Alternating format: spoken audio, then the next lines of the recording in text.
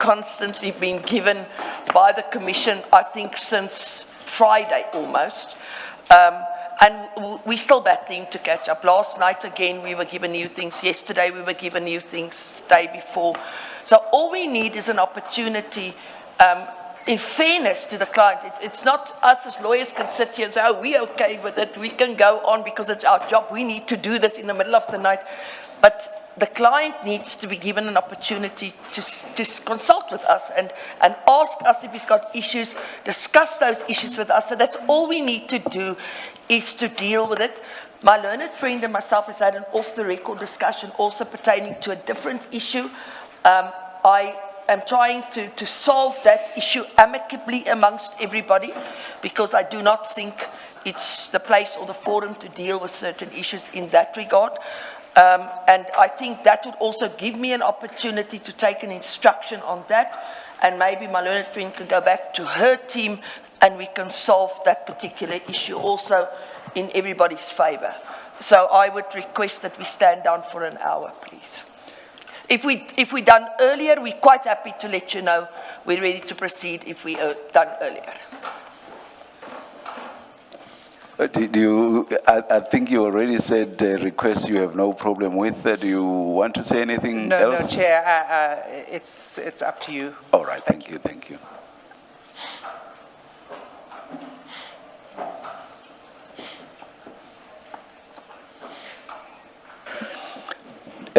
We are agreeable to that, but we want to suggest, so that everybody is ready from now already, that if it becomes necessary, we may sit for an hour longer at the end of the day. Let's adjourn until 10:30. Yes, sir.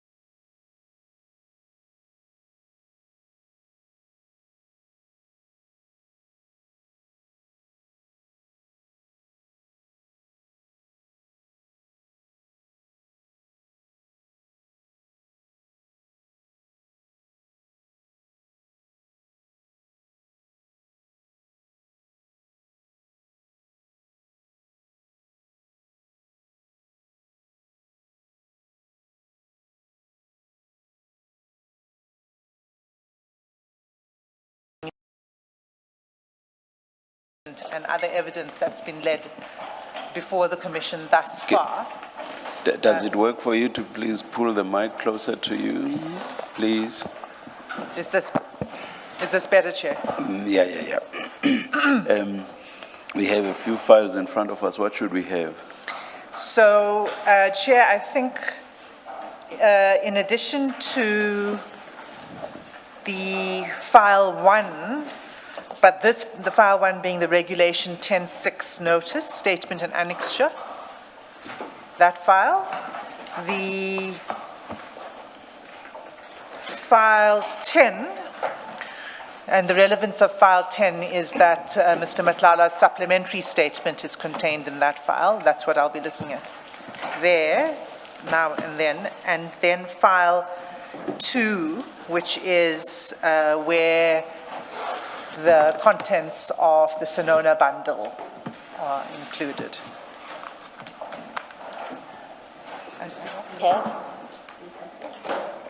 Yes. We have file 2.1, and the label is additional chats, Major General Sonona. Is that what you're referring to? There are two files. It's file 2 and file 2.1. And there's one more.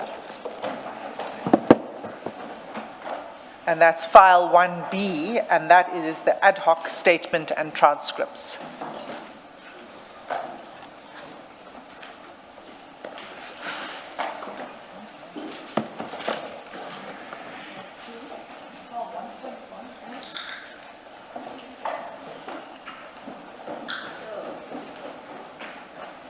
Just to make sure we're looking at the right file. So file 2 is evidence bundle, witness C, Sonona, witness I, Shibiri.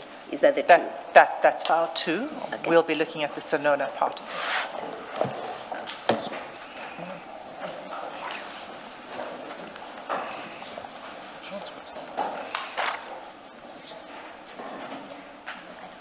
Yeah, 1A, transcripts.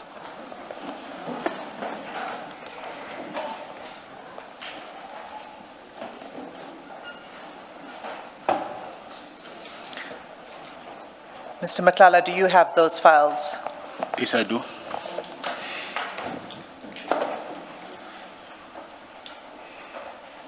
Ms. Asim, we're still trying to sort ourselves out.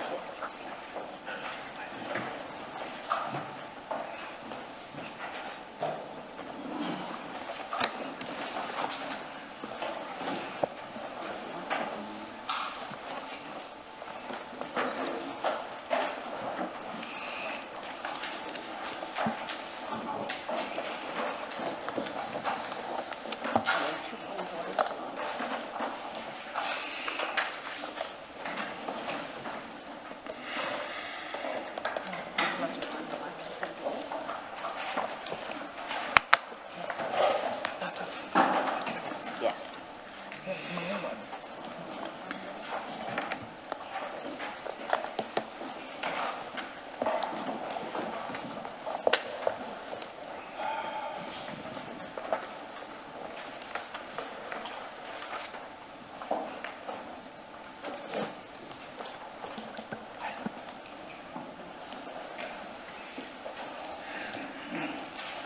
Let's carry on.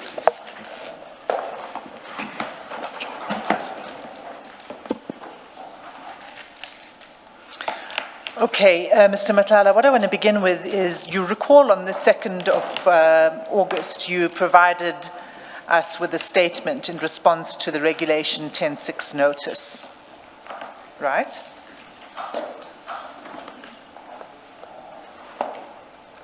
Right? Do you recall? August, Yes. the first or the second statement. Yes, the statement of the 2nd of August. Is it the first one or the second one? I think I gave the first one in the supplementary statement. The first one. The first one. So So which file will it be in? that will be in file 1, and the file is described Regulation 10.6 notice. Yeah, yes, I have it. You've got Yes, that, yes. right? So that was in response to the Regulation 10.6 notice that was sent to you on the 8th of June. You've already gone through parts of it with my colleague, Advocate Sello. You recall she took you paragraph by paragraph, comparing the questions in the notice to your answers. Do you remember that? Yes, I do. Now, what I would like to turn to from that notice is the question that was put to you at 2.2.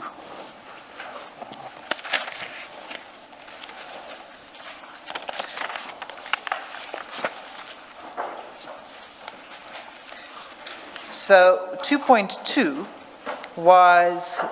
requested you to explain your history and relationship with a list of law enforcement officials that the names were contained in Schedule A to that notice. Do you remember that? Yes, I do. And then there was, under 2.2, there were 7 subsets of questions for you to answer, beginning with your knowledge of these individuals, your relationship with them, to describe the relationship, meetings, exchange of information, etc. Do you remember that? Yes, I do. And then you responded on the 2nd of August. And again, you'd recall that when you testified here, you went through those responses in relation to several individuals, but not all of the individuals that were listed in Schedule A. Yes. Okay, so you were then requested to supplement your statement in respect of the remainder of the individuals. Do you recall that? Yes, I do. And then you provided us with a supplementary statement over the weekend in which you dealt with question 2.2 again. Do you remember that? Yes, I remember. So I just want to go to that supplementary statement then.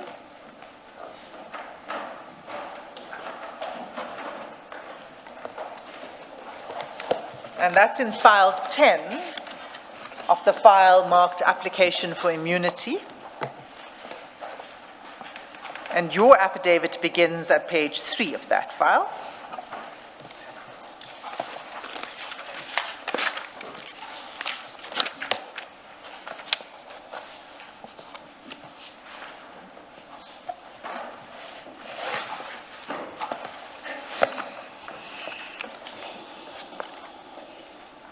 Okay. Now, if you can turn specifically to page 13.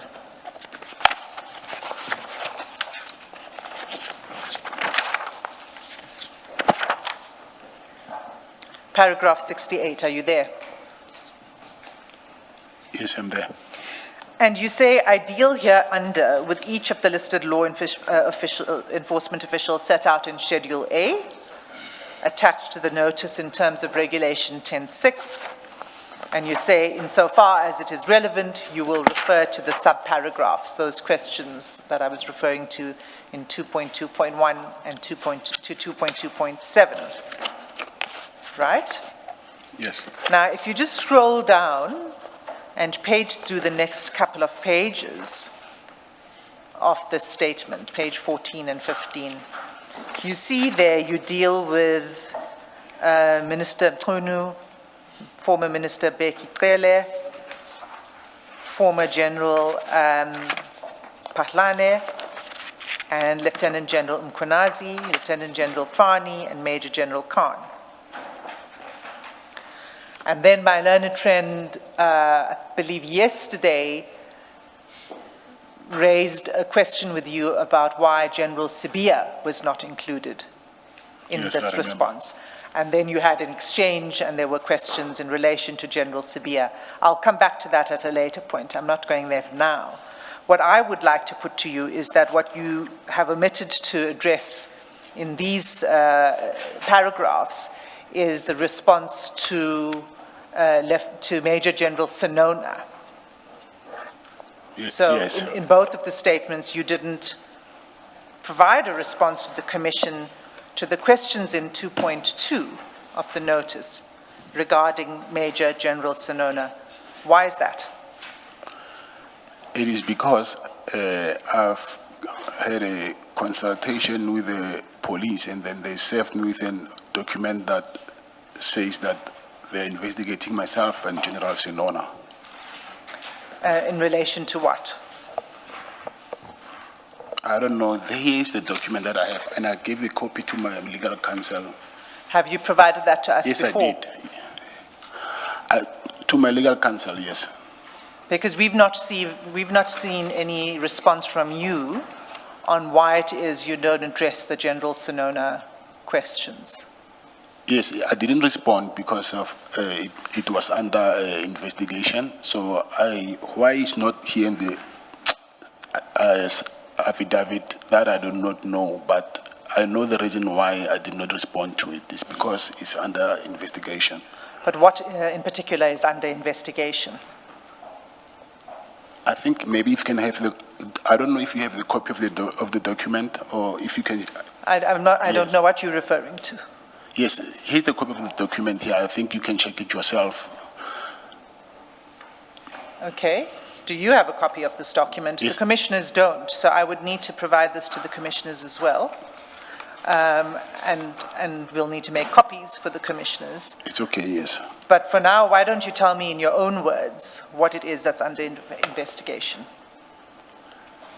My contact with General Sinona, so I wouldn't know what are they investigating. They just said corruption, a couple of things which I wouldn't know exactly which part are they going to concentrate on.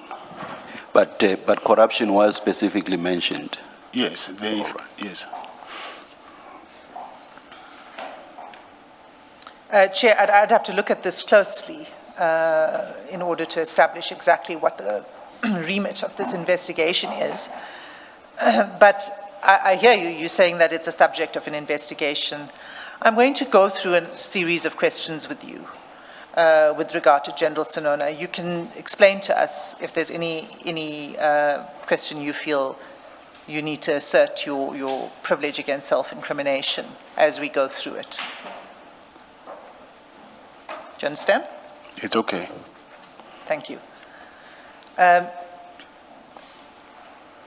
You have been provided with WhatsApp exchanges between you and General Sinona, is that right? That's correct. And you've been provided with the statement of General Sinona and transcripts of his evidence that have been provided to the Commission. Yes, that's correct. Okay. And have you read those documents? Yes, I did. Thank you. You also testified in the ad hoc committee about your relationship with Major General Sinona, is that right? Yes, that's right. So let's start at the beginning. You met General Sinona at his wedding in Mamelodi in about 2018 or 2019, correct?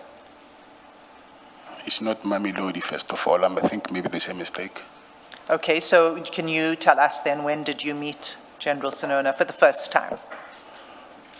It was in Soshanguve, but like I said, Advocate Hasim, that this subject is under investigation, so I do not know what are they investigating. So Is your my meeting... my relationship, sorry to interrupt you, I don't know if I can proceed or you want. Please proceed. Because I had an interview with the police, so those questions that you're asking me now, they also asked me, they came to CMEX to consult with me, and it's a good thing because of you are investigators. It's easy for you to verify that because they are the Madlanga tax team investigators. You can verify with them yourself that they've consulted with me. There's no such thing as the Madlanga task team. Tashkok commander. Takchok. Yes. Okay, this investigation team, tax team. Right. So yes, those same questions that you're asking me now, I've been asked about from when did I meet the first time when I met him, any gratifications, a lot of things they've asked me about, which I think I rather wait for them to see how far are they with their investigations. So, But those people were from SAPS. Yes, I even know their names and All right. yes. All right, thank you. Mr. Matlala, you would have heard the exchanges we've had over the last few days regarding the assertion of your privilege against self-incrimination. Yes. And I understand that you wish to assert your rights, but it's not permissible for you to assert your rights against an entire category or entire subject matter. So there are some questions that I'm going to put to you that, although they are within the broad engagement of your relationship with General Sonona, may not implicate you in any way. So you'll need to listen to my questions as I go through it and answer the questions as to the best of your ability, subject to your rights, of course. So the first question I'm asking you is, when did you meet General Sonona? Your answer to that question, are you saying just by answering that question, you will be implicating yourself in a criminal offense? Yes, I will advocate. So that's why I'm choosing the right to remain silent, because the same question. So I don't mind you asking about General Sonona, but I will refer to if this is questions which I was not asked by the investigators, it's okay. But those questions, I think they've got notes, and then you can verify with them, because like I said, they are the police. They will tell you yes or not or no. But this, like the first question that you just asked me now is the question that they also asked me. When was the first time that I met with him? So I do not know why are they asking me that question. They might want to use it to build their case regarding that question. I don't know that. So I rather choose to remain silent, because I do not know what is the intention of that question. Just a moment, Ms. Hassan. Ms. Madlanga, I went through this with you when we were discussing General Sibiya, and I thought we had moved past this, because in relation to General Sibiya, although you did say that there are aspects of your relationship with him that are under investigation, you accepted that you could tell us when and how you know him. But on those aspects where answers you give might expose you to criminal investigation or to charges, you will assert your rights there. We're sitting here as a commission of inquiry, and the difficulty I have is that we have a lot of questions for you. Many witnesses have come before the commission to testify, and they have made certain allegations against you. And you coming here is an opportunity for you to give your side of the story. If you elect not to give your side of the story, having been invited to come here, the only evidence we have as the commission is the evidence of those people who implicate you. But you are within your rights to say, I assert my privilege. But I have serious difficulty with you saying, I can't tell you whether I know General Sonona or not, and whether I met him at a wedding or not, when nothing about the wedding is the subject matter of any criminal investigation. If it's background information, and I'm sure the investigators, when they first spoke to you, they wanted background information.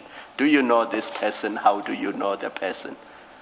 But that has nothing to do with whether you are involved in criminal activity with him. It's simply background information to understand whether they should even ask you any further questions about the person.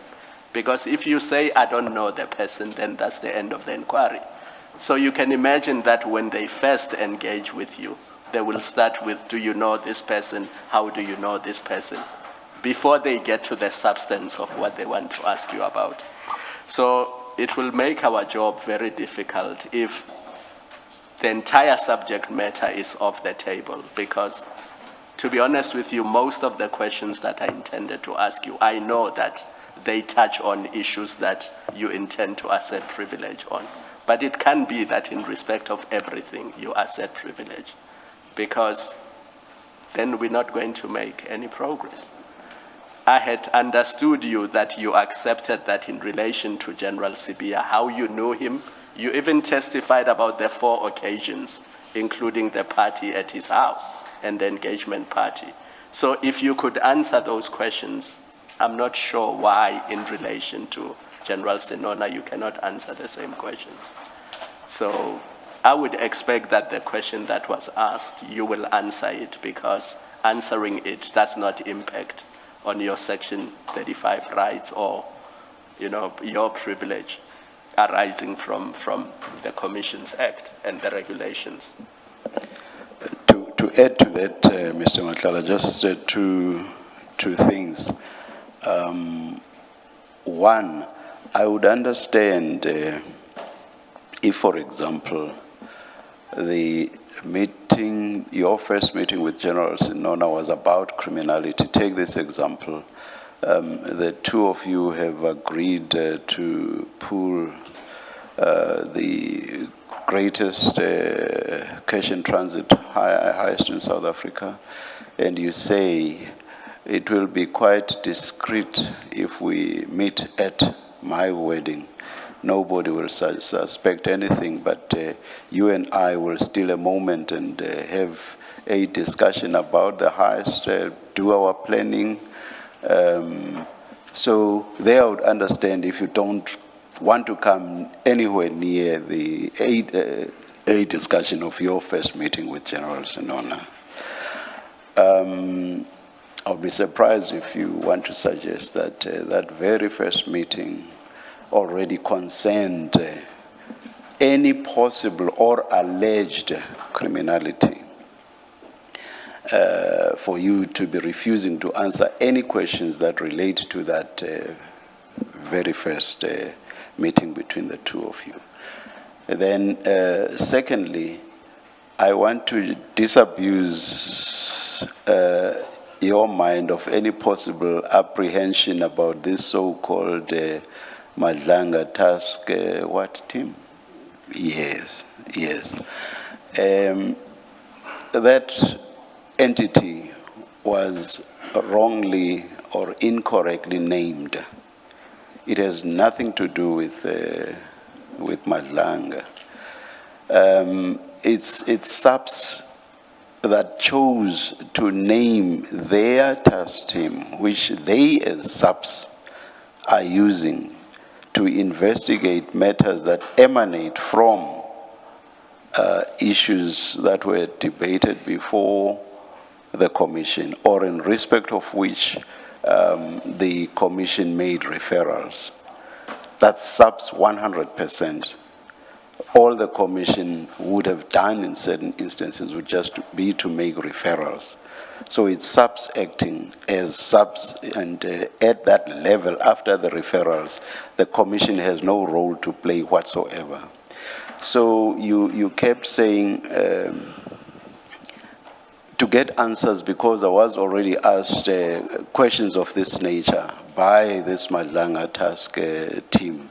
You can get the answers in that regard from the task team. They are not the Commission. The Commission has its own mandate and it wants to establish facts for itself. So you cannot refer the Commission to that task team, which is SAPS, and which the Commission has nothing to do with after it has reached the point of, we are now referring these matters to SAPS. SAPS then acts as SAPS, not as the Commission. I thought I should just disabuse your mind of any possible misapprehension in that regard. Now, having heard what Commissioner Kumalo said, perhaps I will ask Ms. Hasim to repeat her question, and hopefully this time we'll get an answer. I wanted to comment on the... Yes, you may. Yes, you may. Kumalu. Oh, yes, you may. Because he was saying that introduction, but so my question, my concern actually is, why will the police ask me about when there was the first time I met him if it doesn't matter to them? So I'm of a view that everything that they will ask me is relevant to them. They wouldn't just ask me a question just because they want to pass time. So I do not want to undermine their investigation and end up incriminating myself by saying things before they can even get there. So I'm not comfortable actually answering these questions. I also find myself in a very bad space because I did not invite them to come and serve me with this document, and I did not plan for it to happen. So it just happened, and they even went further and had a consultation with myself, asked me a lot of questions, which my lawyer, my attorney, who's not present now in court, in the commission, I assume he has those notes, I think. So I do not know whether it is a wise move to comment while there's an ongoing investigation, which I'm aware of, unless if it's something that has nothing to do with that investigation, then I'll be happy to comment on that.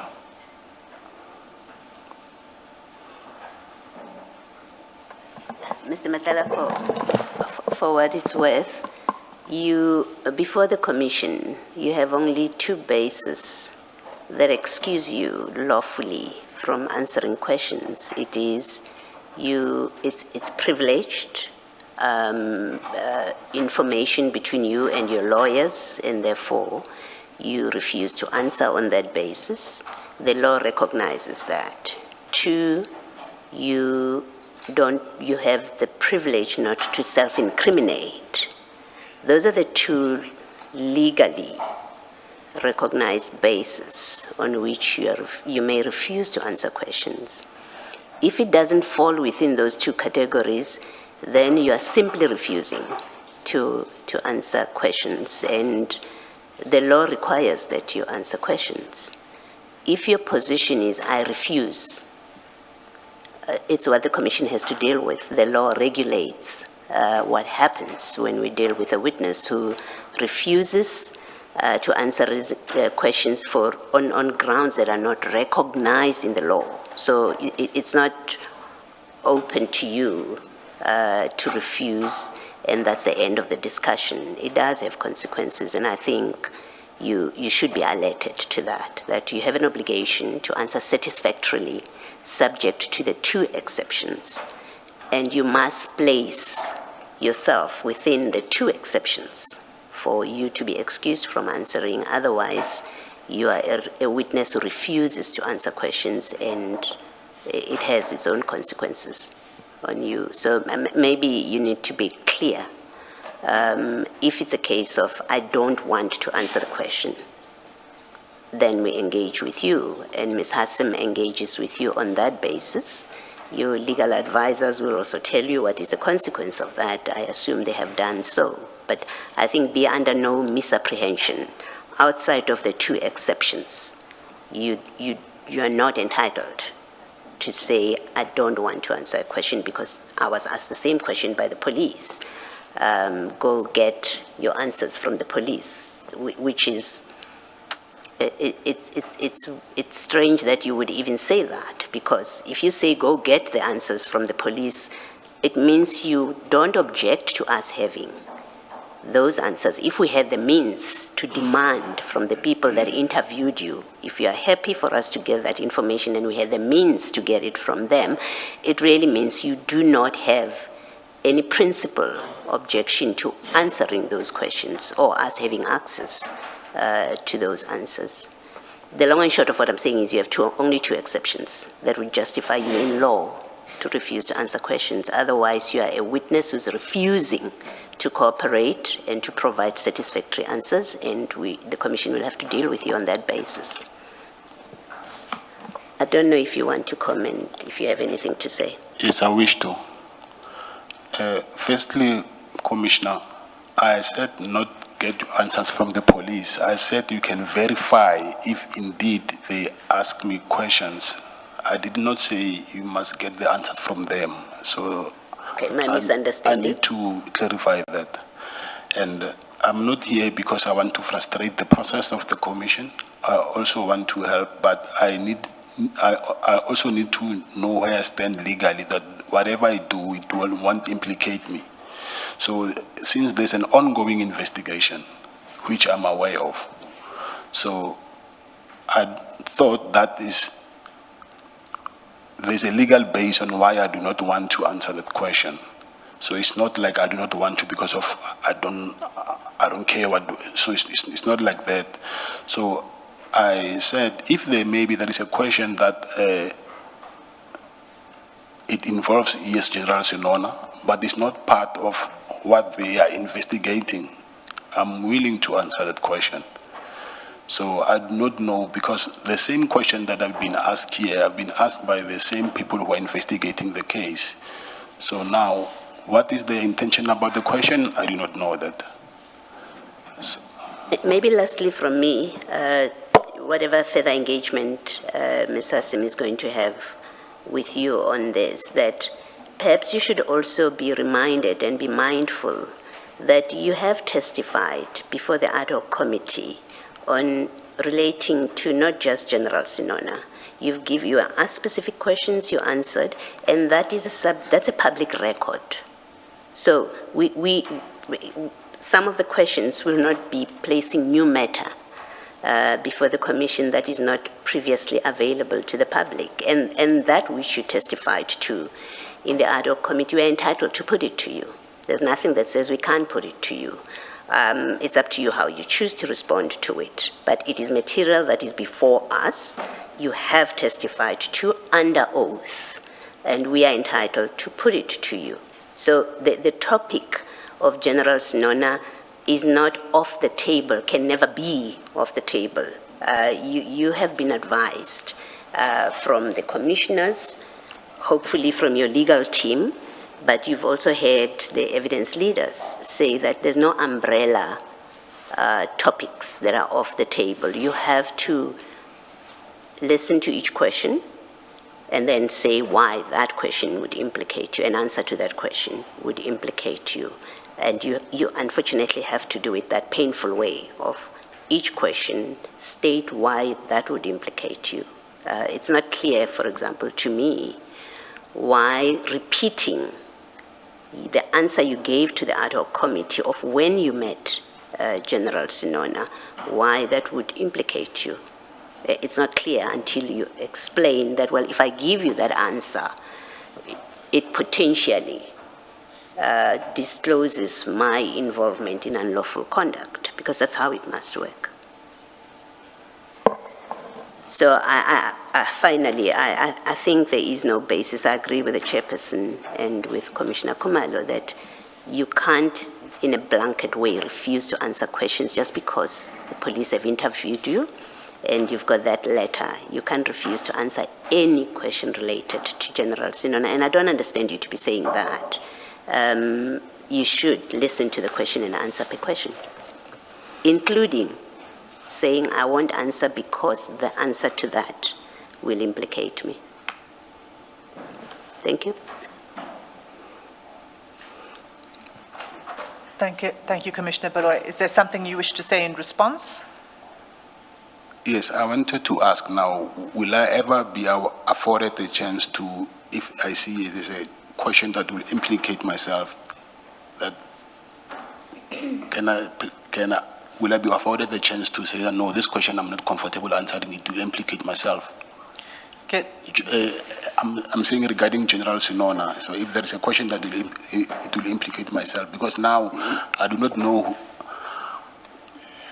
how I should, the thing is, I do not know the difference between which right I must invoke, which privilege must I invoke, so I do not know how now I must move forward with this. I do not know. The idea of the engagement was not at all to stop you from asserting your privilege where that's warranted.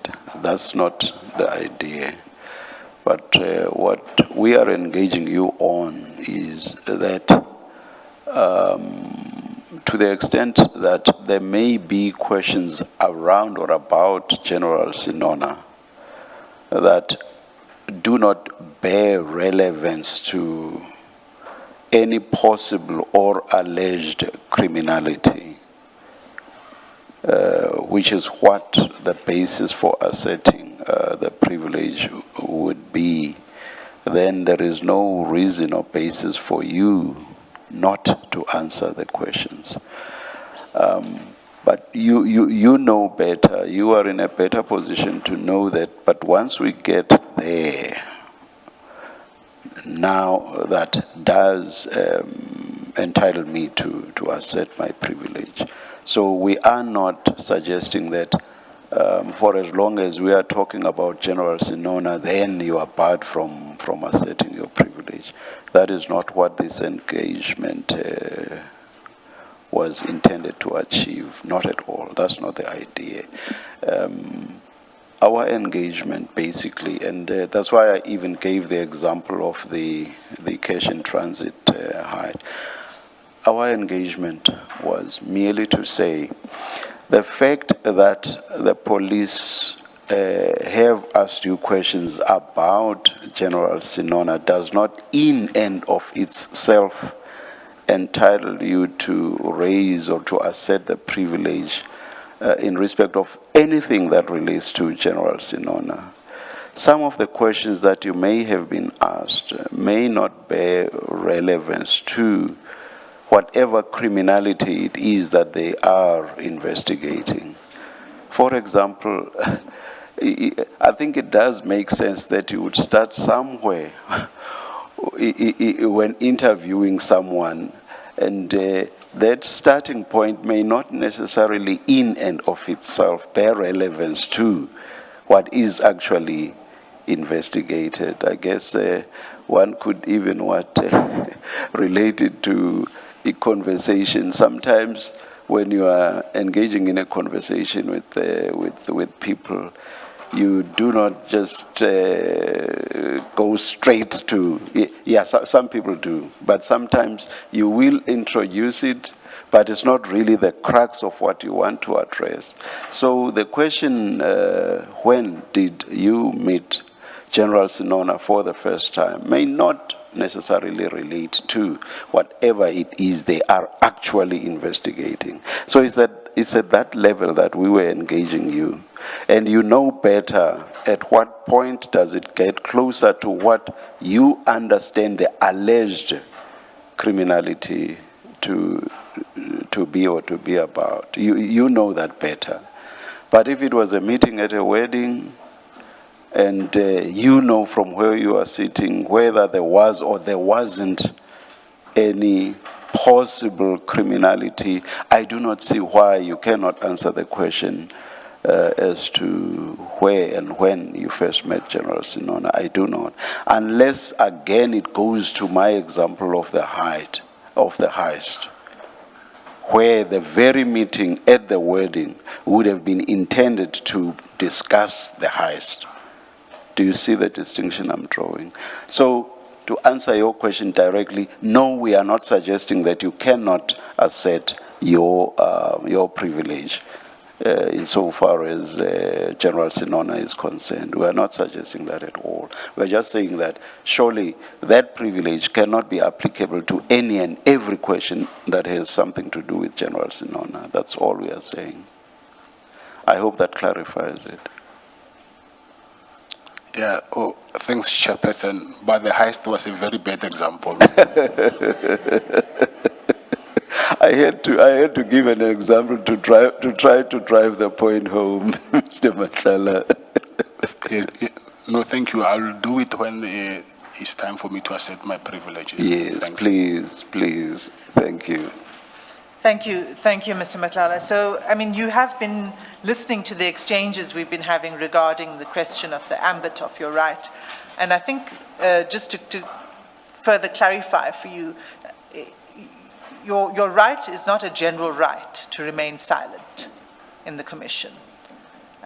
So that's why we say to you that you need to answer each question unless that question itself you feel will incriminate you in a specific offense, in a specified offense. Do you understand? You get the distinction. Okay. So let's begin again. My question to you was about your meeting with General Sinona. And you recall that you already testified to this at the ad hoc committee. Do you recall that? Yes, I recall that. So can you tell us when you met General Sonona, and where? Yes, it was in the wedding, but the date I don't remember, but it was before 2020. Before 2020, yes. Sorry, are you saying it was in 2020 or before 2020? Before, yes. Because 2020, I remember it because of the pandemic, so it was before that. Okay, so, and that you said was at the wedding, Yes, and so you spoke to him on that day, yes, I did.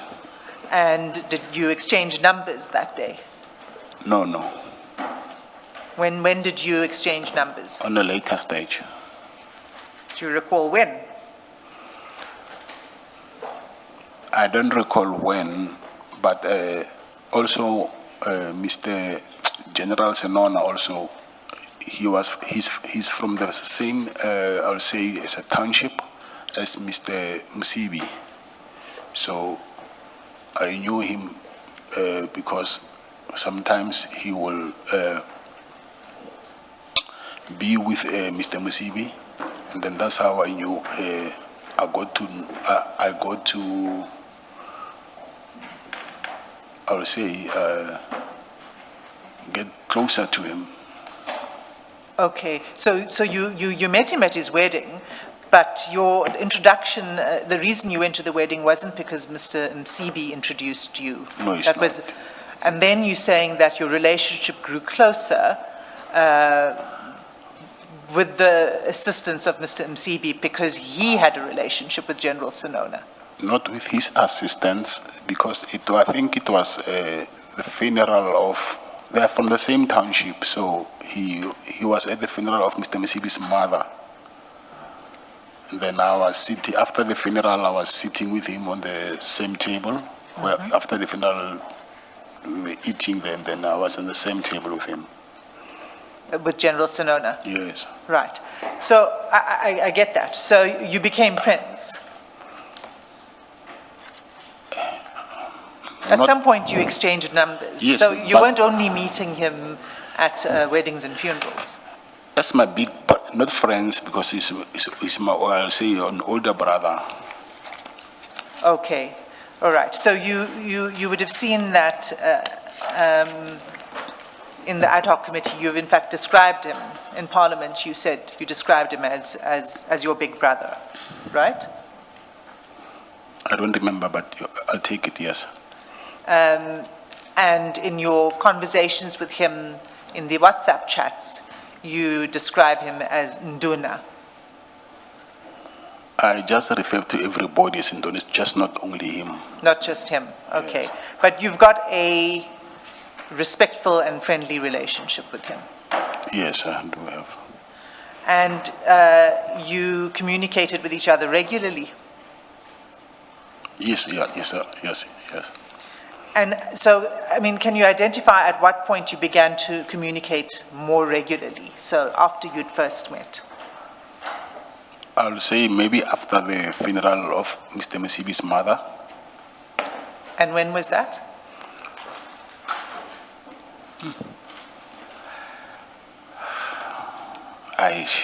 Maybe 2021, 2021 maybe. Okay. All right. And then you arranged to meet with him when you went to Durban from time to time. Is that right? When I did what? You arranged to meet with him when you traveled to Durban.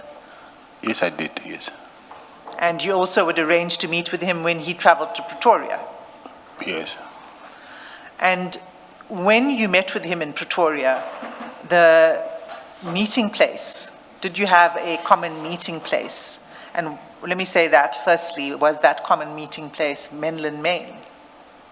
Is that where you would usually meet? Yes, And is that your apartment? of course, yes. Okay. And how often did you meet at Menlyn Main in Pretoria? On a number of occasions, I cannot tell, I don't know. Can you give us an estimate?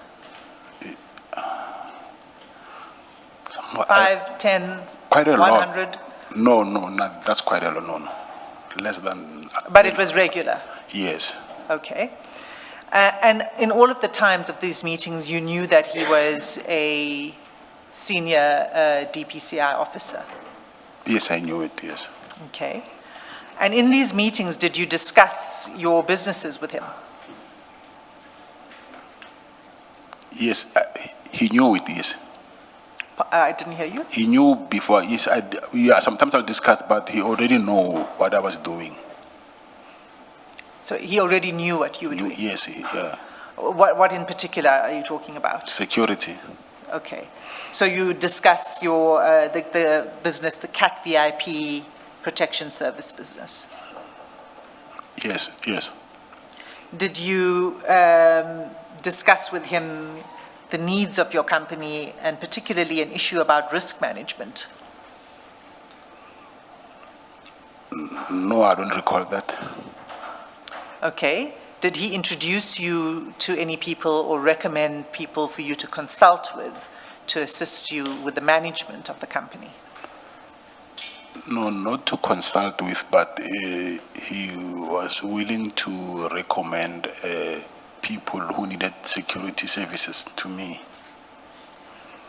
To recommend people who were in the same business? No, can I give you an example? Yes, please do. And if you could just speak up a little, I'm not sure if it's just me. I understood, but he just said he'll explain. But I understood his answer to be that he would recommend clients. Oh, That's I how I see. understood. Yes, But did you yes. want to explain I see. further, Mr. No, Madlanga? I wanted to say yes, clients, recommend clients, yes. Yeah. Okay. So you're saying he did not recommend sort of experts for you to consult with regard to the management of your business? Experts. Yes. Like maybe financial experts or business management, people who are experienced in business management or that kind of thing? No, I don't recall that. Okay. And did you discuss your contract difficulties with SAPS with him? Yes, I did, yes. And when was that you discussed that with him? I'll say maybe in the beginning of 2025 or towards the end of 2024, somewhere there, yes.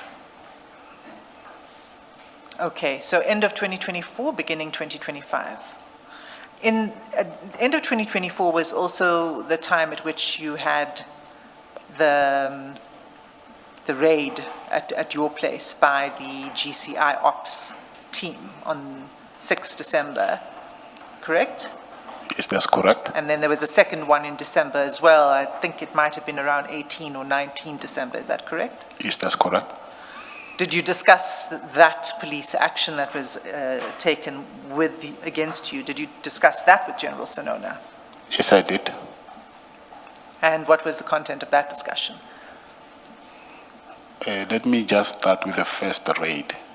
I was worried that I thought I was robbed, but as soon as I found out that they are police who came to do the raid, so I told him about what happened, because he was in Pretoria, I remember.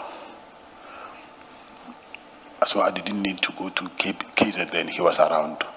So I explained to him what happened, and I think that's it.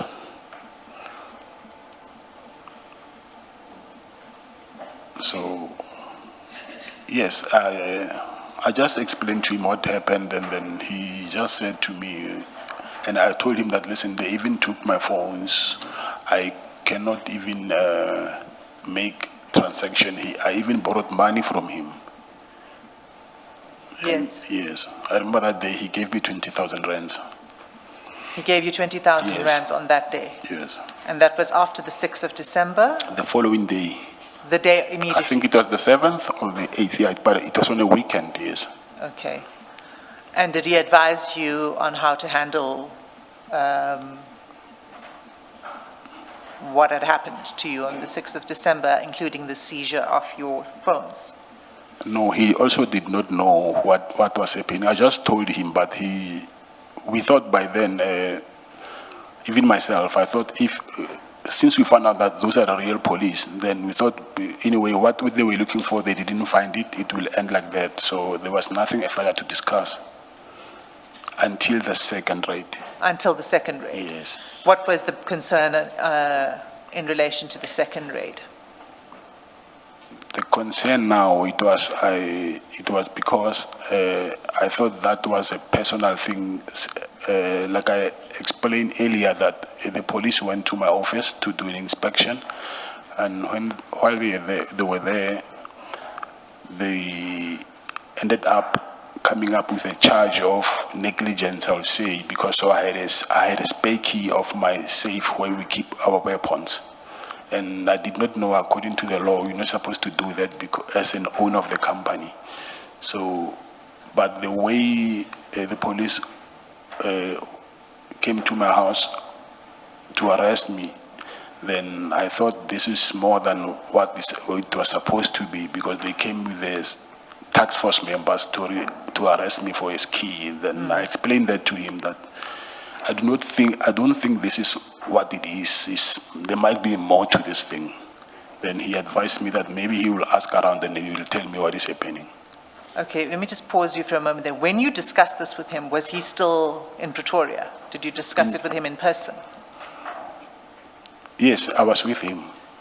Where were you? Yes, in Pretoria. In Pretoria? Yes, In Menlyn, Maine? yes. At your place? I only met him at, yes. When he was in Pretoria, the only place that we'll meet is at my apartment. Okay. So when you discussed this with him, he said to you he would find out more information, He said he will ask, yes. ask around. Maybe, I don't remember his actual, ask around to find out, something like that. I don't really. Okay, and did he then come back to you with what he learned from his investigations? No, no, he didn't, but that's when I found out from the former minister, Begele. Then I told him instead that what is actually happening. He did not tell me, I told him. Okay, let's take a step back there. Explain the involvement of former Minister Begele. Can you say that again? Can you explain his involvement? What is it you're trying to say about him? Minister Gele. Yes. No, I'm saying after I met him, that's when I knew, and then I explained to Mr. Sinona that what I found out from former Minister Gele. So I don't know what you're saying. I must explain what? No, I just wanted to understand why you were introducing former Minister Cele into it in response to my question to you. My question was, did General Sonona come back to you to say this is what he has found out, this is the team that did the raid, and any information, did he give it to you? Any information? Yes, I said he didn't. I'm the one who actually told him what was happening because I found out from Minister Cele. Okay, so he had no information that he came back to you with? No, at all? nothing, yes. Okay. But he did undertake to find out, he just never came back to you? Yes. Okay. So at this point, this is now December 2024 still, and you've met meeting him regularly. I assume it's a loan that he gives you of 20,000 rand. It doesn't matter whether it's a loan or not. But by this point in time, you've now become personal friends. Would that be fair to say? It's not fair. It's like now I'm saying I'm friends with the chairperson and he's older than me. So I'd rather say my big brother. I cannot say he can be my friend and someone older than.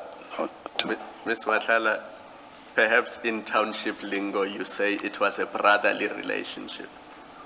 Yeah, yes, big brotherly relationship, yes. He's not a relative, but you have a brotherly relationship with him. Lady Bra.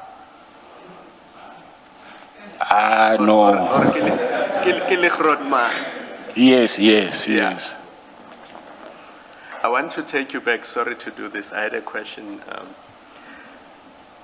At what point, I know you met first at a wedding and then at the funeral of Mr. Msibi's mother. At what point did you become aware that he was the head of the Hawks in KZN? At the funeral. So you found out at the funeral that he's the head of the Hawks at KZN? No, not the Hawks. I just heard people referring to him as General. So I do not know General from where. Yeah. But But I- you knew that he was a general General, in yes. subs. General, yes. You just did not know which division or which Yes, unit. yes, no, that I did not know. Thank you.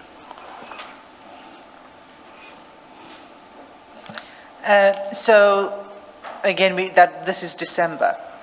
Let's stay in December and go to the WhatsApp chat conversation between you and General Sinona, and for that you'll need to go to file 2.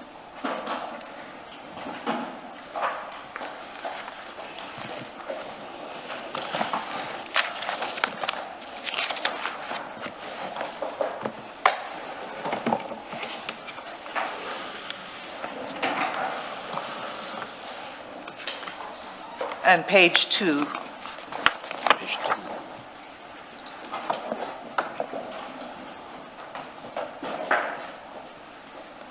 And do you see the chats between you and General Sinona? Yes, I do. And you see that it's dated 28 December 2024? Yes. Okay, let's, 2.15. no, we file 2.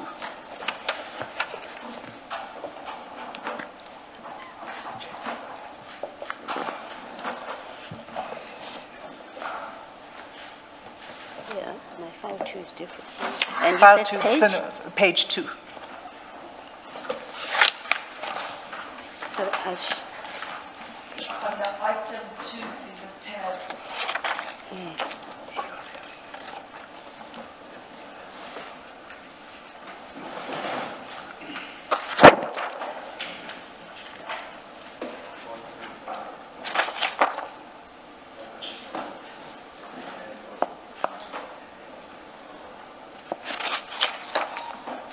Perhaps the numbering, I'm hoping that your numbering hasn't gone awry, Commissioner Beloy. But if you look at the tab, that's numbered. Yes. Sorry, numbered what? Item 1. Yes.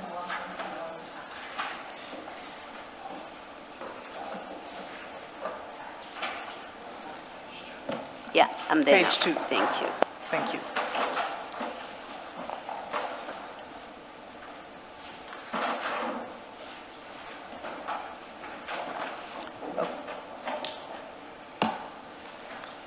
Okay, so Mr. Matlala, now that we're all on this page, you'll see these conversations that are taking place on the 28th of December 2024. You say to him, so the green is you. Do you see that? Yes, I do. You recognize that number? I see the name, but the number didn't, yeah, but I see his name. And your number ends in, Oh, my number, yes, 413. yes. is that your number? Yes. Right. You start off greeting him by saying, morning Duna. He says, I trust you are fine under the circumstances. Okay. And then you say, the guy I went to see really helped. I will tell you whenever you back this side. Monday, I'm starting with our project. Nothing is disturbing me anymore. What were you saying to General Sinona here? Let's begin with who is the guy that you went to see? Yes, the guy I was referring to, the former minister, like I said to you, I'm the one who informed him that the minister helped. Okay, so the guy is a former minister. Yes, Okay. And when you say to General Sinona, the guy I went to see, he knows who you're talking about. yes. How does he know that? I told him. You told him in advance Yes, that you were yes, going to see yes. Minister Twede. Okay. And then you say, I'll tell you whenever you back this aside. And then I'm starting with our project. Nothing is disturbing me anymore. What did you mean by our project? Yes, our project is under investigation, so I'll please want to assert my right. not to incriminate myself In relation to the to our, project, to our project, yes. our project? Just to be clear, that's a project between you and General Senona. Yes. Okay. Is it a project that is unrelated to Medicare 2024? It's a project that is under investigation, Advocate Hasim.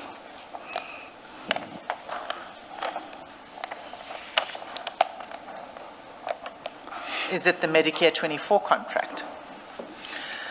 No, it's not. Okay. So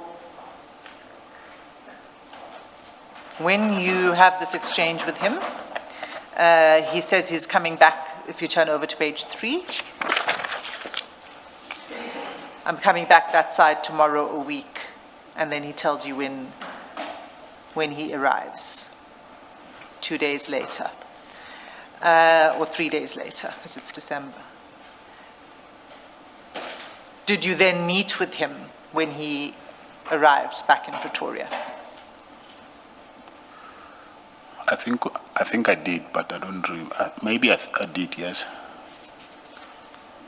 You don't recall, is that what you're saying? I met him a lot. Chances are I might have met him, but I don't recall. Okay. I think this chat will assist me to see maybe. Okay. Yeah. So if you look at that page 3, he says on the 30th of December, my brother, I am in Pretoria. Is he saying that to you to let you know that he's available to meet? It looks like it.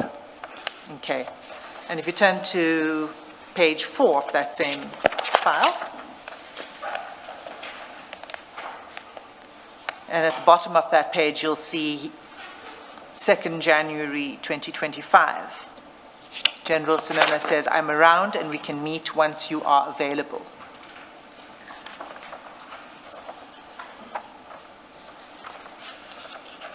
And then you turn over to page,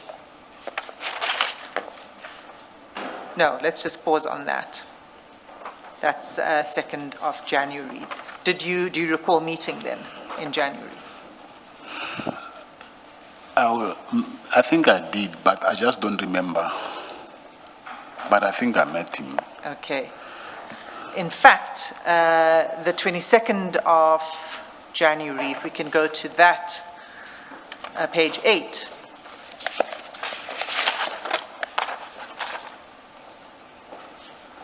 You'll see on page 8, he says again, now he's back in Pretoria. He says, good evening, brother, I'm around in Pretoria. Do you see that?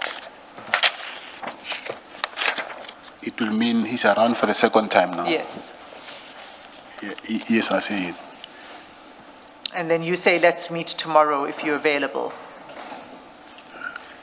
And he says he'll be available around this time tomorrow, which is in the evening. It's about 6:37 p.m. that he sends this, right? Did you meet then? Yes, I think I did. Okay. And what was the subject of your meeting then? It's the same thing that I'm saying is under investigation. And did you have further meetings in January? Yeah, we had quite a few meetings, so, but I don't know, it's not only in January. Not only in January. Yes. You met in February as well? I met him a lot, so I think maybe I'll say each and every month I met him from what I can remember. When did the meetings with General Senona stop? They never stopped until I was arrested. Until you were arrested, they Yes. continued? And there were regular meetings? Not regular, because sometimes his office was in KZN, so he'll be at work most of the times. Okay. I'm saying regular, I'll say only when he was around in Pretoria. Oh, did you not meet him in Durban? In Durban, yes, I met him. Okay. I'd like to take you to a chat that's on 15 January. I'm just trying to find the right page because it doesn't seem to be in my file.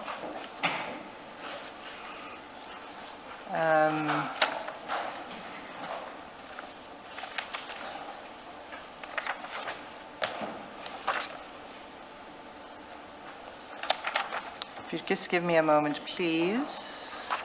No, it's not in my file. It's a chat that's on 15 January, and I'll find the page for you. What takes place in that conversation is General Sinona says to you, if things are favorable, let us finalize the contract. This is in 15 January 2025. He says, if things are Page favorable. 7, top of page 7. Page 7. Thank you, Commissioner Kumar. Do you have it?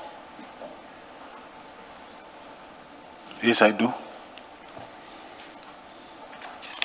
So page 6 is where it begins. He says, I'll request if things are favorable, let's finalize the contract for those guys who assisted us. That's General Sinona to you. What does he mean by if things are favorable? What conditions had to be favorable?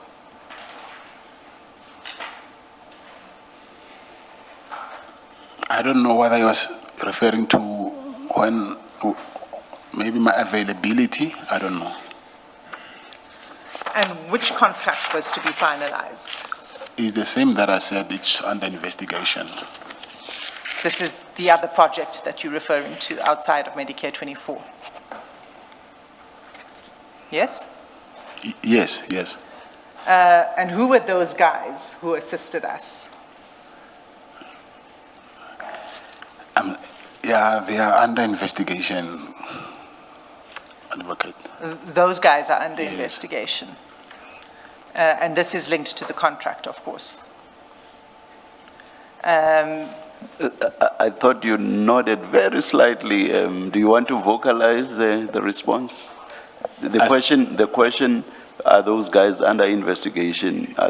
I thought I saw you nod very slightly. Yes, I said yes. They are under investigation. So did that contract ever get concluded? No, So was there any ever draft or any written proposal related to that contract? no, it's not a proposal. There was no proposal. Okay, was there any agreement or draft agreement concerning that contract? Advocate, you're taking me straight to the rabbit hole now. Part of this agreement is under investigation, so when you say the contract, I can't answer that because this is the exact same thing that I'm saying is under investigation. Okay. We know now that this is a contract or a project that involved both you and General Sinona. Did General Sinona receive any fee or interest or any payment in relation to this contract? No, he didn't. Okay. I'd like to then turn to the relationship that you have with General Sinona's son. Do you know him? Yes, Tato. Yes. When did you meet him?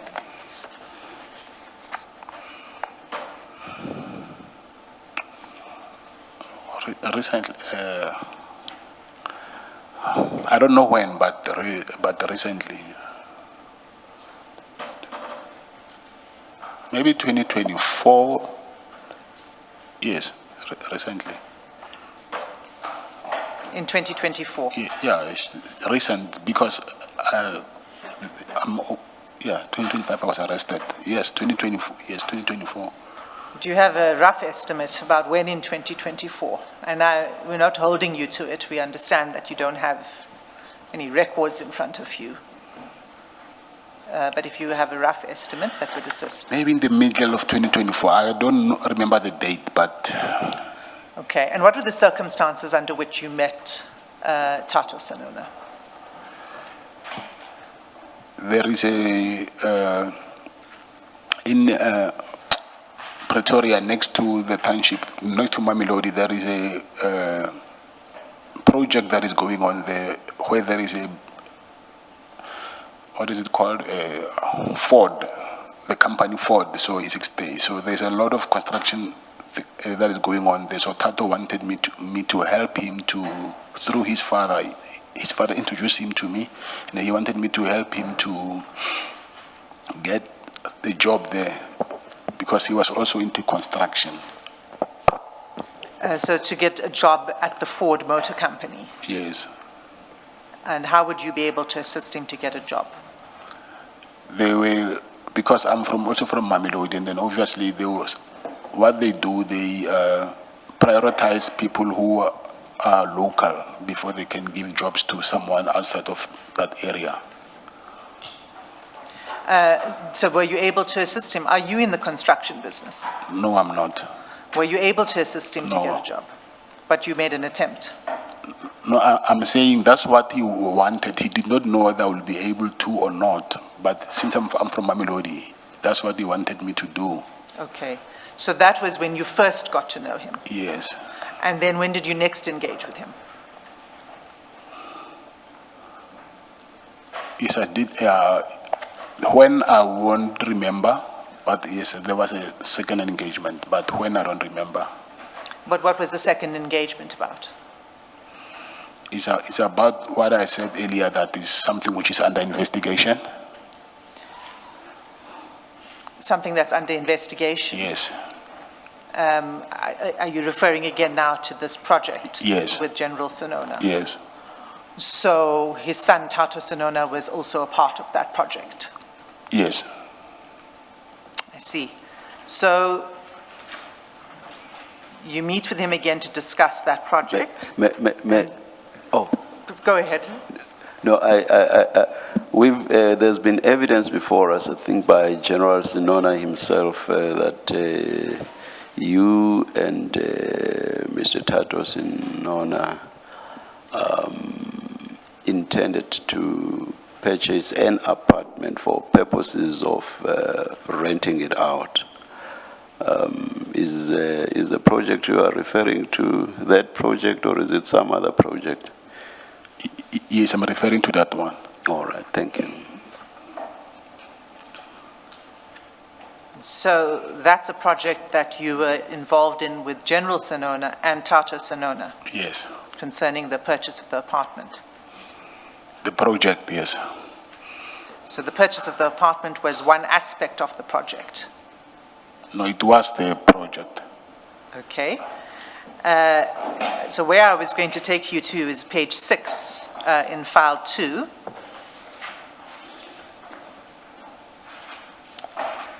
On 9 January 2025, General Sanona sends you a message saying, "Good afternoon, brother. Did you meet with Tato?" And you say, "Tomorrow, I'm waiting for offer to purchase first." So this is the project, the offer to purchase an apartment that's being referred to here. Yes, it is. And did you purchase an apartment? No, I didn't.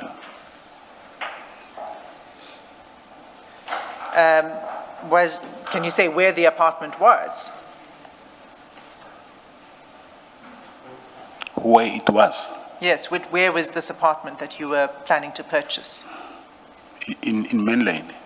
In Midrand? Main Lane. Oh, Menlyn, apologies, Menlyn. And what was the purchase price? I don't remember, maybe, but I don't think it was more than 3 million. Say that again, please. I'm saying I don't think it was more than 3 million. 3. No, I'm saying between 2 and, I don't remember the exact amount, but it should be 2.4, between 2 and 3 million, somewhere there. Okay. And who is going to pay for the purchase of the apartment? That is part of the investigation, Advocate Hasim. Were you going to pay for the purchase of the apartment? No, I would choose not to answer that question.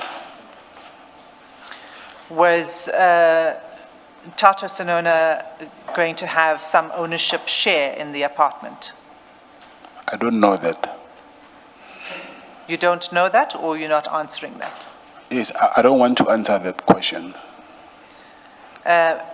Was General Sonona going to have some ownership or beneficial interest in that apartment? Still, I do not want to answer that question.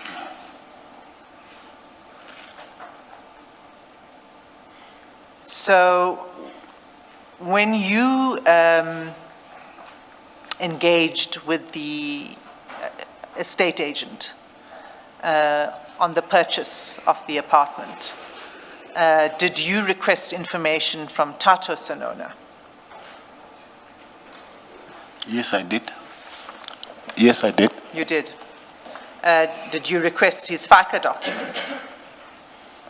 Request what? His FICA documents? Oh, the FICA, yes. Yes. Yes. And did you provide those documents to the estate agent? Yes, I did. And you say that purchase then was never completed? Yes, it was never completed. Can you say why it was never completed? Because I was arrested.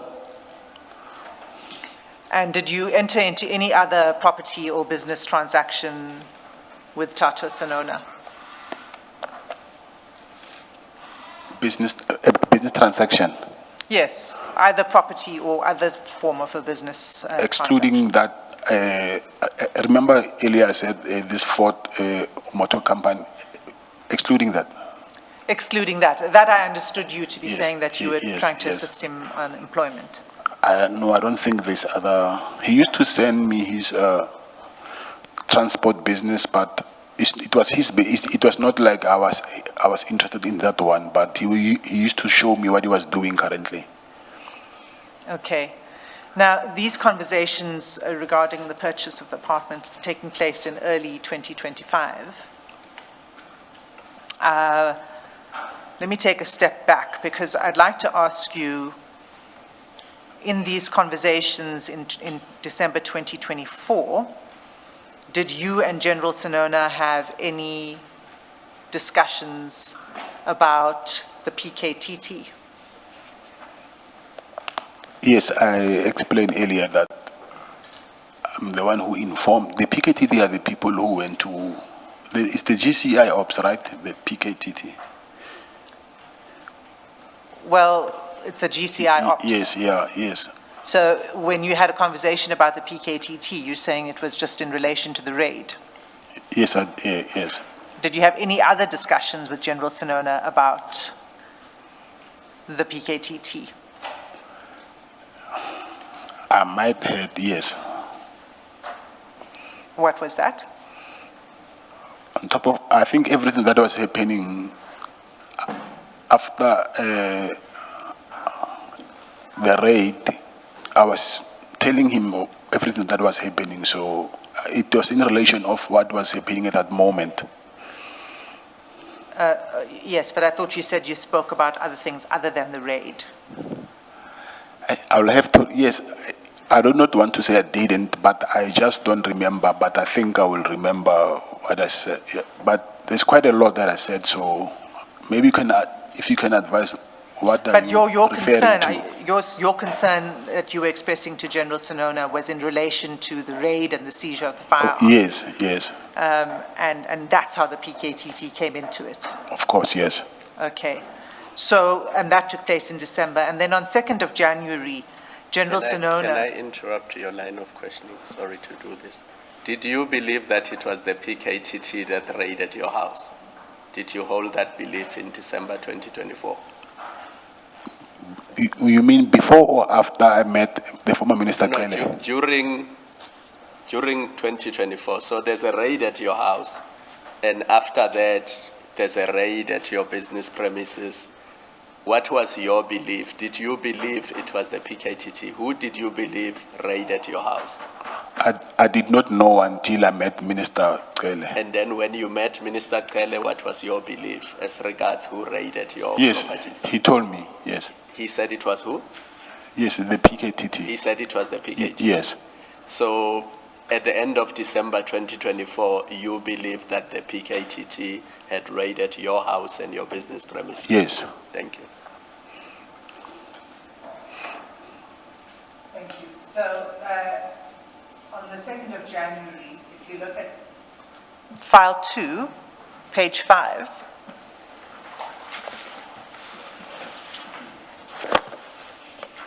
It's the same file that I have. yes. So it's just page 5, it's the WhatsApp chats. On the 2nd of January, you'll see at the bottom of that page, you sent an attachment. Yes, And it says letter to NASCOM. You see that? yes, I see it. So you'll find that letter at page 15 of the file, same file.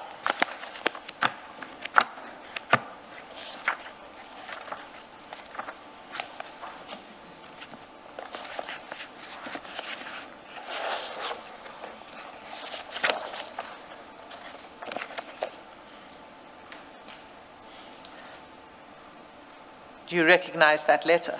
Yes, I do. So this is what we've become to be called the PKTT disbandment letter. Yes, See that? Did you ask General Senonis to send you that letter? no, this letter got it from Brown Mokgotsi. You received it from Brown Mokgotsi? Yes, Okay, but you may have received it from Brown Mokgotsi, but in this chat, General Senona sends it to you. Do you see that? oh, he sent it to me. Yes. Okay, I thought I sent it to him. Okay. Look at page 5. No, I'm not disputing what you're saying, but I Okay, thought. all right. Yes, Or you were just You might have shared it with him as well, is what you're saying. You shared that letter with people? yes, because I received this letter, I think on the 31st, or 31st, I think, or 29th, somewhere there, from Brown Mokgotsi. Did you also tell Brown Mokgotsi that it was the PKTT that raided your house? No, he had that suspicion, Brown, but Mr. Cele confirmed it to me. After Mr. Cele confirmed it to you, did you tell Mr. Brown Mokgotsi that you now believe it's the PKTT that raided your house? No, I'm saying he already knew that, but I just didn't believe him because by then I already had my suspicions about him. But when Minister Cele told me, then he just confirmed what Brown Mokgotsi told me already. Or Brown had already told you that it was the PKTT yes. that raided your house? Yes. Thank you. So is that how you came to know that it was a PKTT? Through Mr. Mokgotsi? And then you relayed that to General Senona? No, I'm saying Mr. Cele is the one who confirmed. I did not believe, oh yes, Brown Mokgotsi told me, but at that time I did not believe anything that comes from him. So Mr. Cele just confirmed what Brown Mokgotsi told me earlier. Oh, I see. By which time did you not believe anything Brown Mokgotsi told you? When he started asking for money to pay investigators. When did he ask for that? Soon after the first raid, So it was still in 2024? yes. Okay, we'll come back to that. For now, I just want to stay on this letter because in this chat, General Senona sends you the letter. My question was whether you asked him to send it to you. You've explained you did not ask him. And in fact, what you say to us, you already had this letter in your possession. Of course I did, yes. Yeah. What did you understand the letter to mean? To mean, Yeah, what did it mean for you? Why did you think General Senona was sending this letter to you? Because by then he already know that the picketed are the people who came to raid my house. So maybe he wanted to show me that that unit has been disbanded. So you understood this to mean that General Sinona is showing you that there's action taken against this team? Yes, I believe so. And did you have a discussion then with General Sinona about the letter after you received it from him? I won't say no, but I just don't remember because I already received it before, so it was not relevant for me anyway. So maybe yes, we had some, but I can't remember what was it. So you're saying you may have had a conversation about the letter. So remember, this is 2nd of January. The earlier chats I took you to, you saw there were a number of meetings that you had with General Sinona. So in those meetings, would you have discussed this letter? It seems like it's quite an important letter. Important to? Well, it's certainly important enough for General Sinona to send to you. He thinks you would have an interest in this letter, correct? Yes, but like I said, I already received the letter before. Sure. But he sent it to you not knowing that you'd already received it before, right? I agree. Right.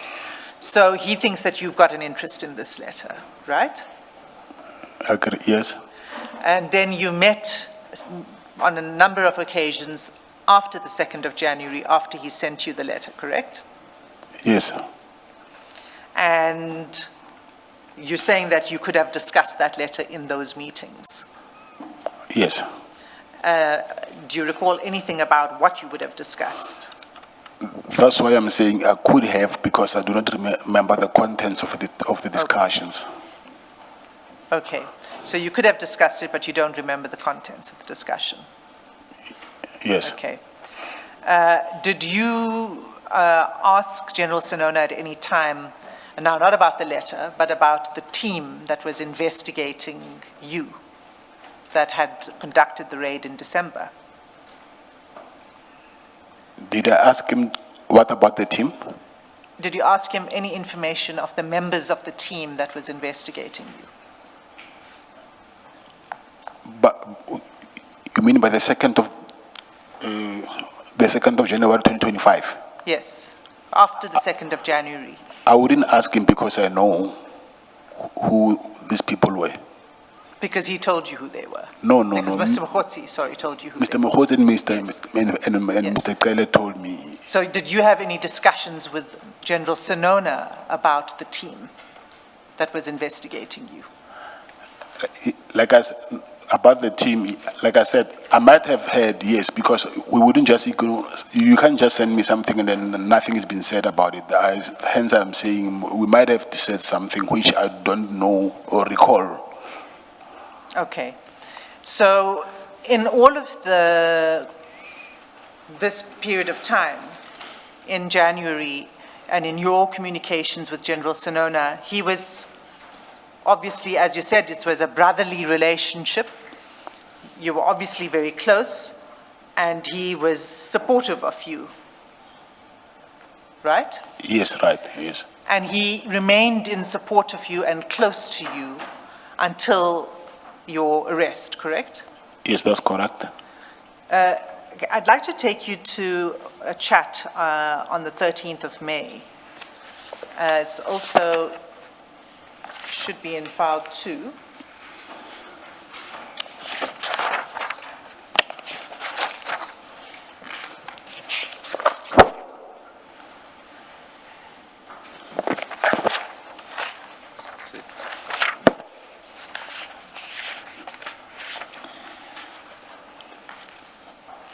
We have it as 11 to 12.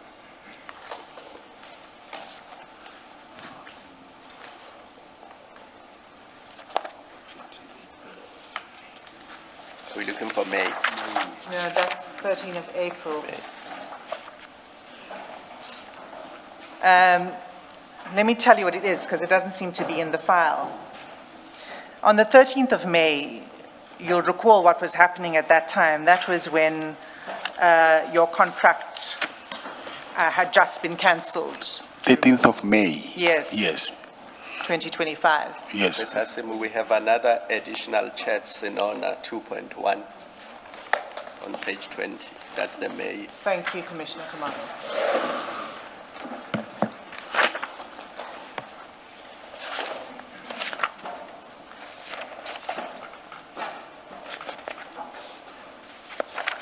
So if you look at page 20, you'll see that you sent him a letter to this SAPS national dated 13 May 2025. You see that? Yes, I do. Right. Do you know what letter that was? I'll assume maybe that's the termination of the contract. Information on the contract, The termination. the termination. I'm saying I'll assume it, yeah. it Okay. will- That was, in fact, a response from you, from your attorneys, to the SAPS challenging the termination of the contract. Do you recall that being sent? Yes, I recall it. Okay. Now, when you sent this, and it's not actually in the file, the 13th of May one that I'm looking for, what General Sinona told you was, take them on, brother. Do you remember that? Yes, I do. Was that his, was he encouraging you in relation to your proposed legal action against the SAPS? Yes.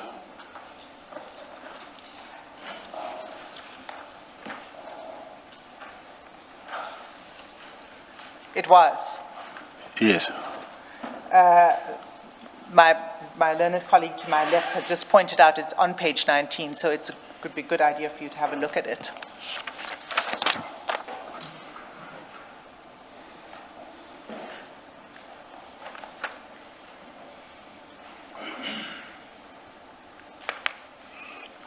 What General Sinona says to you is, this is so sad, it leaves one with choice, but I think he means no choice, but to seek legal advice on this issue with a view to challenge the decision, right? That's the termination. You respond, true, my advocate advised I should make an interdict within 48 hours.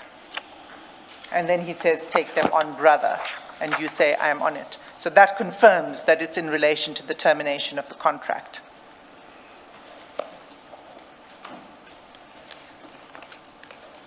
He had an interest in your contract continuing, isn't that so? He had an interest, maybe I think, not, I will not say contract, but I will say in my project. In your project?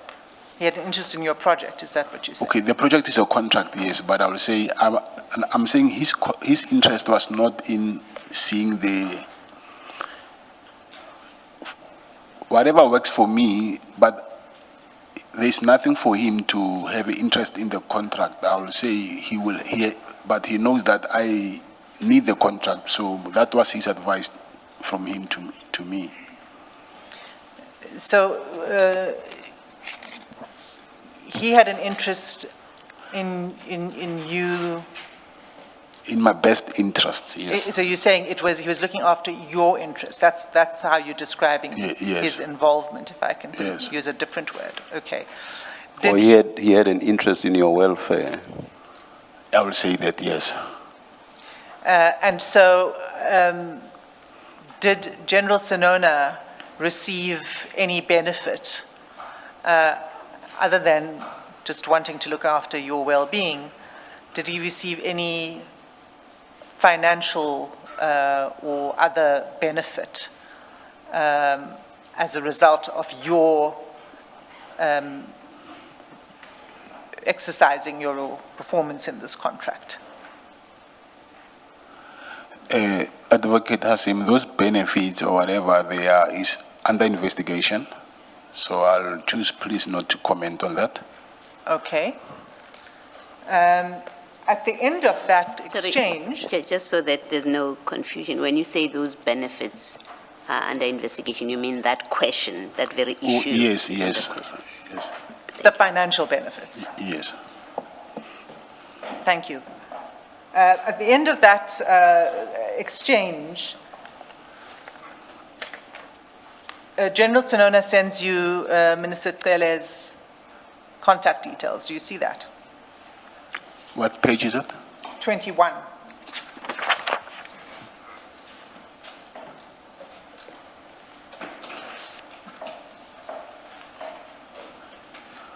Okay. Well, do you know why he sent it to you at this point in time? This is 14 May. Yes. I don't know because I had Mr. Gele's number. Maybe, I don't know what, maybe it was a mistake, I don't know, but I had Mr. Gele's number. Okay. You didn't request it from him? I don't even think he was sending this to me because I don't think, no, it can't be because I had Mr. Gele's number. No, he was sending it to you, but I accept your answer that you already had Mr.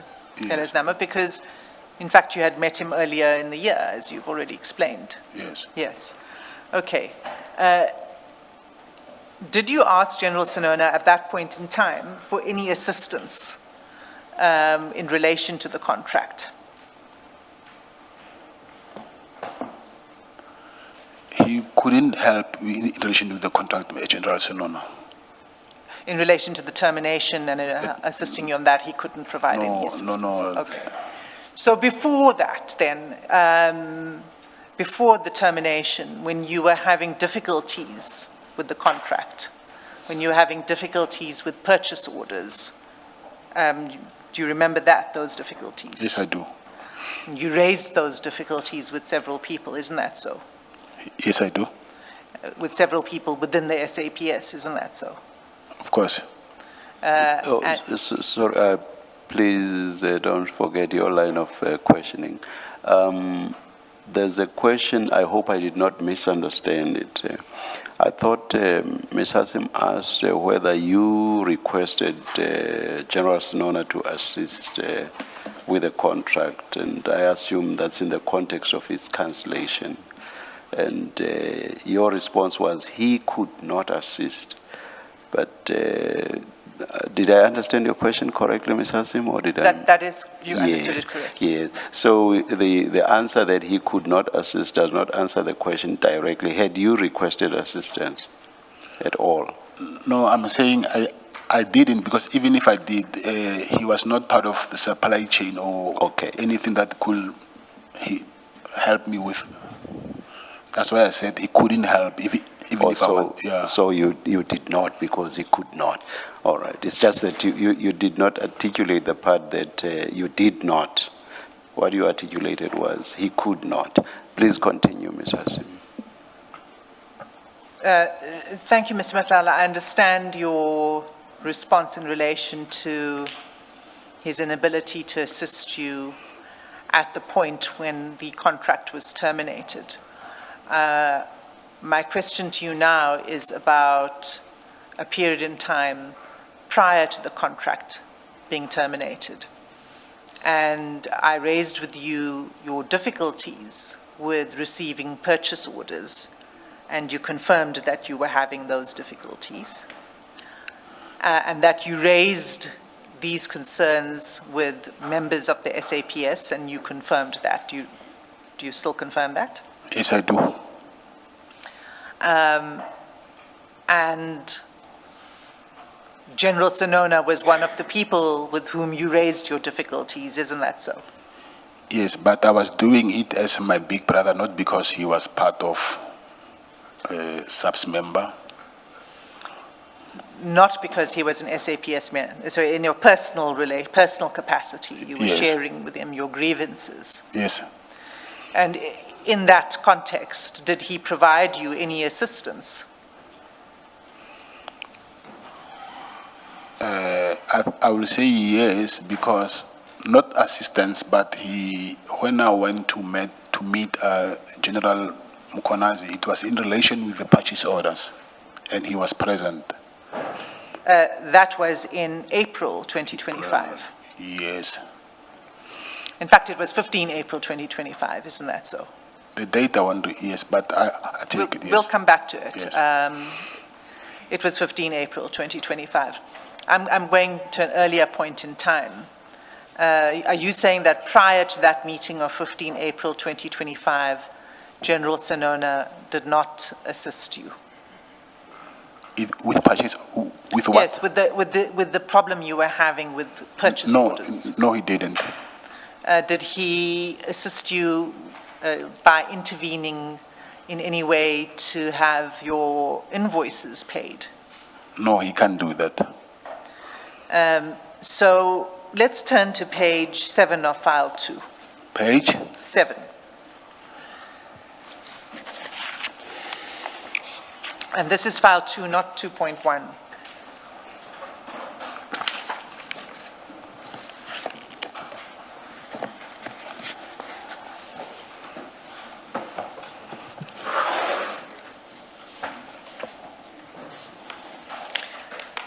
Now, we've been at this page before for the purposes of the message that's right at the top of the page, but we've dealt with that now. We understand that that is a separate project, not related to Medicare 24. But what I'd like to put to you from this next on this page is the screenshot that you sent him on the 15th of January at 8:03 in the evening. Do you see that? Yes, I do. What is that screenshot? I think it's the, to show the progress of how far is the payment from SAPS. So this is an internal SAPS software system. Yes. And where did you get this from? I get this from my, the head of operations. Your head of operations? Yes, In Medicare 24? yes. And who's that? James Murray. So this, he captured the screenshot, or was that sent to him? There was someone from SAPS, but that is another investigation from within SAPS, but that's another part of investigation from the Medicare contract. There was someone from SAPS, from the, what is it called? The finance department, yeah, who was sending it to James. Okay, so an SAPS Member from, Member. Yes, from the finance department, sent him this screenshot, yes, and you forwarded it to General Senona. yes. Why did you send it to General Senona? To show him the progress of the payment. Immediately after you send it to him, you say, "Let me know when you're around." Was it to discuss this issue of the payments? No, this I was showing him how far is the progress of the payment. Yes, but what is it? What does it say? What are you trying to show to him? What type of progress? Lack of progress? No, that I'm waiting for payment, but to go deeper, then I'll have to invoke my rights because it's part of investigation. Because it will take us now to that project that I was talking about, so I do not want to go there. Okay. You'll see on that screenshot it says invoices to be uploaded. Yes. Okay. So it doesn't really tell you much about the progress on payments. What it's saying is that the invoices have not yet been, it's just saying the invoices to be uploaded, right? Of course, yes. Okay, and did you then discuss this with General Senona after you met with him? Because you say, let me know when you're around. I don't think General Senona will even understand the process of finance system from SAPS, but this invoice to be uploaded, it says when we upload invoice, even from their side, they'll have to upload them to their system for processing. Okay. So that is something that Mr. General Senona cannot be part of. Well, when you sent it to him, what did you expect him to do with this information? Okay, Advocate Azim, I think maybe you didn't understand me earlier. I said this is part of the investigation for that project that I was talking about. So the only way for you to understand now is to exactly explain what was this for.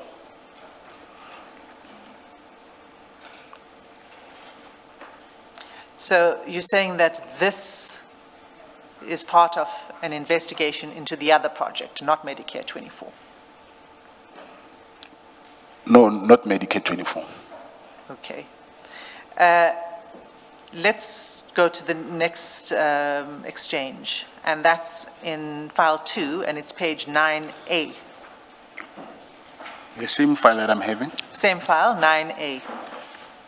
What page is that? 9A. It's A in brackets. It should be another. There's no A here. It's in the same file. After page 9. After page 9 is 10, and then the other side is blank. Does my learned friend have 9A? It just says 9. It just says 9 here.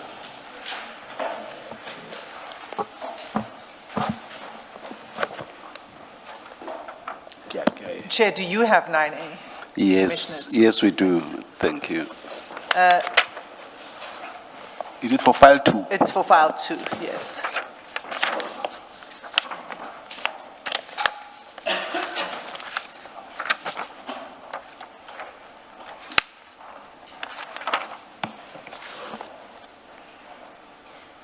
Okay, so you'll see on that page, this is now 6 February 2025 at 7:18 in the evening, you send General Sinona a video attachment.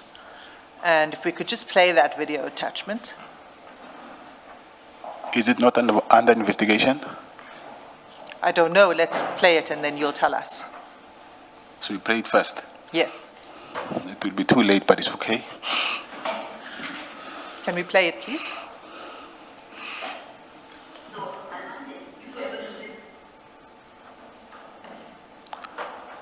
Sorry.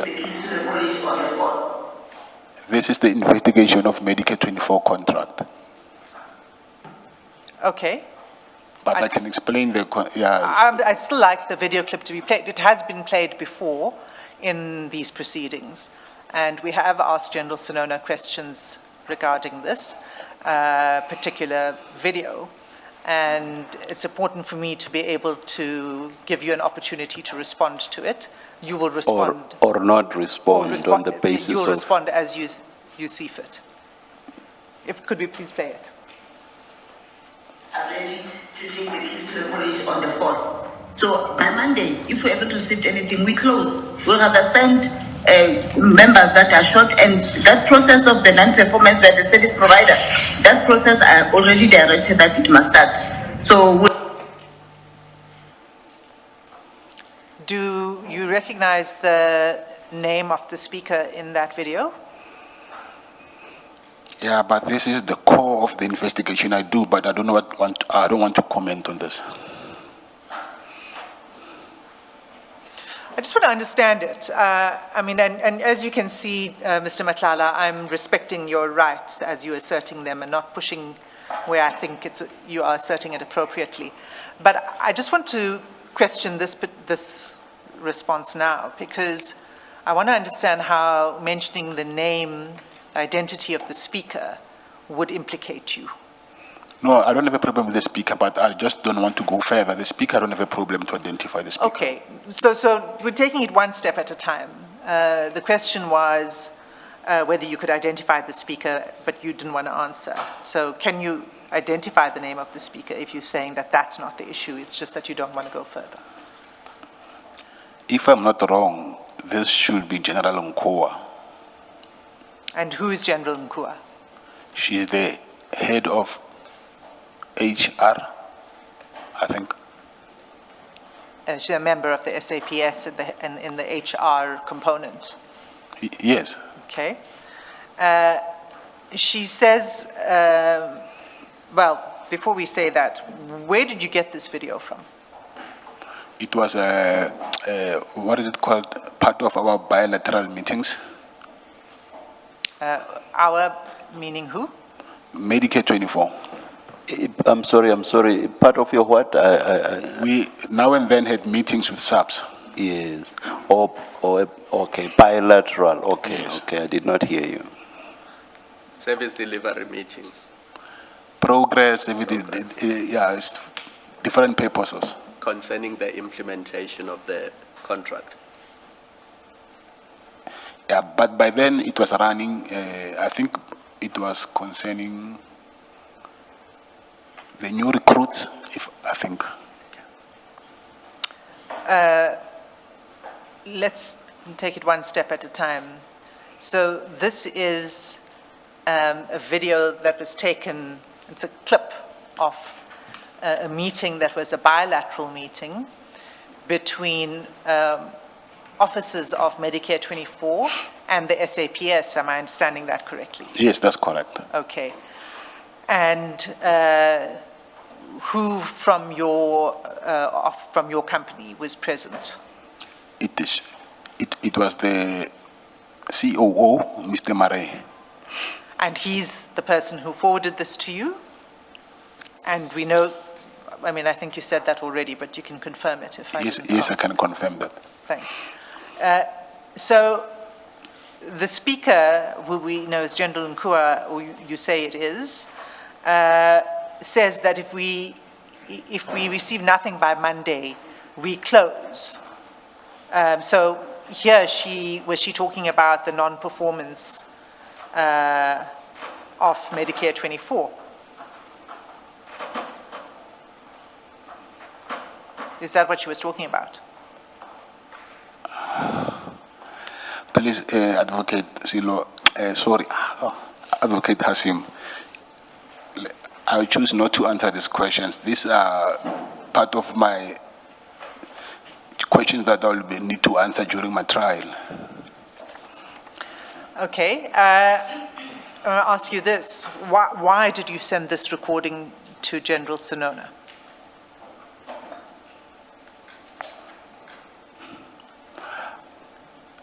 I thought by then they were going to implement, what is it called? Implement a penalty or something. Then I think I was not going to get any work anymore. So did you expect him to intervene or advise or to obtain information for you? No, it was not about advice. Say that again? It was not about advice. What was it about? It is because I was already struggling with my purchase orders. So I wanted him to hear that because I'm not getting work, and then other because the contract has different. I will say what. It's a very huge contract, but let me not go to the contract. But let's concentrate on Mr. Sinona. So I was sending him because I was of a view that I wouldn't get any more purchase orders. But I hear that. This was part of your concern. I'm asking what you expected him to do with this information. This is someone that I share my problems with, so I want him to know where I stand. So it's not like sometimes when I tell you something that it's like asking a rhetoric question. You just want to share your problems with someone else. Okay. So he was someone who was there for me. And so what was General Sinona's response to you about this? I don't remember the response.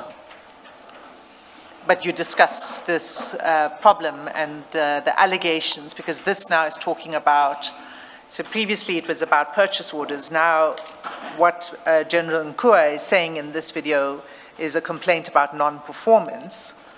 And you spoke to him about the complaint about non-performance, right?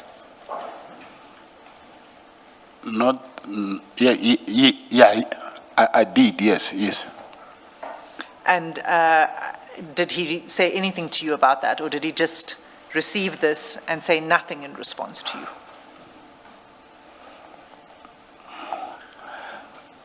My advocate Hasim, my entire not plan, I was looking for someone who will make General Nko understand what was the delay from our side to SAPS. So I was in the process of meeting someone who can make her understand what was the delay about. So, and the person who was supposed to be part of that meeting, it was General Senona. So I was sharing with him my information. So General Senona was going to be one of the people who could explain to her. No, not her. General Senona was supposed, at the end of the day, he did take me to meet General Mkwanazi. So, you see, this is in February. Yes. There was already non-performance, but Was already non-performance, yes. And you're saying that in February you were already planning to meet with General Mkwanazi? no, I'm not saying General Mkwanazi. I'm saying someone, and it happened to be General Mkwanazi on a later stage. I'm trying to make the connection here between, because you said that there was someone who was going to assist with getting General Nkua to understand the issue of performance, right? And that person is General Mkwanazi, who you meet later, right? Later, yes. Yes. But in February 2025, when you send this to General Senona, I'm asking you, what was General Senona's response to you?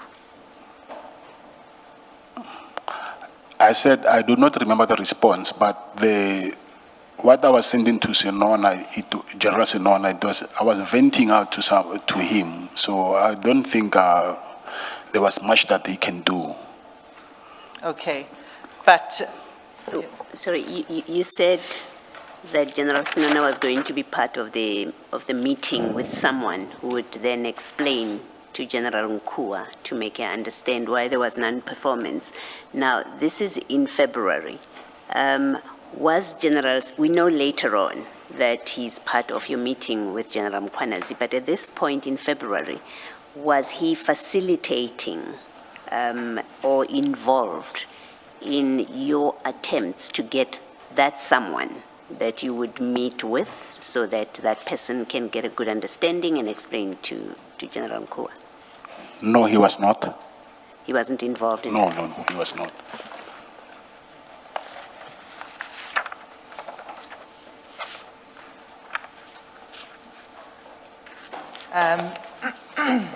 so this was February 2025. The next conversation you had with General Senona then was in relation to the meeting that took place in April. Is that right? Yes, sir. And what was your conversation with General Senona in relation to the 15 April meeting? I asked him to ask General Mkwanazi if he'll be comfortable if I come with him. If he's comfortable to accompany you? Yes. Okay. When did you have the conversation with General Senona about the upcoming meeting? The date I don't remember, but it was in April. The date I don't remember. Well, maybe I'll help you Yes. to get the dates in a moment. I'm trying to take you through this somewhat chronologically so it helps you to place things in context. So I'm not going to go now to the 15 April meeting, but we will come back to it, okay? It's fine. All right, so your relationship with General Senona, to get back to this now, on the 10th of March, if I can take you to your WhatsApp chats again, and specifically page 9D, And I'm concerned that if you didn't have 9A, you don't have 9D. I just got 9D now.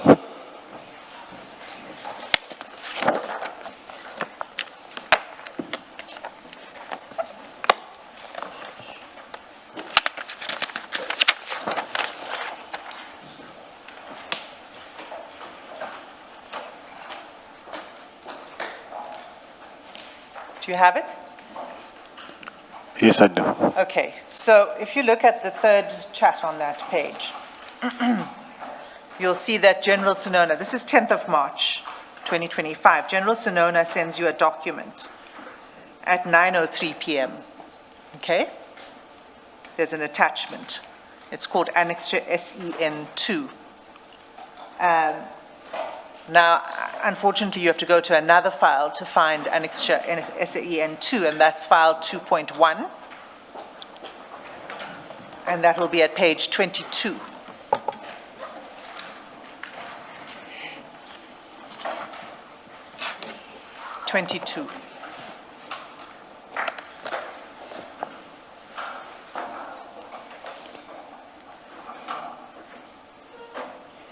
Okay, you got it. Yes, I do. All right. Do you recognize this document? Yes, I do. You remember receiving it at the time? The time, I cannot recall the time, but receiving it, yes, I remember. I mean, at that point in time, Okay, 10 March. Yes. It runs to about more than 200 pages, but we're not going to go through all of the 200 pages. This bundle of documents that General Sonona sends you on the 10th of March concerns a person who's the first complainant in that docket. Do Okay. you see that? Yes, I do. And who's the first complainant? If you can just read that out. Ismail Maulid Ramos Nangi. And do you know him? Yes, I do. And this document contains affidavits and attachments that are part of this docket. Do you agree that? Do you see that? Yes, I do. And you'll see on the first page that it's a police stamped document, right? Do you see that on page 22? Yes, I see it. And on page 23,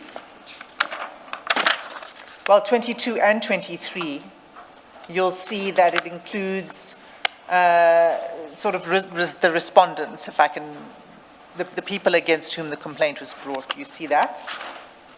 Yes, I do. And it includes details of members of the SAPS. Do you see that? Yes, I do. Including an identity number of a Colonel Dawood. Do you see that? Yes, I do. And the second to last name on page 23 is a reference to General Mkhwanazi. Is that right? Yes, that's right. Now, so General Sonona sends you this document. It includes this information. It's an SAPS docket. It has the names and ranks and identity numbers of police officers. It includes the details of General Mkhwanazi's office. In fact, if you go through it, you'll see it contains the identity document of Mr. Nangi and his marriage certificate and a range of personal information, including photographs. Now, you would have seen this because you've seen this document before, isn't that so? Yes, I did, yes. Yeah. You went through it when he sent it to you. Yes, I did. Did you? Not when he sent it to me, but since I got the bundle, I went through it, yes. It was quite a lot of documents, so I didn't have time. But now, since I'm bored in jail, I went through it. You had time to I go had through. plenty of time, yes. Yes. Did you ask General Sonona for those documents? No, I did not ask for those documents. So what did he say to you either before or after he sent it to you? What did he say to you about these documents? Yes, before they asked me to speak to the complainant about withdrawing charges against the police. Now, let's break that down. You say before he sent you this document. Yes, this was, yes, before, yes. Before he sent you this document, they asked you to speak to Mr. Nangi. Okay, he told me yes, but he was talking to someone else, and then he told me that this is what the other person wants to happen, referring to General Mukhonazi. He said to you, so when he sent this to you, he said to you that General Mukhonazi asked him to ask you. No, not to ask me. He asked me, not, General Mukhonazi didn't, I don't even think he knew me by then. Okay, so it wasn't a request that came from General Mukhonazi? No, I'm saying according to General Senona it was, but not to tell me to withdraw. I think him and General Mukhonazi had a discussion about this document to find someone to withdraw the charges. So what did General Senona tell you? Tell me that I must speak to this guy to withdraw charges. Why?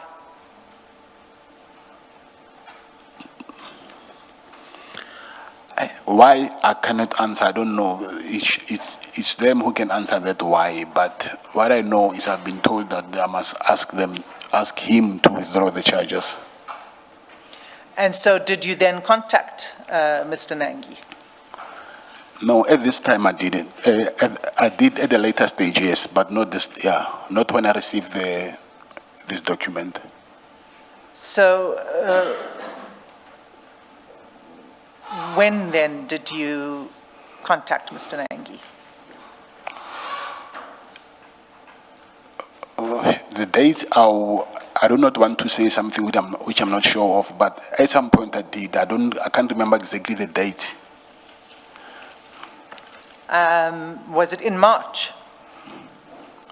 I don't remember, I don't know. Was it before your meeting of the 15th of April?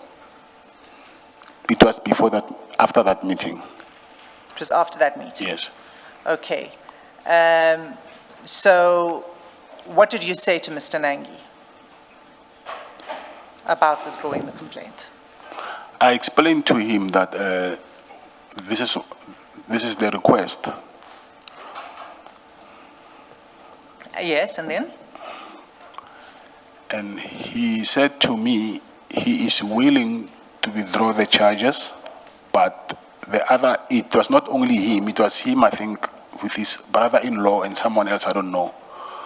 And he said his brother-in-law lost his voice. He cannot speak anymore because of that torture. So his brother-in-law is refusing to withdraw the charges, even if he can, but still, his brother-in-law and this other person, I don't know who he is. He was also refusing to withdraw charges. Can I just ask an earlier question? In March, when General Senona sends you this document, it obviously did not come in a vacuum. There must have been a discussion. Yes, that's right. So that these documents make sense to you when they're sent to you. Yes, of course.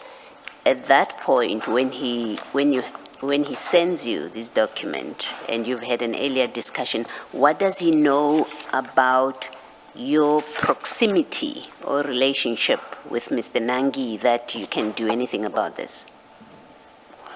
We stay in the same estate in Mistrem. So he knew that?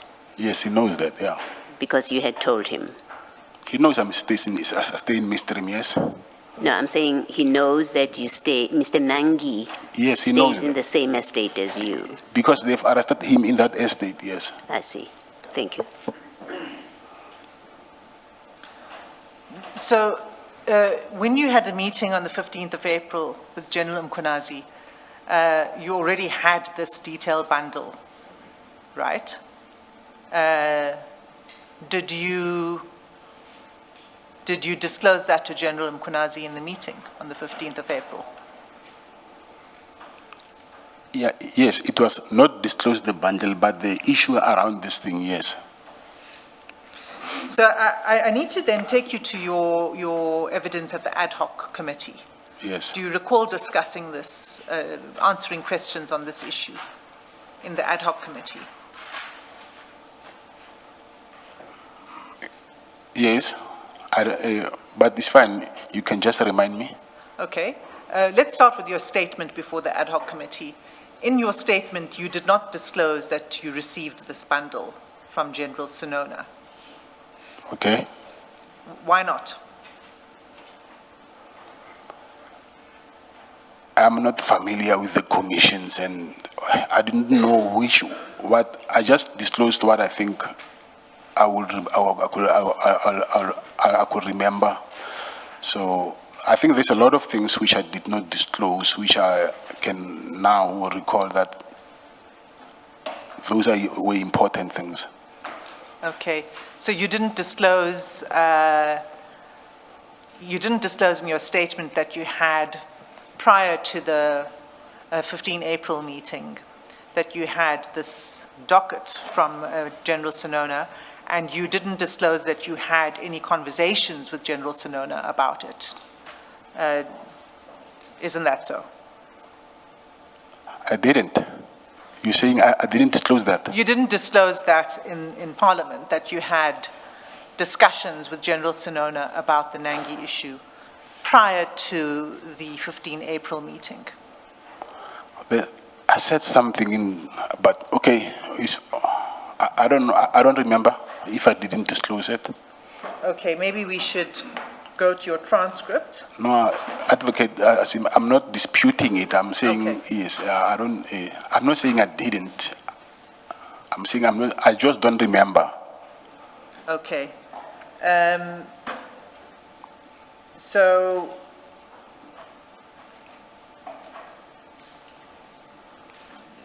when you met with General Mkunazi on the 15th of April, did you say to him that you received it?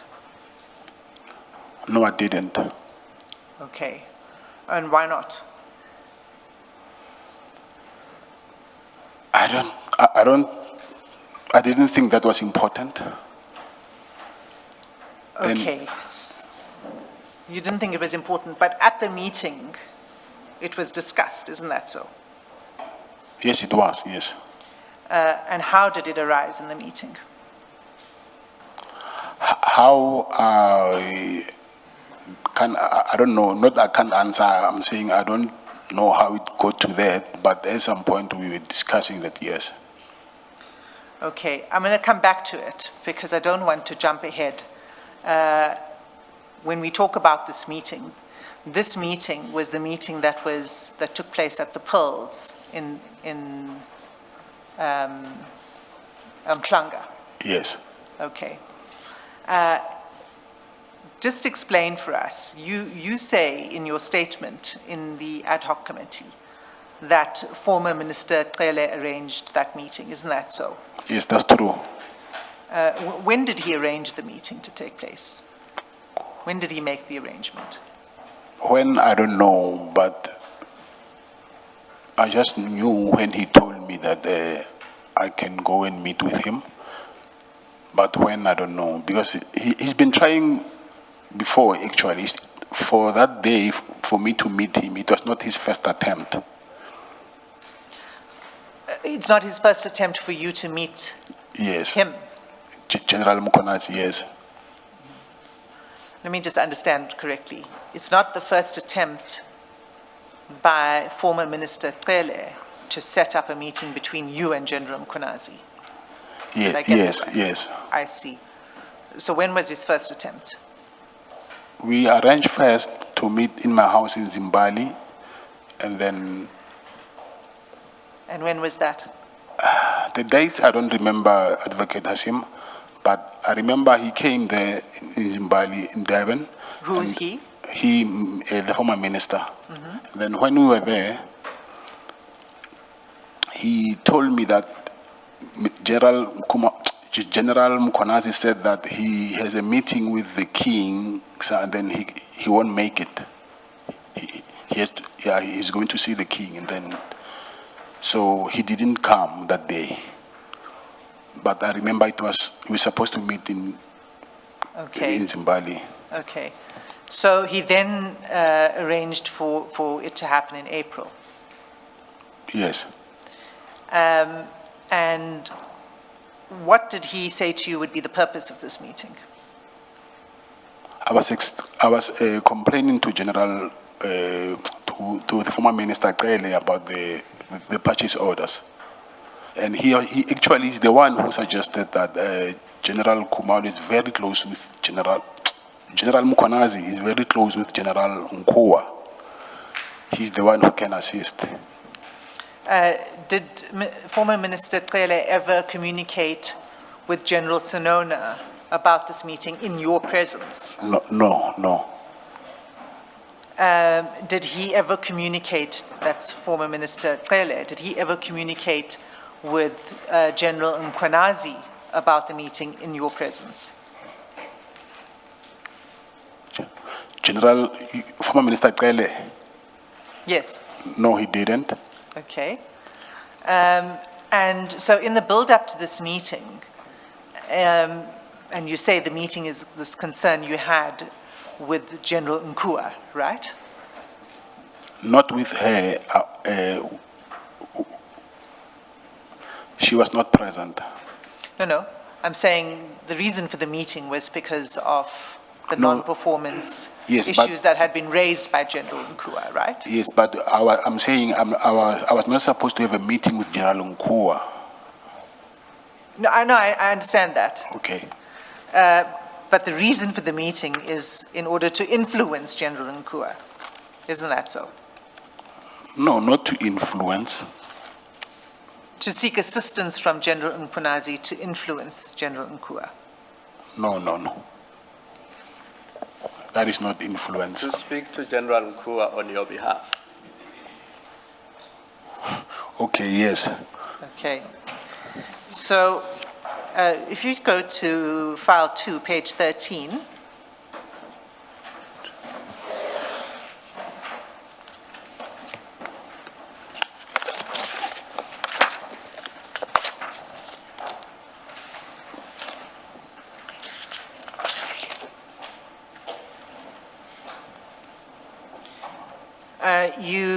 This is 14 April 2025. At the top of the page, it says, "Oh, Nduna, please don't forget to ask our brother about that lady who's stirring problems." Who's the lady that you're referring to there? The lady is General Nkoa and the brother is General Mkonazi. Okay. And General Sinona sends you a thumbs up. Right? So you understood that he was going to speak to General Mkonazi. Yes. And did he say to you that he did speak to General Mkonazi? This is the day before the meeting. Did he speak to General Mkonazi? Did he come back to you to say he did speak to General Mkonazi about that lady? I think he did, yes, but yes, okay. We will take it one step further, yes, okay. Okay, thanks. Then on 15 April, now the day of the Pearls meeting, on page 14, you say to General Sinona, this number will call you to make meeting arrangements, and then you send a number. Yes. Whose number was that? I think my battery was dying. It's my wife's number. I was with my wife. Why was your wife making the arrangements with General Sinona? Or did you then call using that phone? Yes. Okay. Who decided on the meeting place? I will say, I don't know, because after I asked Mr. General Msonona to accompany me. He's the one who told me where we're going to meet, so I will assume it's him. So where did no, you- I'm saying I will assume maybe he got the meeting place from General Mkonazi. Okay. So when did you meet General Sinona? When? When on that day? You met him first? Yeah. No, he came to fetch me Where did he come to fetch you? from the, what is that hotel? The Oyster Box. And he then drove you to the meeting with General Mkhunazi. Yeah, but it's just a walking distance, yes. It's walking distance, Yes, but he drove you, yes. okay? And and then that's when you met General Mkhunazi at the entrance, is that right? Yes. Okay. So your arrangements with General Sinona was the arrangements that you were making at that time with your wife's number? The arrangements for where he should collect you? Is that what was? Of course, yes. Oh, right. Okay, so he collects you and you go to the Pearls. I take it it's an apartment that you entered. Yes, it is. And how many people were in the apartment? There was no one. Inside his apartment, or Yes. not the apartment building, his apartment. Yeah. How many people Okay, were that you? apartment, I don't know whether it belongs to him or not. It was me, General Sinon, and General Mkonazi only. So there were only 3 people in the apartment? Yes. Okay. Did you sit around a table? On a couch, yes. You sat at a couch, not around a table? Yeah, there's a couch. Yeah, there's a couch. There's a table. I sat on my couch, and General Mkonazi was sitting on another couch, but he was sitting like on top, putting his feet, his legs on top of the couch, like he was leaning on top of that thing to balance the couch with. You see that Okay. armrest of the couch. So is that Yeah. where you had your discussions, sitting? Yes, and then General Senona was sitting on the side.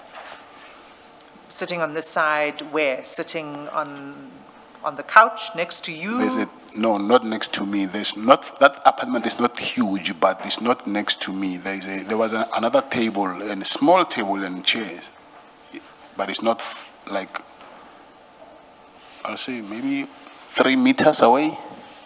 And he was sitting 3 meters away, is that what you're saying? Yes, And was he present for the discussion that you had with General Mkhunazi?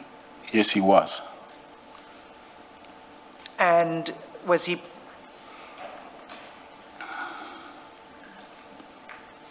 Well, let me pause for a moment there. The conversation you had with him, General Mkhunazi, did you start off then talking about the Medicare 24 purchase orders problem? Yes, I did. And did you say to him you wanted access, or you wanted him to speak to General Nkua on your behalf? Yes, I did.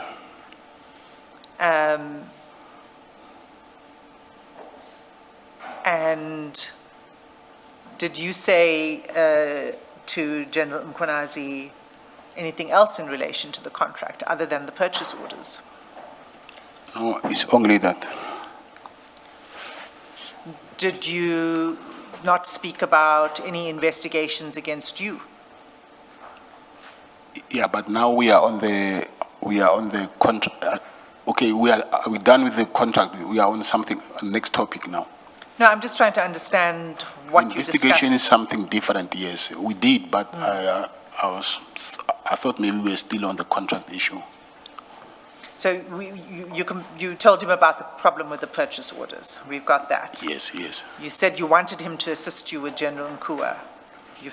We've got that. yes, You had other discussions in that meeting that wasn't just about the purchase orders, correct? yes, And one of the aspects of the discussions was about investigations against you. yes. Which investigation? It was not an investigation by then. He said there is a warrant. In what matter? So the matter is the one that I'm attending in the Johannesburg High Court. The attempted murder Yes, matter? yes. Okay. And what was the content of that conversation? Yes, the content, I cannot disclose it because it's something that is in court now. Okay. And other than your attempted murder, the issue around the attempted murder, what else did you discuss? Yes, we discussed other things, but those things, all of them, they are in court now.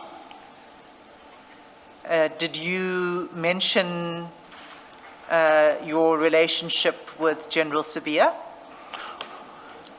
We spoke about him, yes, but like I'm saying to you, this is part of things that will be, because my discussion with General Mkonazi led to my arrest, so it's part of how we're going to present our case in court, so I would like not to comment on that. Just to understand what it is you're speaking to, the discussion about or that touched on General Sibia, was it about the contract or the attempted murder case? No, neither the two. Okay. Was it about you arranging impalas for General Sibia? No, no, no. You did not discuss that. We didn't. Did you discuss any form of payment to General Sibia?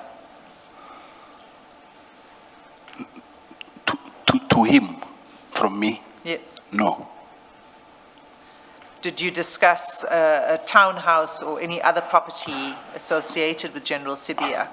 I will say, Advocate Asim, yes, with these issues that we discussed about General Sibia, but I do not want to discuss that because it's part of my presentation of my case in court. So I just please not want to disclose it prematurely, please. No, I understand. These questions are, it's just a yes or no answer. Did you discuss payments to General Sibia? You're saying no, you did not. That's From your me, answer. you said from me. From you to General Sibia? Yes, and I said Yes. no, yes.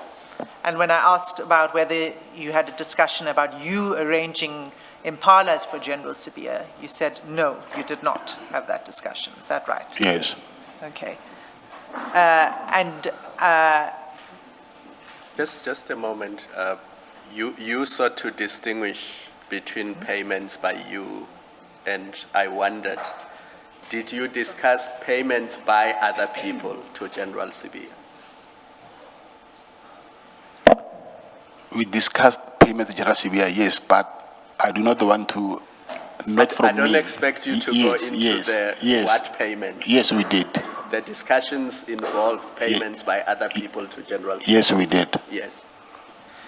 Yes, and you say that you've said what you've had to say about the impalas, about payments by you. I was asking whether you mentioned any townhouse or property associated with General Sibia. Are you asking me a question? Yes. Can you Did you please mention that to General Mkonazi? mention what?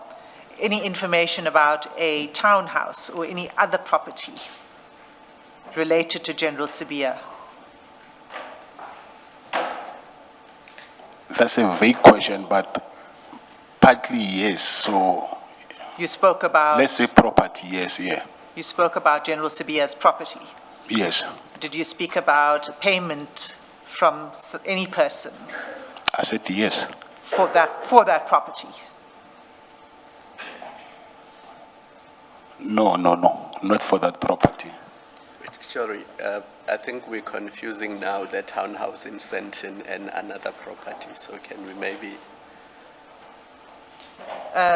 Well, the is question there one is, property or two? And then, the question is whether you discussed property. You say yes. Yes, yes. Okay. Was the property that was discussed a townhouse in Santon? No, I don't want to comment on that because this is what I said. I don't want to comment that prematurely. But I just said it's a property. Yes, I didn't want to seem as if I do not want to answer questions, but I do not want to go deep in those questions because I might as well just disclose my entire strategy than in court. Well, I'm not sure that disclosing what type of property it is incriminates you. You've said you discussed a property. I'm asking if it was the Sandton Townhouse property. I don't need to know further. I was asking yes or no. Was it the Sandton Townhouse property? That is a difficult question to answer because already I'm opening a door which I do not want to. That is, I can't. But when you say property, I will agree, said yes, but I do not want to go deep into that. Let's take the adjournment at this stage. Oh, it's 1 o'clock. Thank you, Chair. Let's resume at 2 p.m. Thank you, Chair.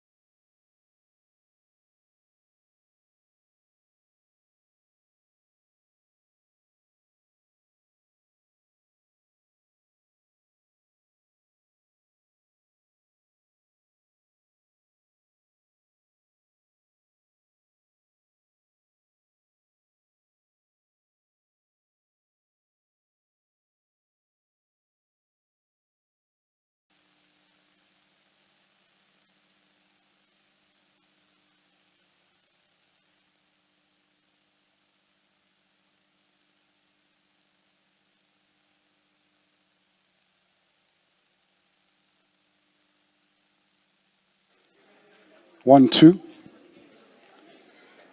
Good afternoon, all. It's 13:59. We're about to resume. Please make sure that your cell phones are off and switch off your devices if they are not working. Thank you.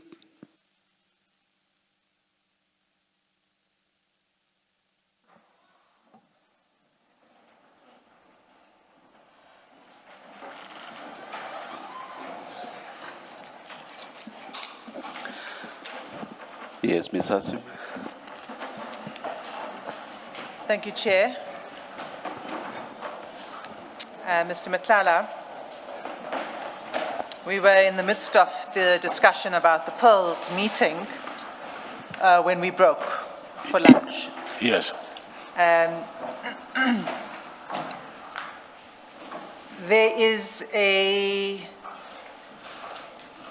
another aspect of that meeting I'd like to ask you about. And I think to do so, I should first take you to the transcript in the ad hoc committee in Parliament of General Mkhwanazi. And that will be file 1A of the ad hoc bundle. At page 228.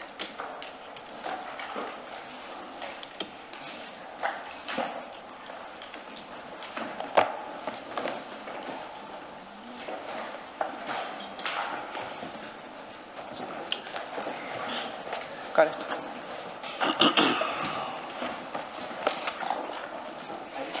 Two to eight.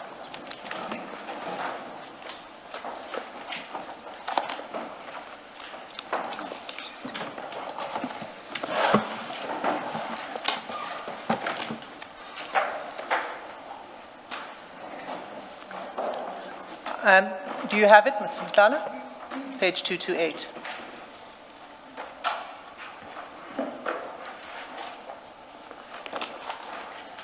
Mr. Matlala, are you with us? Yes. Do you have page 228? Yes, I'm page 228. Okay, so let me just orientate you in relation to this page. It's midway through the evidence by General Mkhwanazi in the ad hoc. And if you look at page 215, you'll see that's where it begins. And it's dated 18 March 2026. And it begins on that page, the evidence of General Mkhwanazi. Yes. Okay? All right. So the part I want to ask you about is on page 228. And on this page, you'll see that General Mkhwanazi talks about the meeting at the Pearls. And you'll see that on the fourth paragraph, for example, where he says, then he said, okay, we are going to meet at Madlanga, meeting is going to be around Madlanga, they met at the hotel, etc. Oyster box, and then he explains the meeting, the arrival of you and General Sinona at the Pearls, okay? Yes. All right. 2 paragraphs down from that, and that would be 3 paragraphs from the bottom, if you're looking at the page. And it's the paragraph that begins, that's when he gave me this information. Do you see it? Yes, I do. So what General Mkhwanazi says here,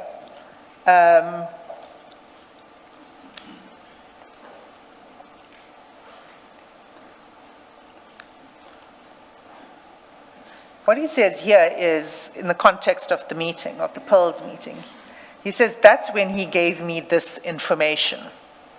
The information is about Steve Mutsumi.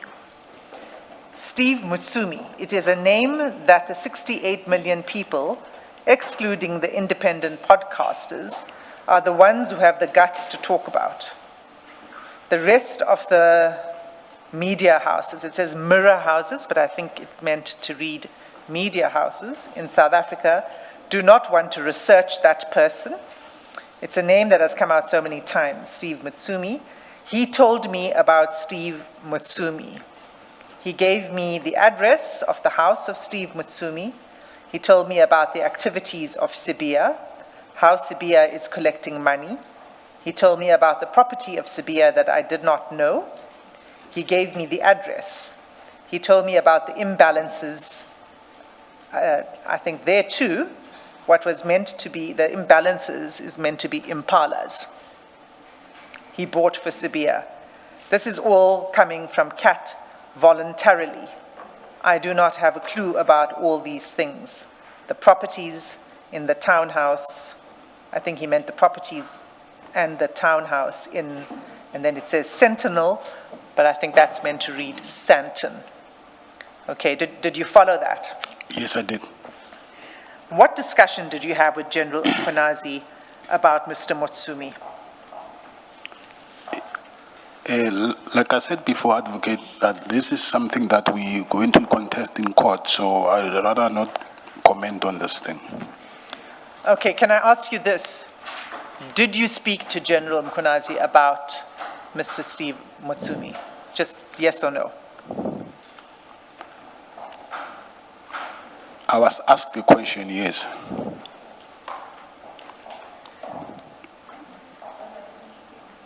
I think his answer was, I was asked Asked, a question. yes. Okay, let me clarify that answer. When you say you were asked a question, who asked you the question? General Mkhwanazi. What did General Mkhwanazi ask you? We're talking about Mr. Steve Mutsumi.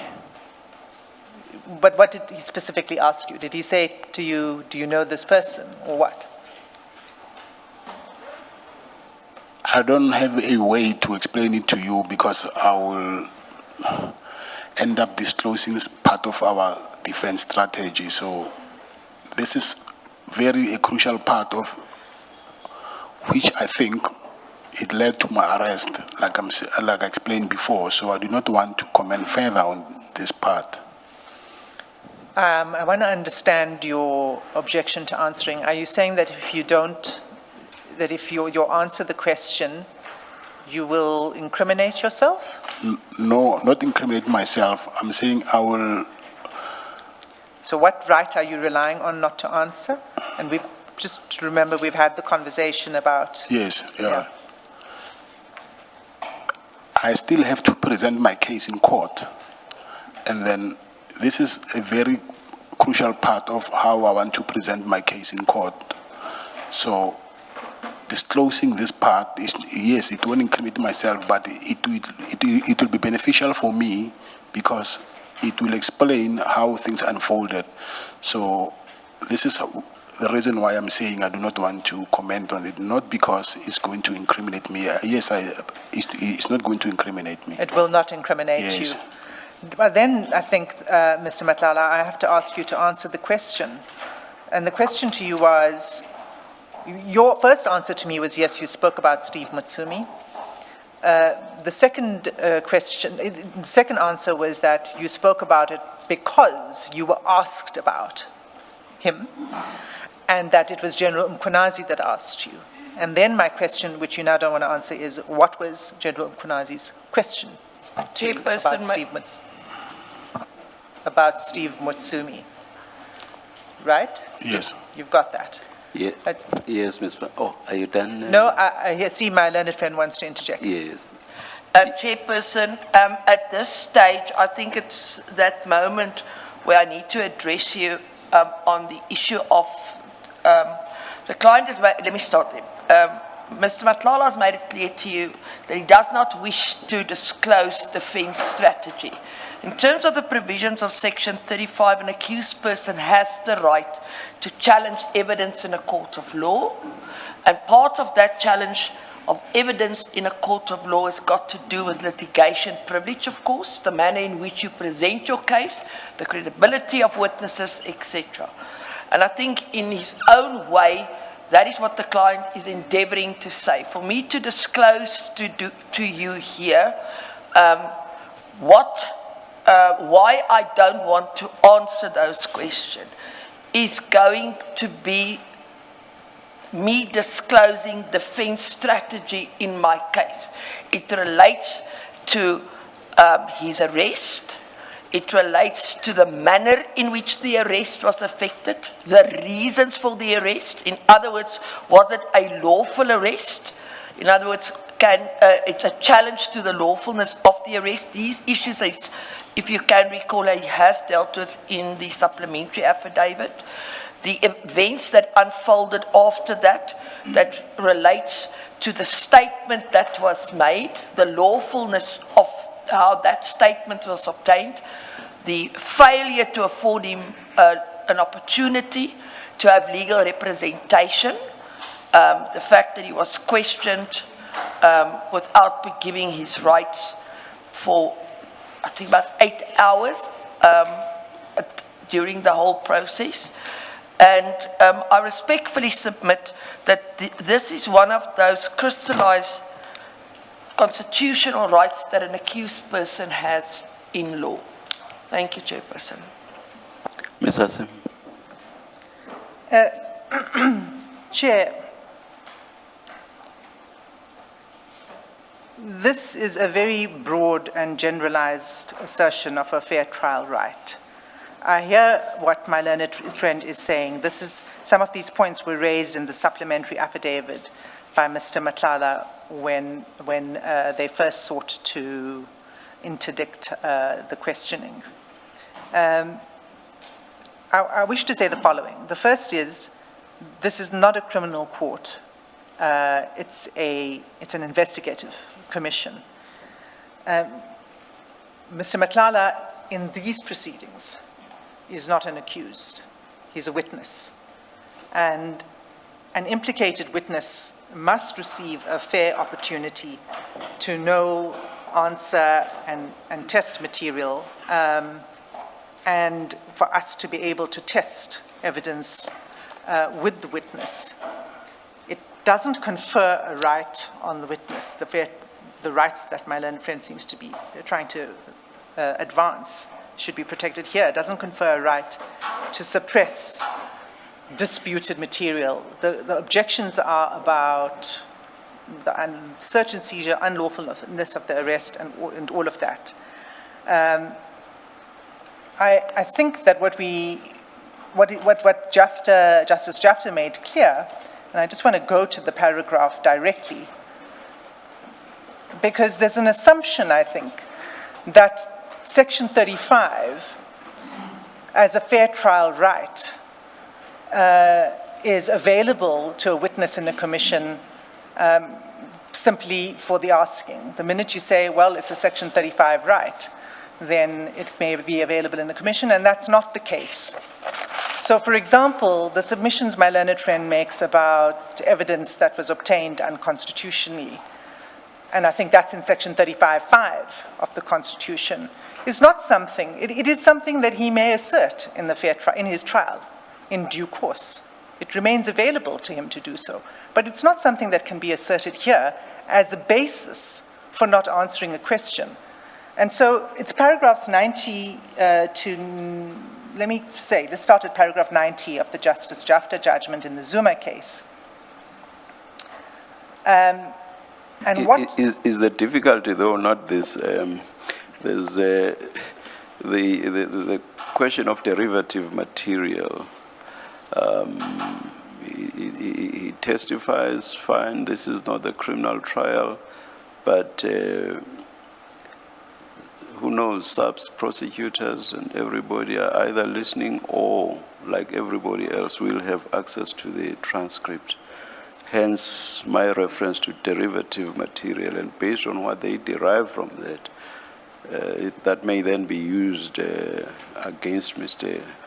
Matlala. Then hence the argument about the unfairness of the trial eventually. Fine, the trial will be down the line, this is not the trial. Well, but it is for the trial court to ensure the fairness of the trial. And so if that were to eventuate, and remember the scheme of the Commission's Act, Rules and Regulations is You've got to answer questions, barring your privilege that exists under Section 3(4) of the Commissions Act. Any question that you answer that is self-incriminating may not be used against you. But yes, we know Why does that same reasoning not apply to that privilege then? That is, yes, the 1947 Act, there was no question of the Constitution because it was simply not there. But the witness is afforded the right to assert the privilege. Yes. So now that we have the Constitution, why can't a witness similarly say, but I have this right, Well, that bears relevance to the trial, and why you assert the privilege is exactly because it bears relevance to the trial. So my point is, analogously, why is it that you cannot raise your fair trial rights here before the Commission? Well, let me say this, So Chair. the answer, sorry, so I'm very sorry to interrupt you. The answer cannot be, that's because it's not in the Commission's Act. No. Yes, No. yes. And I hadn't completed my submissions on that. It's the Commissions Act is the starting point. The Commissions Act has, of course, been interpreted. And that's why the Justice Jafta judgment is so important, because it is testing the provisions, and it's in the context of an inquiry. And we know that this is a crystallization of the theme of the privilege against self-incrimination that started with Ferreira versus Levine. But let's not go there. Those were other contexts under the Companies Act. But what we know that the case law has made clear is that you have a privilege. If you answer, can't be used against you. And of course, there's this derivative evidence issue, which is if investigators independently find out information, then they could bring it to a trial. My argument is that part of the derivative evidence would be something for the trial court to control. It can't be something that prohibits this commission from its fact-finding mission and from the truth-seeking mission that's incumbent upon it.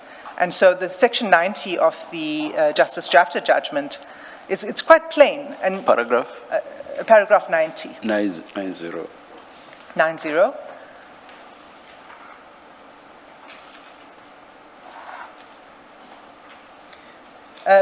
Where he says, let me just say from the beginning, he says, although clumsily put, it is apparent that the respondent and his legal team believe that he has a right to remain silent during proceedings before the Commission. However, the right to remain silent that I am aware of is the one guaranteed by Section 35(1) and sub 3, 35 sub 1 and sub 3 of the Constitution and under the common law. But that right is evidently available to arrested and accused persons only. When he appears before the Commission, the respondent's status is that of a witness. He is not an arrested person, nor is he an accused person. Moreover, a witness in a criminal trial has no right to remain silent. And then he explains why there are cogent considerations that militate against permitting witnesses to invoke the right to remain silent. And really, Chair, that's the point I made. I'm not going to go into and read it. It's there, it's the Magidwana judgment, but it's the point that I'm trying to make, which is what is the function and purpose of this commission? And the truth-seeking function is why we are here. And the effect of what Mr. Matlala's legal representatives are submitting is that it will close this commission off, and for other witnesses too, who are still to come, from large parts of evidence that you would not have access to. So we have to distinguish between the commission and the proceedings in the commission and the later trials and the duties on the trial judge to ensure the fairness of that trial. I don't know whether, well, let me address it, because my learned friend referred to the evidence that was obtained. If I didn't hear that correctly, then I won't go into this. But I thought that was part of the reason for asserting the right, is the question of unconstitutionally obtained evidence. including through the search and seizure and the seizure of the cell phones, and then statements and recordings that were taken. I think, Ms. van den Heever went far wider than what we were dealing with, but I guess she did so because it's a point that she has been touching on repeatedly. But I guess it's useful that we deal with all of those issues at once. That's right, Chair. Yes. I think that it's an issue that's cropped up Yes. before. And I understand that my learned friend's interjection now was to say, let's deal with this once and for all. So let me address the full scope of her submissions then. And so on the aspect of the evidence and the material that you are entitled to have reference to, what we know from the law is that the Commission is permitted to receive and to consider a wide scope of material. And we know this, of course, from the Sparks case, which was a pre-Constitution case, a 1980 judgment, but that was the one which said that a commission, an investigating commission, can have regard to any material in any way it finds it. Newspaper reports and even hearsay evidence. That was the Sparks judgment. It was a pre-Constitution judgment, but it has been upheld in numerous cases since then. And of course, one of the cases in which it was upheld was the Bongoza case, which you know very well, Chair, because you appeared in that case. And as life would have it, you appeared before Justice Jafta. And if I were to blow my own horn, I was on the winning side. And what Justice Jafta held in that case is that the commissioners are not required to follow and apply rules of evidence as they are applied in courts. The standard is much more flexible, and what is fair to a witness in a commission is not the same as what may be fair in a court hearing. And then my final point on that, and why I think we then get to 6.1, Rule 6.1, because that reflects, while I've heard the Chair's point about the 47 Act, the regulations and the rules. That was just testing your argument, that's all. Okay. I hope I've addressed. No inclination one way or the other, just testing your argument.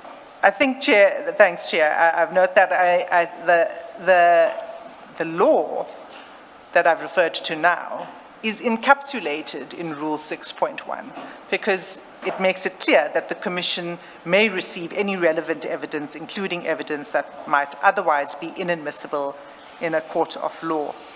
So, to the point about the unconstitutionally obtained evidence, you are entitled to have regard to that. The trial court will have to determine whether indeed that evidence was unconstitutionally obtained.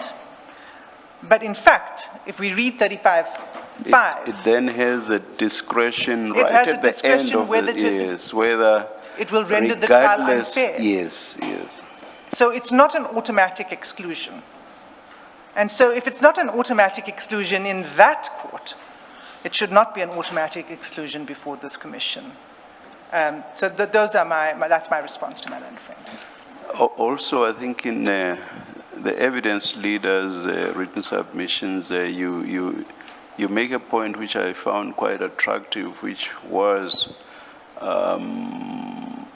the Commission does not have to reject the evidence, but rather must assess its cogency, I'm paraphrasing, based on everything, which may even include the very fact of the unlawfulness of how it was obtained, but weighing everything, taking everything into consideration, but not just rejecting on the basis that the evidence was obtained. Indeed so, Chair.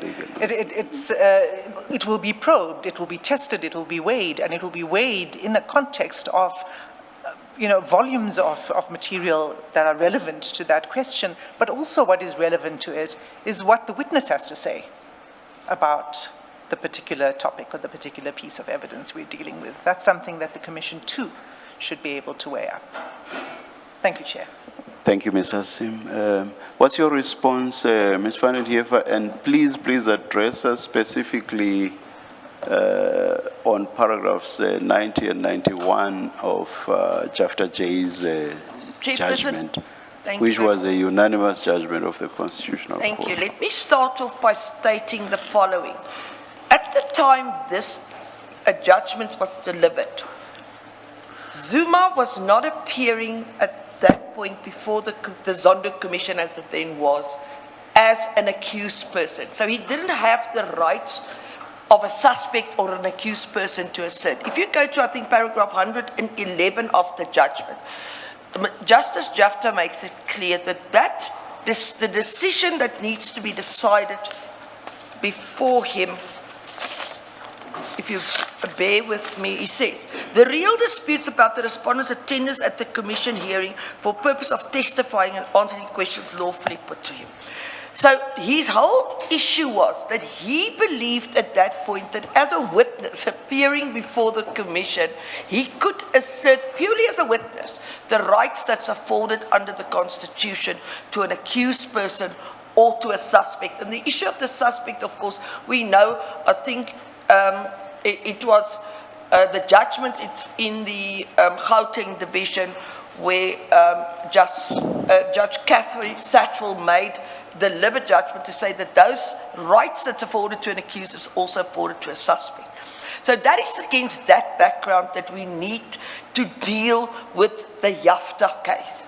I've yesterday touched on the situation where I said to you, I do not believe that, that the moment that your rights that's afforded to you under Section 35 as an accused person suddenly cease just because you're called to become a witness before the commission.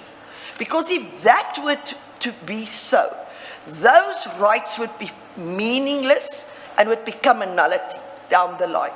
In the SCA matter of State versus Magwaza, Pon and JA, where the majority said that it's clear that the rights in question exist from the inception of the criminal process, that's from arrest until its accumulation up to during the trial itself, etc., etc. Now, I take it one step further, and I respectfully submit to you, there is absolutely no indication. I could not find a single case that says that if the opportunity arises where you should and can assert those rights, that you are not afforded the opportunity to assert it just because you're not in the criminal process itself.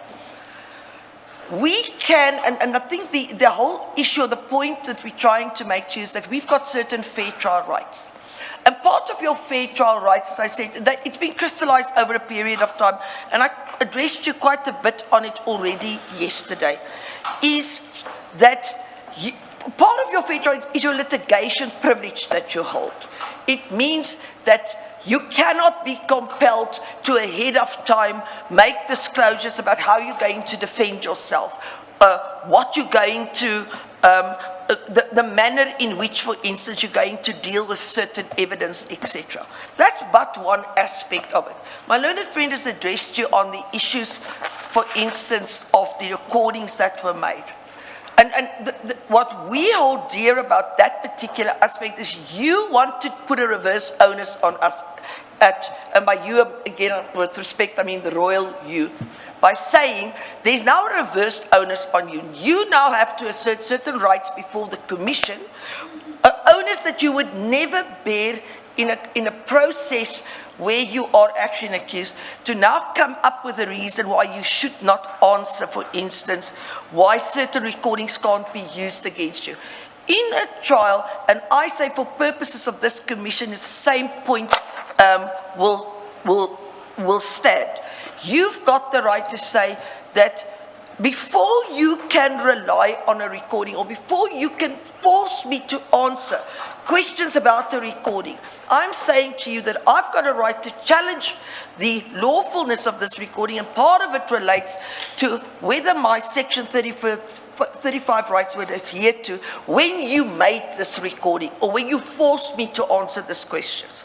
And part of that goes back to the issue, if you withhold a person his right to a legal representative and you question him for hours on end without giving him food or water, you infringe his right to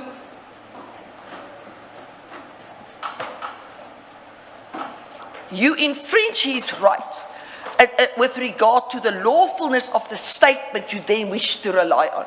So what we say in that regard is, you want to now force us to answer questions about a statement where we believe we can prove beyond a reasonable doubt that statement was unlawfully obtained. But because it's the Commission and we now regard it as a witness, we are now forced to answer those questions without asserting our rights when it comes to that particular issue. I want to go to the section that my learned friend referred to. If you look at what paragraph 90 says, it says, although clumsily put, it is apparent that the respondent and his legal team believes that he is a right to remain silent during the proceedings before the Commission. However, the right to remain silent that I'm aware of is the one guaranteed by section 35 sub 1 and 3 of the Constitution and under the common law. And then he goes on, he says it's a right to an accused person.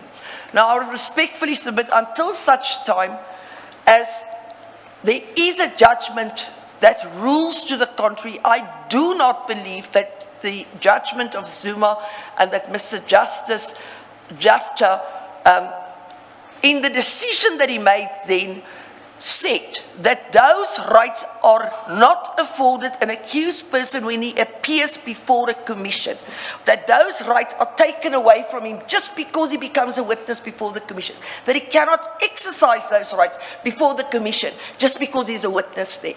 I respectfully submit that if we read what he said here, even what he says in paragraph 19, he recognized the fact that a person that appears before the Commission would have, if he is an accused person, the rights that is afforded under section 35.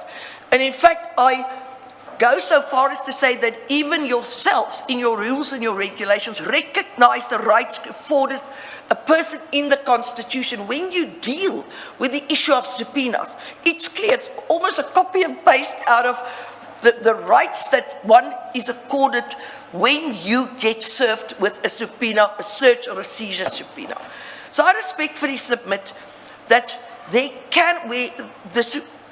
the Constitution is the Supreme Court of this country, I do not believe, and I don't believe it was ever the intention, to take away a person who is rightfully recognized as an accused his section 35 rights just because he now appears as a witness before the Commission.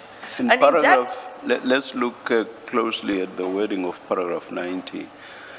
It says, when he, that is the witness, appears before the Commission, that was the respondent in that case.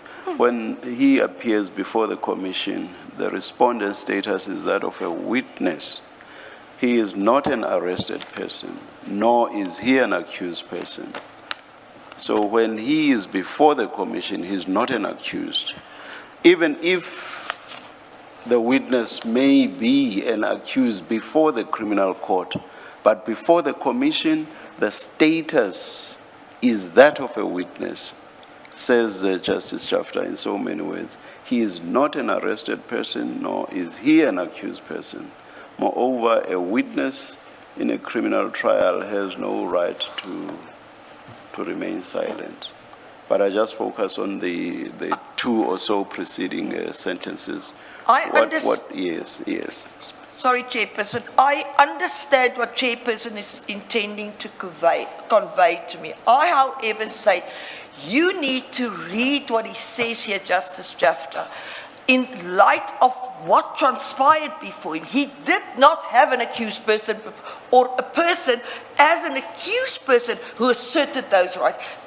The then President Zuma was merely a witness, and he tried to assert an accused person with Section 35 rights just as a witness, the situation that you're now dealing with, I respectfully submit, is completely different. You now have an accused person who might coincidentally also be a witness before you. And the mere fact that he is a witness, I respectfully submit, does not take away the rights that he's afforded under Section 35.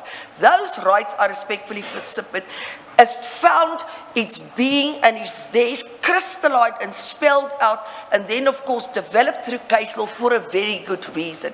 And I respectfully submit, I've not come across a single case that says those rights are only afforded to a person when he's an accused in a criminal trial. I respectfully submit many of those rights are asserted by people outside of the specific situation where he is directly dealing with being an accused or being a suspect. In other words, not necessarily in the situation where he is an accused. And my submissions to you, and I've made further submissions to you yesterday, I don't want to repeat all of it, is that until such time, I respectfully submit there is, let me go, I'll backtrack that. I respectfully submit that I do not believe that the Zuma judgment takes away the rights of an accused person if he is an accused, recognized, or a suspect person, or any of the other rights that are asserted. If he can indicate and demonstrate to the Commission that he has those rights because he is an accused or a suspect, or he wishes to challenge that evidence, when he appears before you, even as a witness, I respectfully submit he can assert those rights. Two questions. The first one is in relation to the question asked, which is what did General Mkhwanazi ask? Was that the question? Yes. What is Mr. Matlala charged with in that regard? For your argument to make sense, because you are saying he's an accused. So he's an accused charged with what in relation to that question? My understanding was he does not assert the right because he's an accused, and in a criminal context, if I answer it, I will incriminate myself, or I have the right. My understanding from what he said... Then that would destroy your argument. No, that would destroy your argument because you are distinguishing his case on the basis that he happens to be an accused person, and therefore his situation is distinguishable from that which the Constitutional Court was dealing with in the case that we are focusing on. May I complete my submissions to you, please, Chairperson? No, I think this will actually... Yeah, so what I'm saying is, his submission is, I'm an accused person in a trial, and I've got litigation privilege, I've got a strategy that I wish to deploy during that criminal trial as an accused person. How does that criminal trial relate to the question that was asked? That's my question. What's he an accused in respect of, insofar as the question that was put by General Mkhwanazi to him was? Because otherwise your argument falls flat, because paragraph 90 and paragraph 91 will stand. It doesn't stand on your argument because you are distinguishing Mr. Matlala's situation. You are saying he is an accused, which was not the case in the Zuma case.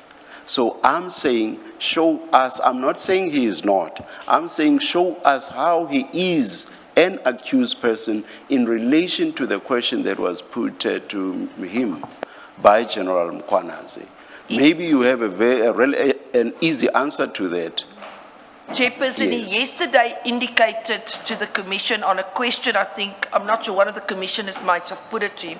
He said that when it comes to what transpired, could even have been the day before, when it came to what transpired at the polls, that he is currently an accused, it relates directly to the charges that he's facing in Johannesburg. And if you can recall, I think he gave evidence on the last Monday when we were here. He said, at that point, General Mkhwanazi told me that I'm an accused person, I will be arrested. And he then went on to explain, but I do not want to deal with this further because what else transpired there is directly related to the case that I faced in Johannesburg. Can I just And take? you, and you say that was yesterday. I'm not sure, if you're talking about yesterday, I'm not sure how, if at all, that relates to the questions being asked by Ms. Hassim right now. It was, Just a minute.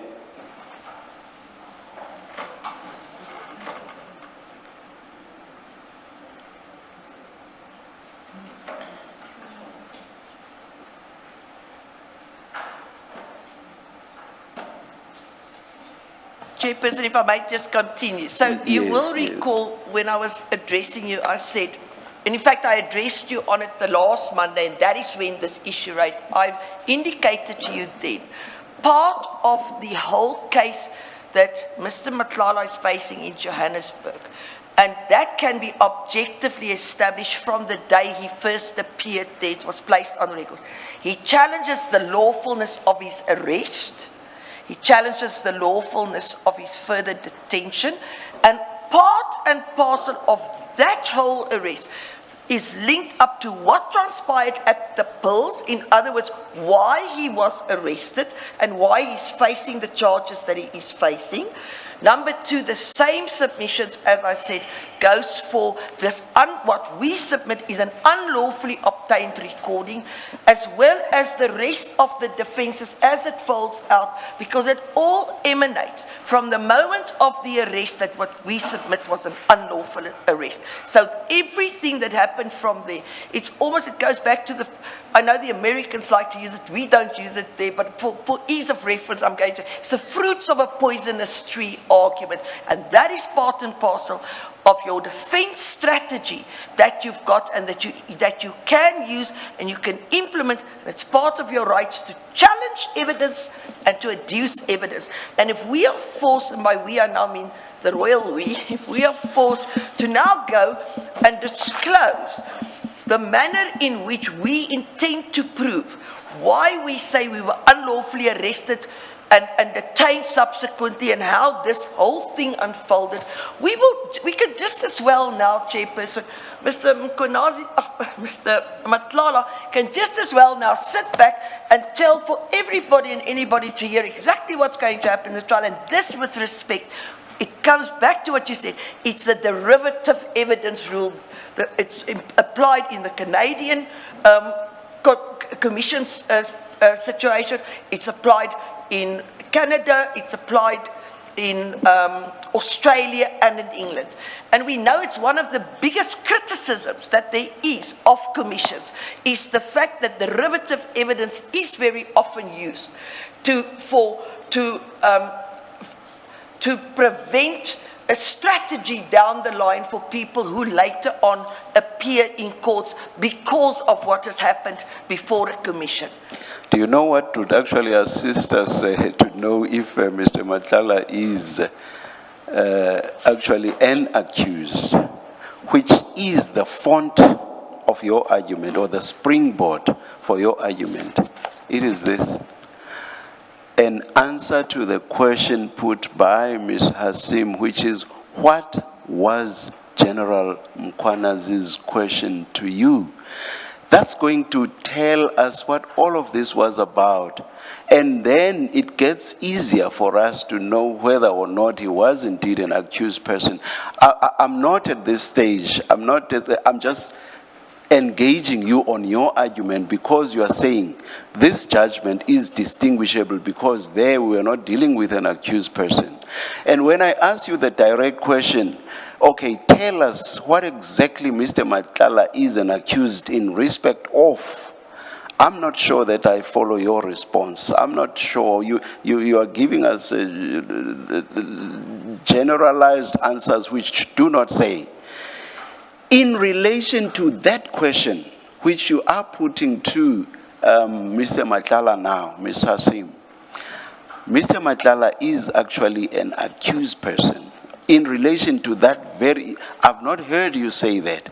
Now, I'm saying, and in fact, I'm going to actually, I'm inclined, let me upfront say that, I'm inclined to overrule the objection insofar as it relates to answering just the question, what was General Mkwanazi's question to you? I just do not see how that can ever affect Mr. Matlala's defense. Thereafter, I have no idea what will flow from the question, in fact, in particular, from Mr. Matlala's response. I just do not see, unless you show me, you show us how that a response to what was the question about, that has nothing to do with the rest of what then flowed or followed from his response to that. I just do not, unless you show me how. And I hope the response will be brief.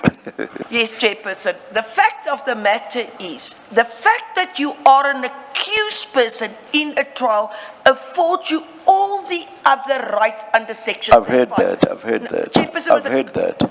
Yes. But Chairperson, with the Yes. greatest of respect, Yes. if I'm an accused in a murder trial, I am afforded the right to challenge evidence and adduce evidence. I have the right to challenge the lawfulness of my arrest or not. I don't need to, before you with the greatest respect, as a witness now say, because I've already indicated, I'm an accused person in the Johannesburg case. The fact that you are entitled to challenge under 35 certain evidence, to exercise your rights under 35, does not need to be related directly to a specific charge. The charge is there, he is an accused person. That's accepted by everybody. So you don't need to your specific challenge that you launch. And the reason why you don't want to... But Mr. Matlala is an accused person in respect of something specific or issues that are specific. So the direct question has been, insofar as this question is concerned, does that relate to anything that he is specifically charged with? It cannot just be the broad question that he happens to be an accused person. Person, he said to you, I am charged as an accused person in Johannesburg with various That says nothing. offences. That says nothing. Ms. Are you done with your submissions, or at least on this point? Just on this point? Because my inclination, my indicated inclination, are you done with your submissions on it? My indicated inclination, which is that my inclination is to overrule your objection insofar as it relates to the question and an answer to it. That's what you are responding to. Yeah. Yes. Sorry, Chairperson, if you do wish to overrule us, I'm going to ask you with respect, if you can please explain to us why, so that we can understand the reason why you... I already did when I indicated my inclination. I said, I just do not for the life of me see how responding to a question that asks, what question were you asked? I do not for the life of me see how that will impact the rights that are being asserted. There it is. Are you done with your submissions then? Just one last thing, Chairperson. Yes. If you wish to assert a specific right, and part of that right is to challenge the evidence of a witness that's directly related to the reason why you arrested or not, I respectfully submit that gives you full reason not to answer this question. Thank you. Thank you very much. Chair, I need to say something because I need to correct something. Oh, all right. And so it's important for me to have an opportunity to address you very briefly. The first thing is on the question of an accused. Mr. Zuma was an accused at the time he was appearing in the Zondo Commission. So it's not correct to say that he was not an accused. The second thing I wanted to correct is that Ms. van den Heever relies on the judgment of Justice Satchwell, and I believe it's in the Sebian case. Yes, right. So what that case assists my learned friend, so she relies on that, but she doesn't tell you that there are other cases that take a different point of view from Justice Satchwell. And in fact, there are at least two cases that take a different point of view. One is the judgment in S versus Ndlovu, where it received not full support, it received qualified support. Chair, I'll provide the citation in a minute. And the second is the State versus Langa and others, where the court declined to follow Justice Satchwell's approach in the Sebian case. on the grounds that a suspect did not enjoy the rights of an arrested or detained person. There's also this case of the S versus Mtetwa, where the court also declined to follow Justice Satchwell's reasoning. Now, those judgments, I must give you the citations of first. Let me do that first. So, State versus Ndlovu is 1997, volume 12 of the Butterworth's Constitutional Law Report, so BCLR, page 1785, and it's N in brackets, the old N. S versus Langa is 1998, volume 1, SACR, Criminal Law Reports, page 21, in brackets T, the old T. And then State versus Mtetwa is 2004, volume 1, SACR 449, and it's Eastern Cape Division. Now, it couldn't be more clear that there is no authority then for the proposition that Ms. van den Heever, other than Satchwell's judgment, which has differing treatment by everyone else. So there isn't Which is also a High Court judgment. which are High Court judgments. So the law is contested. And let me take it one step further then, Commissioner Baloyi, because it was noted by the Supreme Court of Appeal subsequently, and for that, the judgment, Chair, is State versus Makhala, M-A-K-H-A-L-A. And the neutral Safley citation is 2022, ZASCA 19. And it's a judgment of Justice Unterhalter. And the paragraph I'd like to refer you to is paragraph 29 of that judgment. And the first sentence of that paragraph says, Justice Unterhalter, our case law has not taken a consistent approach as to whether the rights recognized in Section 35 that are of application to arrested or detained persons are also enjoyed by persons suspected by the police of committing a crime who have not been arrested or detained. And he says that the summary of this is set out in State versus Ori. You can read it in the Unterhalter judgment, the inconsistent approach that our courts in the High Court have taken. And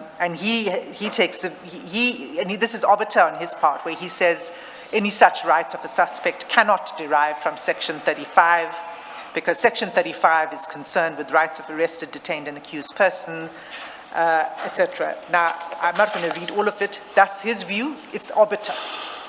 For the purposes of this decision, he says he'll assume that the rights apply, and then he still finds against the proposition.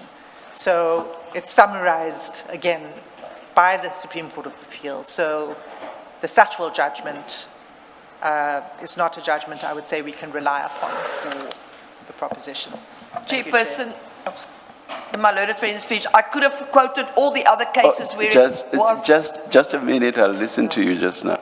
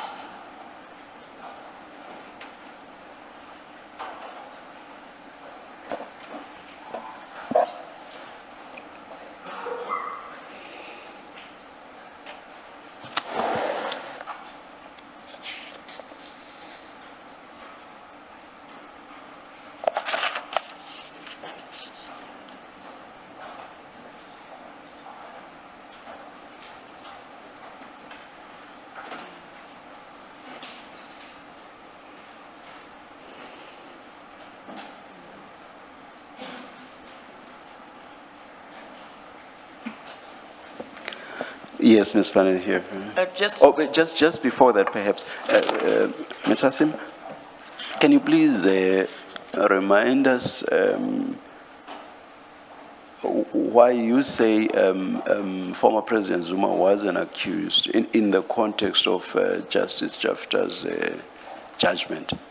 Well, he was accused in the arms deal-related corruption case. And part of the evidence and the questioning, et cetera, in the Zondo Commission would have revolved Related around to that. that. That was the essence of the Zondo Commission's mandate. Which then makes it subject to what Ms. Fannin here first says, it makes it analogous. Yes, you wanted to, thank you, Ms. Hassim. Yes, yes. Chairperson, first of all, the Sibian case was followed in 8 different matters in this country and 3 more in Namibia. So it's not a matter that just stands there in isolation. It was followed many more times when it was discarded or where there was rulings against it but in other divisions, as an example. That's number one. Why I'm saying that whole judgment in Zuma was not decided against the background of him specific giving evidence and invoking his right as an accused person. Remember what happened there is he just refused to go and give evidence. He ran away from giving evidence. And then they endeavored to invoke his right to silence from, let's say, almost from the side. So it's a totally different scenario than what you are dealing with a person that's giving evidence and now invoking the right as an accused person. Thank you. I'm not sure that in substance I get that distinction, but you've made your point, we've heard it. But I'm not sure that in substance it makes sense.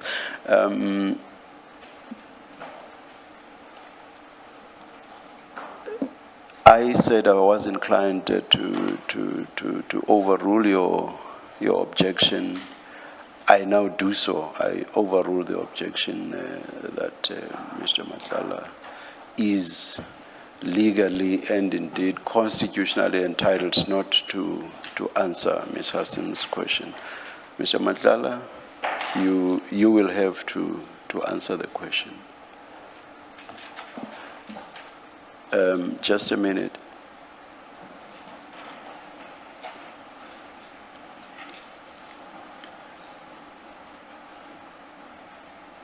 With regard to the wider constitutional issues that have been raised by Ms. Fannin here, I'm not in a position to make a reasoned ruling.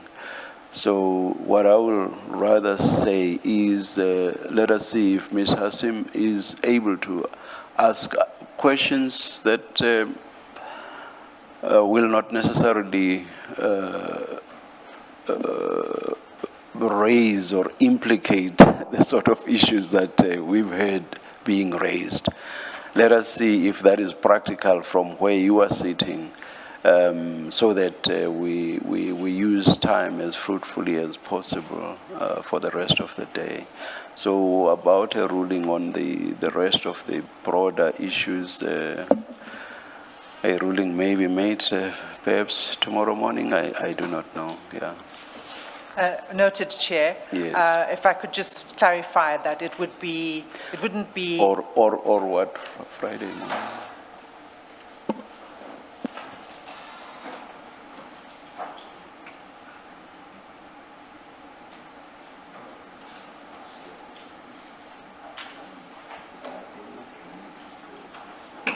Perhaps I should not tie myself to the issue of making a ruling. Let the issues be raised in respect of specifics.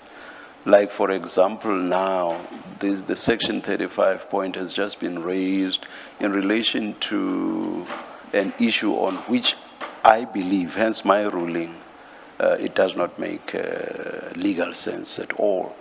So perhaps let me not tie myself to the need to issue a ruling. Let us hear those issues not raised in a generalized manner, but rather raised in respect of specific questions. And we've heard the argument, and perhaps we'll be better placed to deal with them at that stage, as and when they arise. So if you could please repeat your question, Thank you, Ms. Chair. Hassim. Sorry, Chair, before you proceed, Yes. can I please, after answering this question, can I please just rush to the bathroom and then we'll continue after, please? Let's adjourn, we'll come back when it's indicated.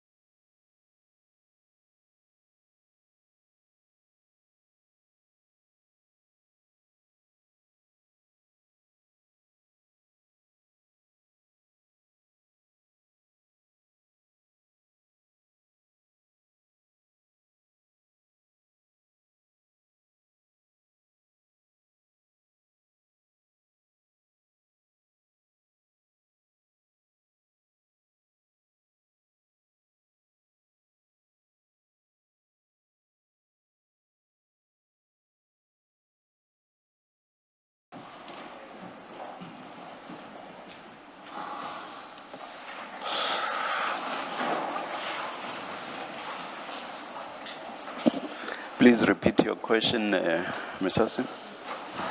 Thank you, Chair. Mr. Matlala, let me just reverse a moment so that we bring back the context to the question, because we've spent some time on other matters. So it's 1, 2, 3 paragraphs from the bottom, just to take you back to the discussion on Mr. Motsumi, right? And that's where General Mkhwanazi says the information is about information you gave him. This is when he gave me this information, the information about Steve Motsumi. He gave the address of the house of Steve Motsumi. He told me about the activities of Sibia, how Sibia is collecting money, etc. You've got that paragraph. Yes, I do. Okay. Now, the question to you is, what, you said that you only told him this in response to a question from General Mkhwanazi, correct? Yes. What was the question that General Mkhwanazi put to you? The question was if General Sibia is collecting money from anyone in Gauteng. So that question doesn't refer to General Motsumi. A question to you that Mr. Mutsumi. Mr. Motsumi. Yes, I was getting to that, yes. Oh, okay, so I'm sorry, I heard you say that he asked you whether anyone in Gauteng is, okay? Yes. That's not a question that says, is Mr. Motsumi paying General Sibia? Of course, yes, yeah. Okay, so that's not the question then that General Mkhwanazi asked you.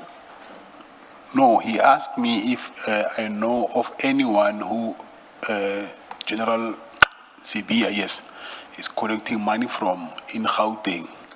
And then I said, and then the following question was, do I know General, oh, not General, do I know Mr. Steve Mutsumi? So when General Mkhwanazi said to you, do you know anyone in Gauteng who is paying General Sibia, did you answer him before he asked you about Mr. Motsumi, or did he immediately ask you about Mr. Motsumi? No, Mr. Motsumi, it was a follow-up question. So what was the answer to the first question? Like the anyone question? Yes. Yes. What was the answer to that question? I said yes. And did you then volunteer names, or did he then immediately say, well, what was his next question? Let me not frame the question for you. Yes, the next question was if Mr. Motsumi knows Mr. General Sibia. Was there no follow-up to your response that General Sibia was collecting money from people in Gauteng? Did General Mkhwanazi not seek to know who he was collecting money from? Yes, he did. And did you give him the names? Not the names. This is where I said I do not want to incriminate myself.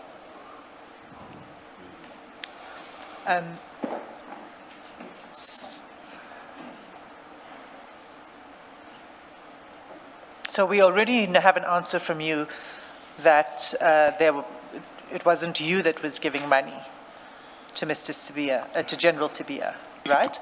Yes. Yeah. And you said he was being paid by others, right?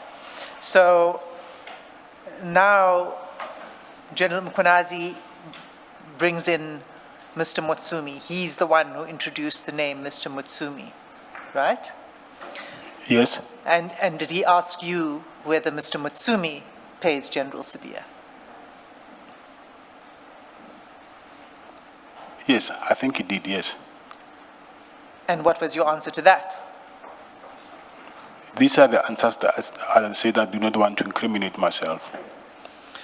I need to understand how answering that question will incriminate yourself, because that's why I took you back to your earlier answer where you said you yourself did not make any payments to General Sibia. So how will you incriminate yourself by saying that this person paid General Sibia? I need to understand that because it doesn't seem to follow for me. I explained earlier. I explained earlier that I have a trial and then I have a case to answer, and then this specific question that you're asking me now, these are part of the heart of my trial, of my case. Sorry, Mr. Chairperson, Matala. that relates directly to the issues under PRECA. PRECA is quite clear about that, and I can understand why he then says he doesn't want to answer. Just a moment. Which case is this? Because I had understood that the case in Johannesburg is an attempted murder Yes, and yes. weapons and conspiracy Yes. related to that murder. Okay, Commissioner, let me just clarify, because I see we didn't even have a chance to clarify that. This very same case of attempted murder, I have a plan, not a plan, there is a strategy that we need to present in court, that how did I end up being arrested.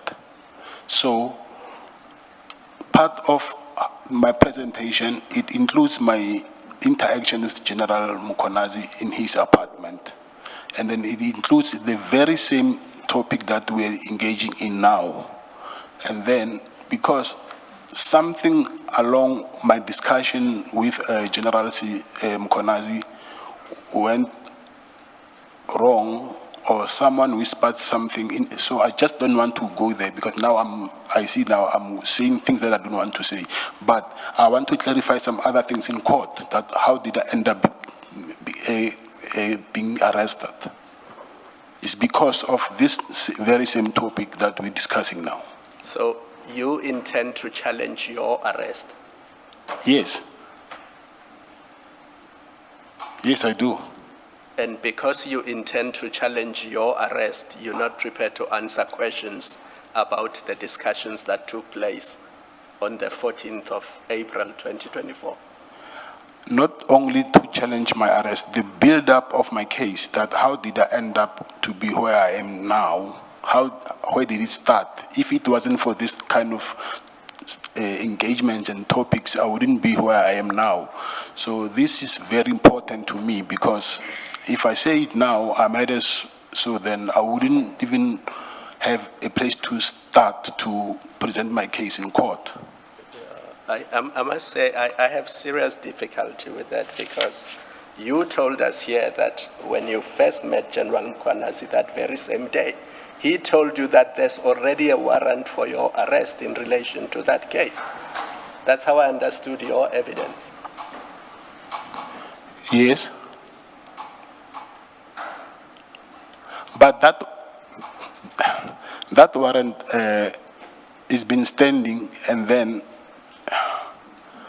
I don't know if maybe I can submit in private, because doing this now is not going to be fair on me, but I can submit it before the end of today now, just for me to explain this, I need to go to the gate. There's no other way. I just need to make you understand why I'm saying I want to challenge the build-up of my case, how I ended up being arrested. Yes, I'm facing an attempted murder charge, but even that said warrant, it's been standing, and for it to be where it is now, I think for me to prove it is just to submit to you. And then you can see it first and judge it that, okay, this is where he's going with this thing. But for me to say it now, it will unfortunately spoil my case. Subject to a further explanation by you, Mr. Matlala, I fail to understand how telling us who the Gauteng people, excluding you, because you've said you did not pay General Sibia, how telling us who the Gauteng people from whom General Sibia received or receives money, how that's going to impact your case adversely, I do not understand. And again, let me up front say I'm inclined to rule that you must answer the question. But as I said at the beginning, this is subject to any further explanation you may give. This is only about you to the extent that it's you who's going to answer the question and who answered the question in response to General Mkhwanazi. But for that, it's not about you. It is about those people that you said, I assume you did say, General Sibiya was receiving money from. It's about them, not about you. So subject to a cogent explanation by you, I do not understand the point you are making. So I do afford you a further opportunity perhaps to explain in the light of what I've just said. Thank you, Chair. The first thing is there are no other names. The person who was just mentioned, it was only Mr. Mutumi and General Sibiya. But he said people in Gauteng, but he didn't mention any names except the name of Mr. Mutumi and General Sibiya. So I cannot give names that I don't know, except the name of Mr. Mutumi and General Sibiya. So so you did not give General Mkhwanazi any name? No, no. But your answer was, your response was in the positive. You said, yes, General Mkhwanazi does receive payments or collect money from people plural in Gauteng. Sibiya, General Sibiya. You've said that already in response to Ms. Hassim. In plural. So it's those names that I'm asking for. No, I don't think, maybe you heard wrong. I never said in plural. The names that were mentioned, it was only Mr. Mutumi and Mr. General Mutumi. Sibi, only, All not in plural. In plural. Oh, then I misunderstood. I misunderstood. Sure, but it still doesn't answer my question, which is, did Mr. Mutumi pay General Sibiya? I don't know. Okay. Okay. Now, on your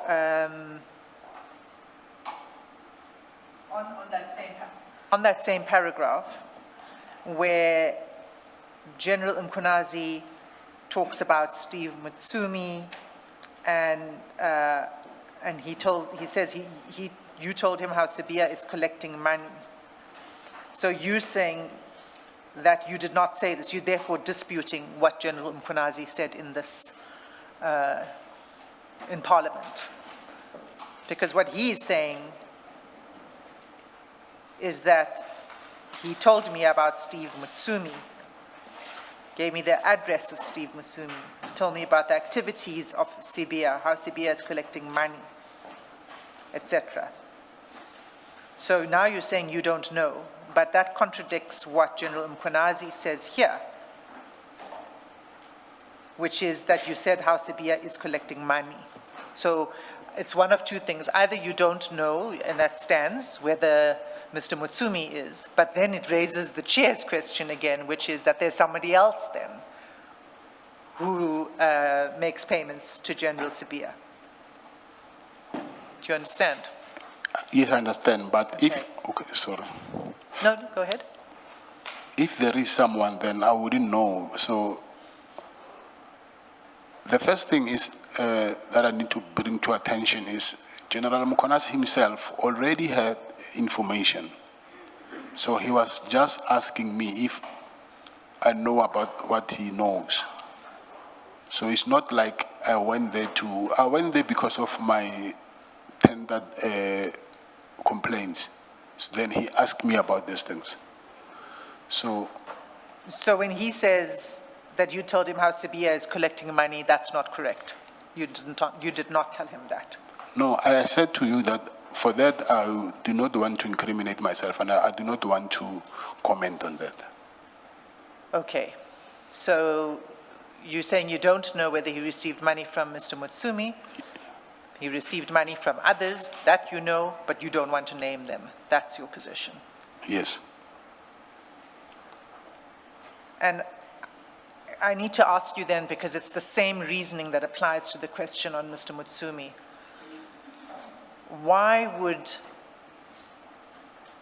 telling this commission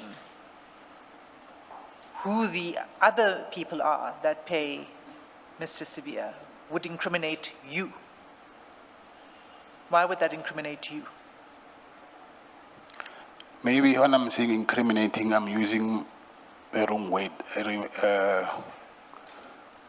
I'm basing this on, again, my case in court. So maybe incriminating is not the right word that I'm using. Because I'm repeating again that I still have a case to present in court. So I'm already saying a lot here, than meaning that at least leave me with half. I can go to court with half. So don't take everything. So because now you want me to disclose everything here, and then I'll be left with nothing. Just don't strip me naked, please. Chairperson, I understand what your position is. You, on this line of questions, you're not claiming a privilege against self-incrimination. You are refusing to answer the question because you say it will compromise your defense strategy. Am I correct? That's the position you've adopted. Yes, you're correct. Thank you. I want to say this. The case you have to defend yourself against is an attempted murder case. My take from what you are saying is that you don't want to incriminate other people, and that's the real reason why you don't want to answer that question. Can I comment on that, Commissioner? You still don't take it that when I say the way I ended up being arrested, it has to do with my interactions with General Mkonazi. I'm prepared to accept that. The question now is, who are the other people that were paying General Sibia? Or who did you tell General Mkonazi that other people are paying money to General Sibia? And that's the question you're refusing to answer. And you say, yes, there are, but I don't want to mention.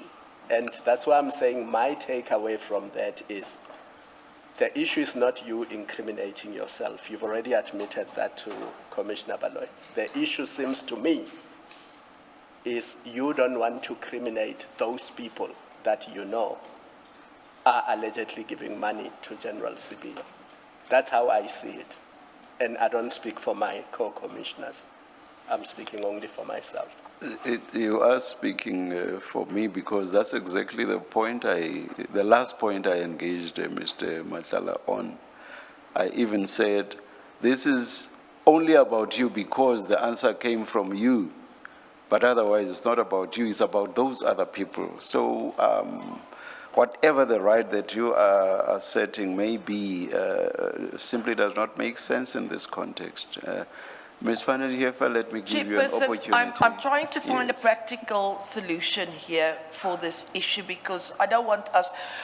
In his evidence under oath during the ad hoc committee, when he gave evidence, Gerald Kunazi on this very day or the next day said he recorded the whole interaction between himself and Mr. Madlanga.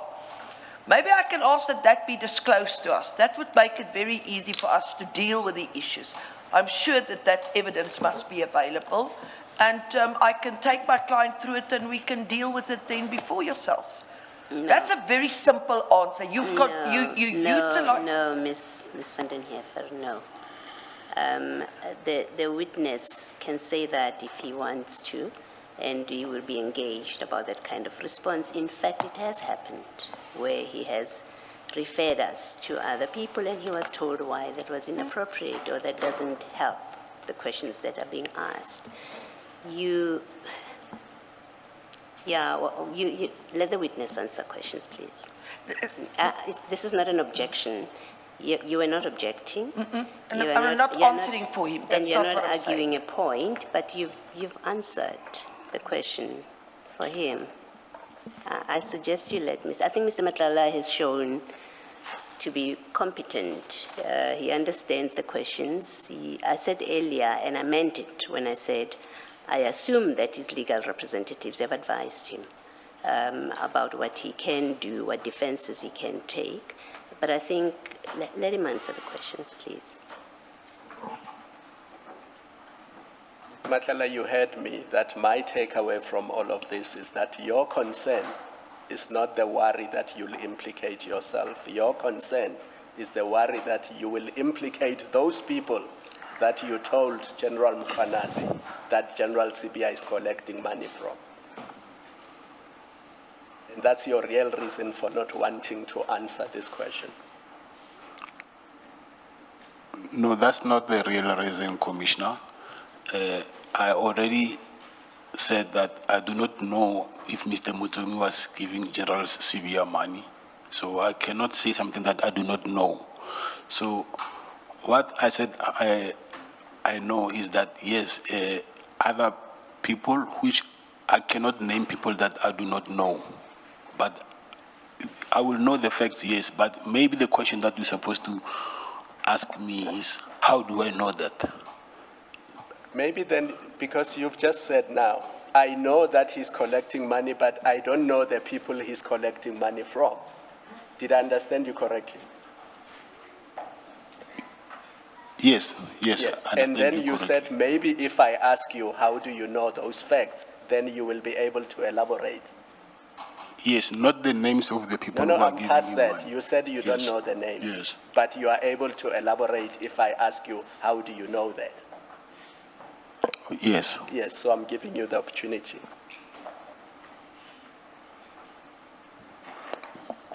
So you want me to mention the name? You said you don't know the names, but you No, know the the name- facts and you are able to elaborate. So I'm giving you the opportunity to elaborate.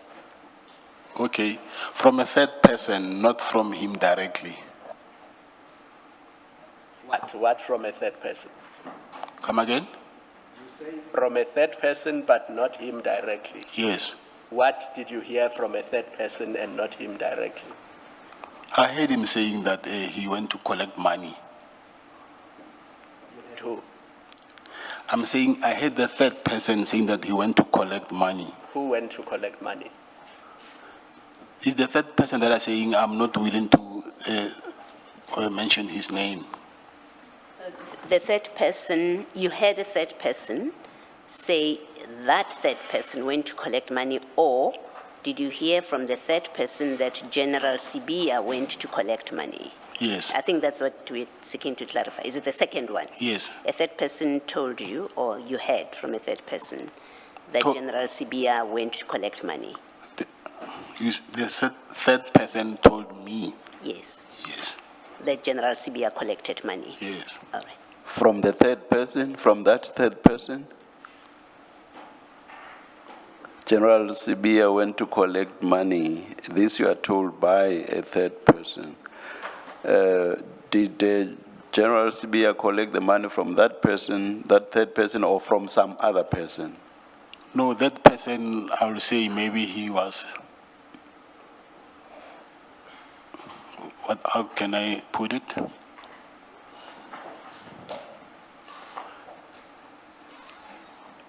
A good, what can I say? Someone, a middleman. I don't know how to mention it. Did you I'll say s- a middleman? Yeah, let me say a middleman, yes. They were a conduit of money. Come again? That third person was a conduit of money between General Sibia and somebody else. Yes. Is that what you're saying? Thank you. And the somebody else, do you know who that somebody else is? Yes, I know. And who is that person? It's Agent Ngosi. Sergeant Nkosi. Yes. I just want to be clear. Are you saying that Sergeant Nkosi is the middleman, or that Sergeant Nkosi is the one who's making payments? No, I said the middleman. The middleman. Okay. My question was actually, who is making the payment through Sergeant Nkosi? Yes, I said I don't know.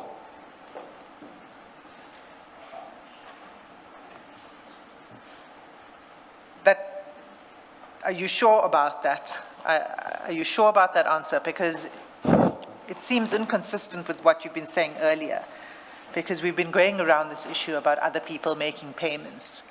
And my understanding is that earlier you said you were aware of other people who made payments, but you did not want to mention their names. So you're saying now that you don't know the person who made the payment, but you know that the payment conduit was Sergeant Nkosi.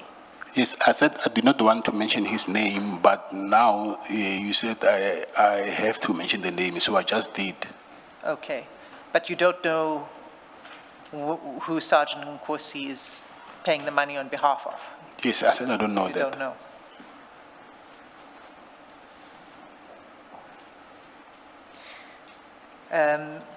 I'm going to move off that particular line of questioning, Commissioners, unless you have anything.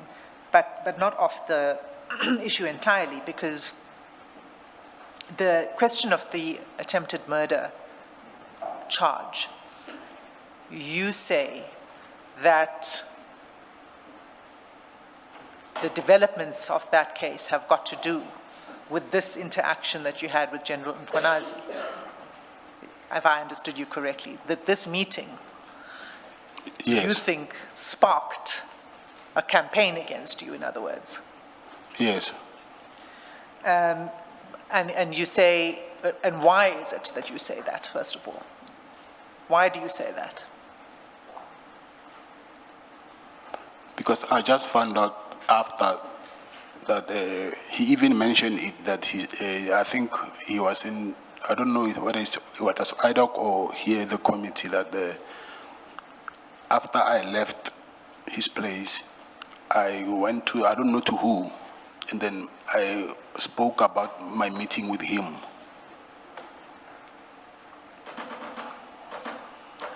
Oh, I see. So it wasn't actually this meeting then, it was your evidence in ad hoc.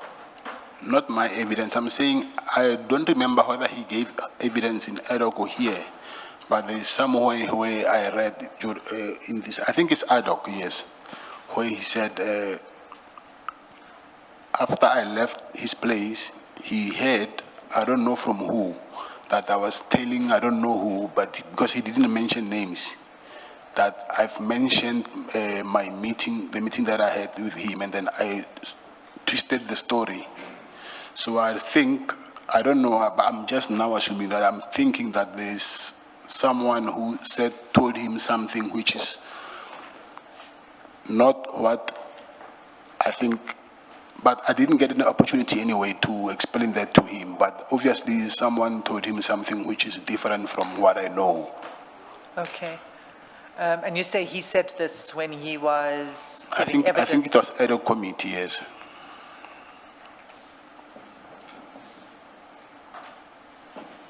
I think I might be able to find the reference. Give me a moment, please.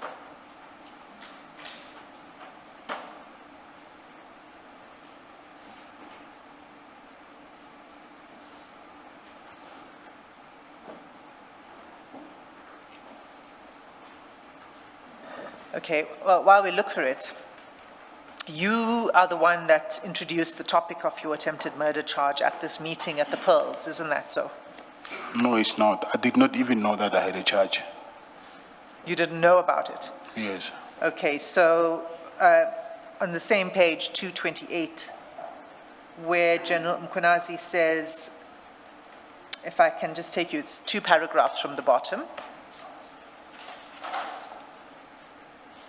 And he says, so I take note of all of these things. So now this is the paragraph immediately after the Mutsumi and the payments and all of that. And what General Mkhwanazi says, so I take note of all of these things. And then he asked one thing, but the other one was just a comment, which I could not do much about. The first one was, I've got this contract, I've got so many people I should be paying, but I have not paid, but the police are not placing an order. Can you get General Nkua to meet up with me so we can discuss and get to hear what the issue is? Then I said, I will talk to General Nkua, but I do not know anything about the contract, but I will talk to her. The feedback will come to Sonona. That is 1. 2, what is the next thing? The next thing is that I hear that there is an investigation in Gauteng into the attempted murder of his ex-girlfriend. What is happening on that? I said, no, do not ask me that question. I am not in Gauteng, I am here. I cannot even answer any question. If you have issues with it, General Snowden is your brother. I don't think that's meant to be Snowden. The only Snowden I know is a whistleblower, American whistleblower. Maybe it's Sinona. General Sinona is your brother, because we know you've already described him as your brother. Must talk to General Khumalo and establish what the issue is. Now, what General Mkhwanazi is saying here is that you asked him about this investigation in Gauteng into the attempted murder of your ex-girlfriend. So is he not being truthful here when he says this? Thanks, Advocate Hasim. First of all, what he said to me, even himself, I think they didn't give him full information, because he said to me, my girlfriend from Limpopo. So I said, no, which one? And then he said, the one that she was an actress in Movango. Then I knew that she was talking about the one in Gauteng, not Limpopo. So it cannot be that I told him about that. So it's him who said to me, the warrant now at this stage, it is not being signed even by the magistrate. It has only been signed by the prosecutor. So, but after whatever, I don't know who told him, I don't know what, and then that warrant ultimately went, and then it was signed by the prosecutor, by the magistrate now. But he told me that at this stage it was only signed by the prosecutor, so I did not know that there was a warrant that was standing up. I wouldn't even go confront him. For me, I would think that he might even arrest me.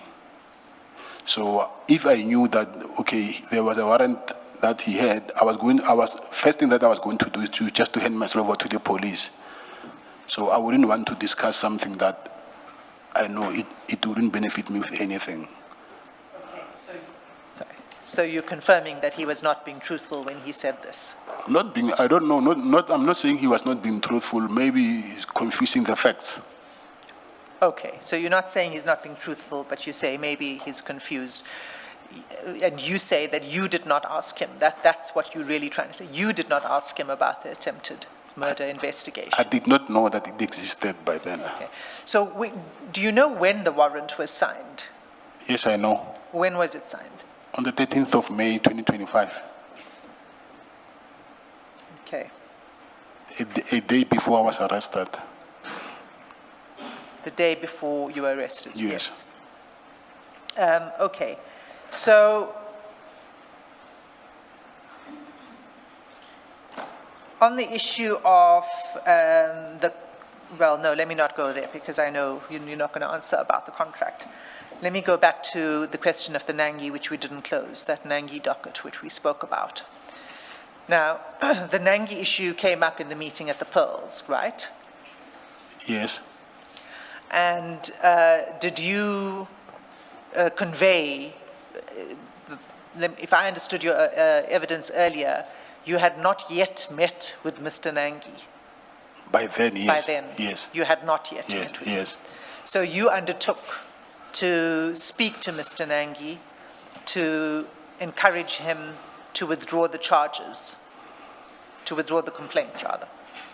Yes. Yes. But before that, I explained to Mr. Sinona, before we even went to him, that my wife and Mr. Nangi's wife are very close, because the kids go to the same school. Yes. Yes. So you subsequently went to speak to Mr. Nangi, and I suppose, and I think you said you don't recall when? Yes, I don't recall when, yes. And so why would you be discussing Mr. Nangi before General Mkhwanazi meeting, and in fact, even before you get these documents, why would you be discussing Mr. Nangi with General Sinona? I explained that earlier, Commissioner, that he told me that they wanted help to convince Mr. Nangi to withdraw the charges. Yes. Yes. Yeah, my question is, for him to speak to you about Mr. Nangi, he must know something about your relationship or your interactions or your dealings with Mr. Nangi, and because otherwise there is no explanation why he even starts the conversation with you about Mr. Nangi and not anyone else in your complex or anyone else down your road. So what is it that gives him an in into discussing Mr. Nangi with you? He is the one who arrested not him personally, but his team. And then they arrested him in the same estate that I live in. And then he asked me if I know him, because at that day there was a lot of police in that estate. And I told him that I do not know him, but I know my wife knows his wife. So I will ask through my wife, and then I'll go to know Mr. Nangi. Thank you. Ms. Hassim, didn't General Senona say when he found out that Mr. Matlala was neighbors with a suspected kidnapper, he wanted to warn Mr. Matlala because he's his friend? Sorry, Mr. Matlala. Wasn't that his evidence? Yes, that was his evidence. Before we go there, Commissioner Khumalo, I just want clarity in response to the question that Commissioner Baloy asked when you said it was his team that did this arrest. Whose team? Mr. Senona. Senona's team. Okay. Commissioner Khumalo, do you have a question about, I mean, you can go there. I'm also going to get there at some point, but I'm happy for you to I do think you deal with it, because I just saw the transcript that you were in fact leading that evidence, so I'm going to leave that to you. I don't have the transcript, that particular reference with me now. So if you have the reference and wish to go there, that's fine, but either way. But I'm not sure if you are able to comment, Mr. Matlala, but Mr. General Senona, in his evidence, when we asked him why he shared the Nangi dossier with you, he said because you were close and he had just found out that a known kidnapper is living in the same complex as you, and he wanted to warn you as his friend about him so that you watch yourself and your kids, I suppose. Do you know anything about that? And then the documents that he sent me? Yes. Yeah. The complaint with the... It was not a warning. It has Mr. Nangi's charge sheet, it has his ID numbers, it has the complaint against the 6 policemen who allegedly arrested him or harassed him. Or you saying the documents he sent me because as a warning? Yes. I did not know that, Commissioner. Did he have that discussion with you when he sent you those documents? No. What I know that he asked me, but obviously I knew that arrest when it happened. It is in the estate. I think everybody knew about it. So he asked me. I said, "Yes, I know him." Obviously, the school is the same school as my son and his son. Then I said, "Yes, through my wife, I can ask that." So that's what I know.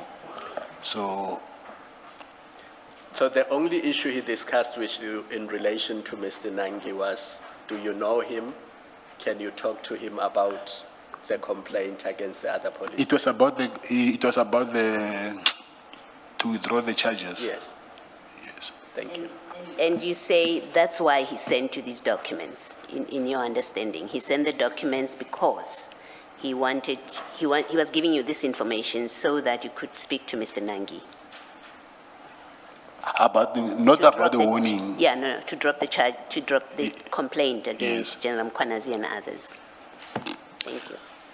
I can put a different proposition to you, that it wasn't provided to you to request that you to speak to him to withdraw the charges against General Mkhwanazi, but it's to request that he withdraws the charges against General Senona's team. His team, yes. Yes, Whose team? General Senona's team. If you want to have a look, we were looking at it earlier. It's, oh gosh, this file 2.1.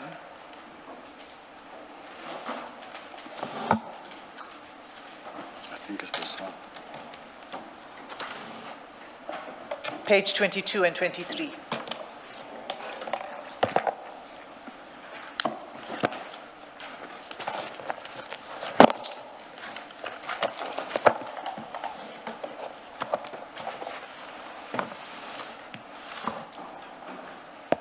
you have it? Yes, I have. Okay, so you'll see who the complaint is made against. And on 22, you'll see that it begins with a Durban Metro police officer, and then it has a private individual who works at Vision Tactical, a Yassine Teba, who works at Vision Tactical. And then Yakub Desai, also seems to be somebody who works in the private security industry.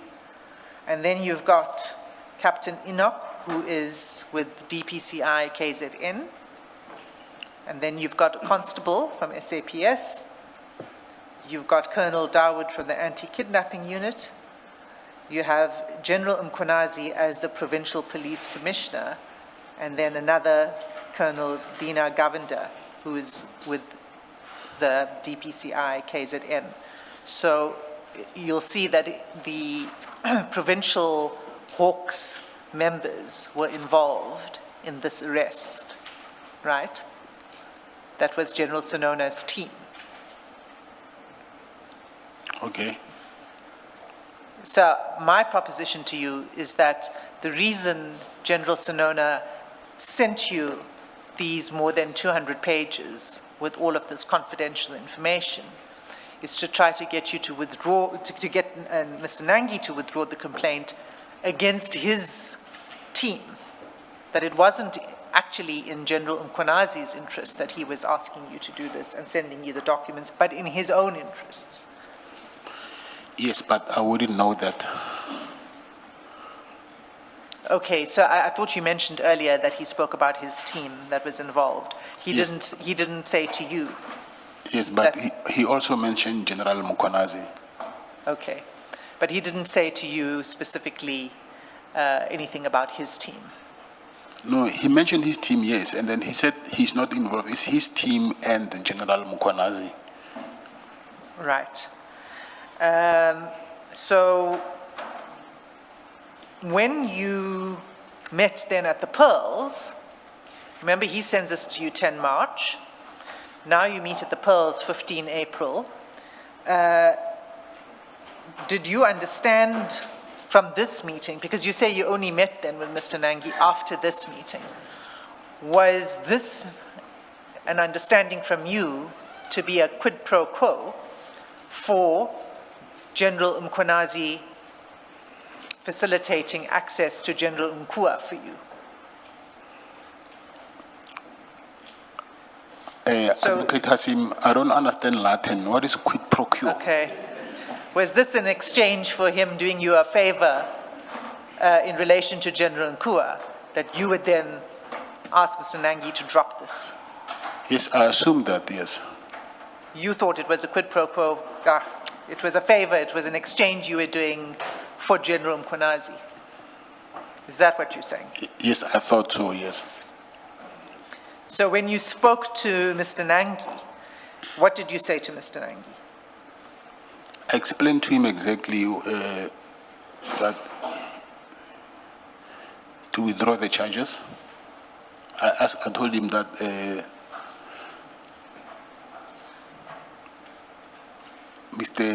General Sonona is very close to me, so I asked him to do this because on behalf of because General Sonona was very concerned about his team. So I was doing this on his behalf, yes. Because I did not know General Mkhonazi anyway, so I couldn't say he's my friend or something. So the only person who was close to me, it was General Sonona.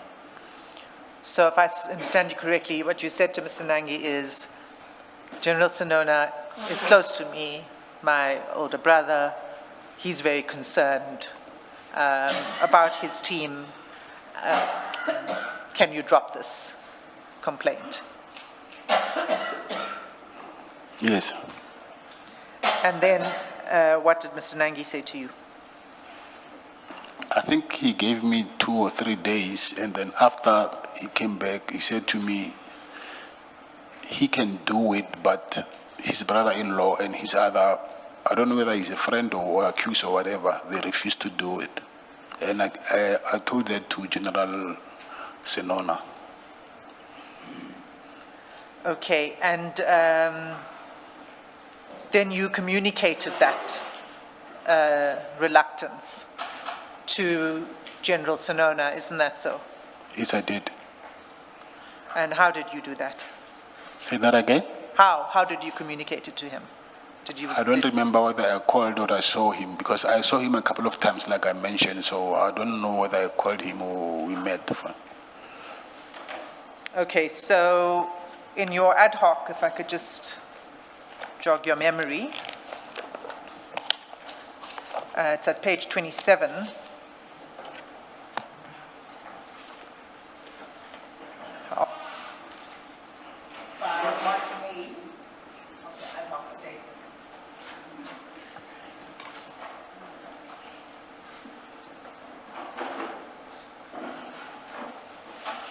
Page 27.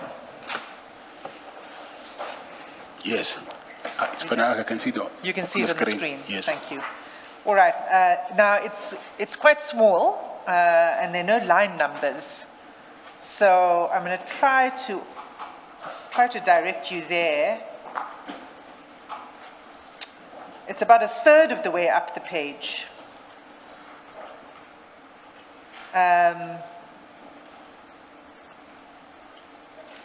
There's an exchange between you and Mr. Arendse. You see that, Advocate Arendse.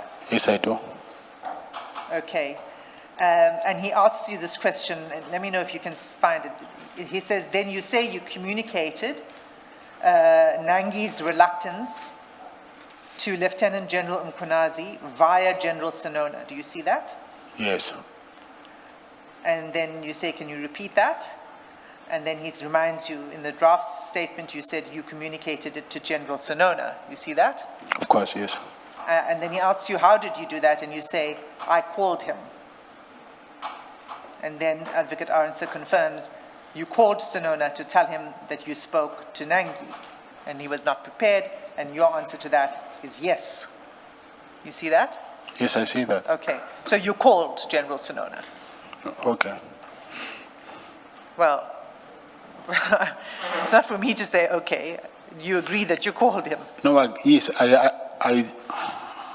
called, yes, I can see now here from the transcript that I called him. Okay. Now, when General Senona was here before this commission, he said, and maybe we should go there, it's file 2, page 85.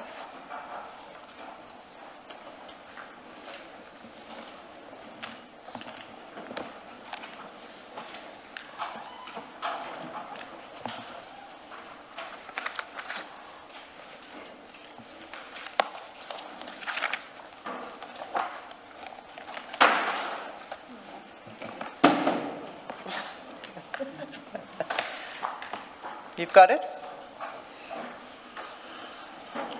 No, I don't see thought it on I'll the see it screen, on the so screen, yeah.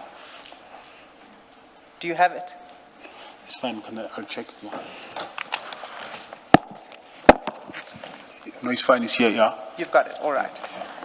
Okay, so this was when General Senona was testifying before the commission on the 28th of January 2026.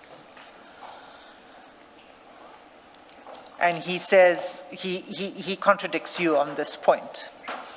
He says, I never met with Mr. Matlala to discuss the withdrawal of the case by Mr. Nangi. And even in the calls, when we were talking about the calls, Mr. Matlala never informed me about this.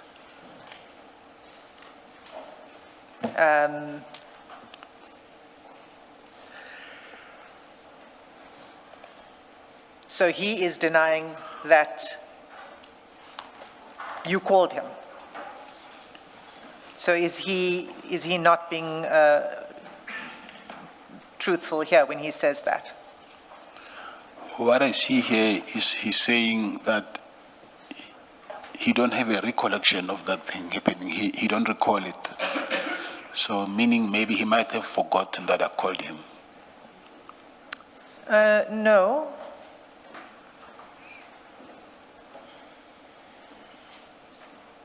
No, he says this call that it never happened. Let me just find the line. If you look line yeah. 20, Even line 10, I 21. think. Okay, 21.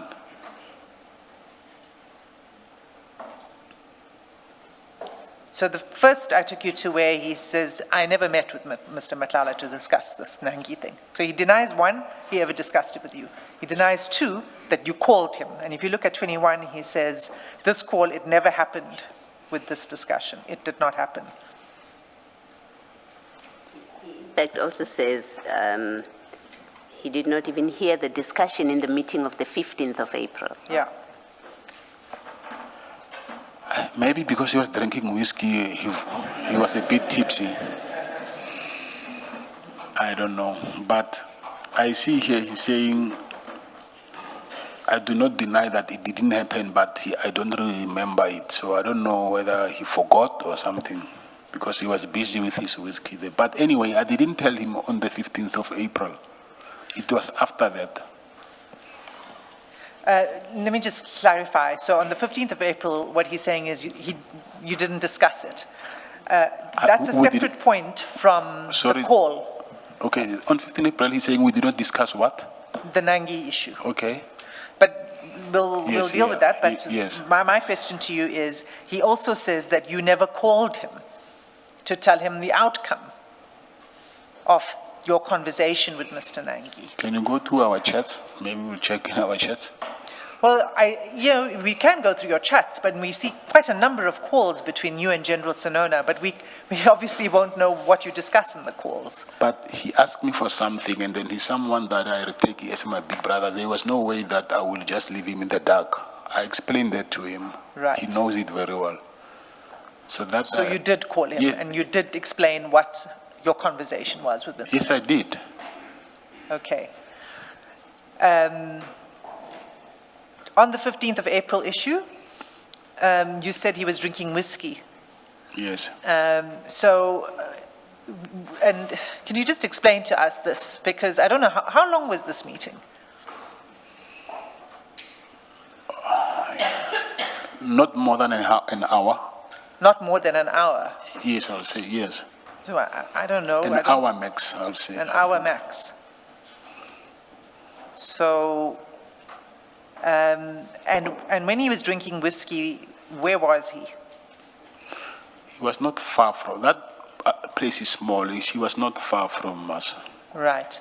So he was having his whiskey and he could hear what the conversation was because it was a small place. It's a very small place, yes. So he could hear. If you want to, yeah, you can hear. Right. And In fact, on that, but I don't have the right place now. But where we were earlier, on General Mkwanazi's testimony at the ad hoc committee, where you were referred to, even though that part was not read, General Mkwanazi also makes the point you've just made that the space where you were is very small. Even if someone is where the kitchen or kitchenette is and where the dining room area is, where the couches were, he says a person, wherever they were in that space, they were within earshot and they would have heard everything that was being discussed. You confirm that? That's my understanding. Yes, I do. Thank you.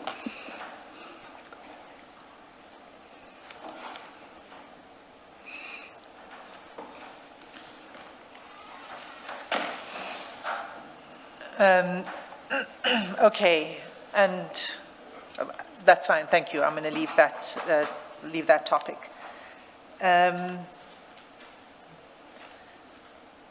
In your conversations with General Sonona, we see that you share a lot of information. There's another batch of information that he shared with you I'd like to take you to. And that was around the 13th of April. So if we could just go to file 2.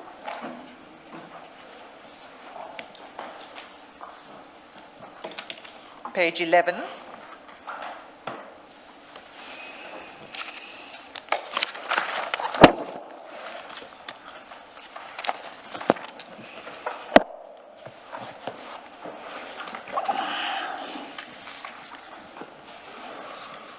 Is it the same file too?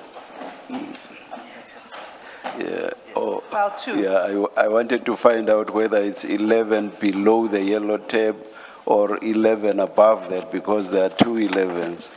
In fact, there are two of everything Oh. Yeah, it's after the yellow tab. after the, all right, thank you.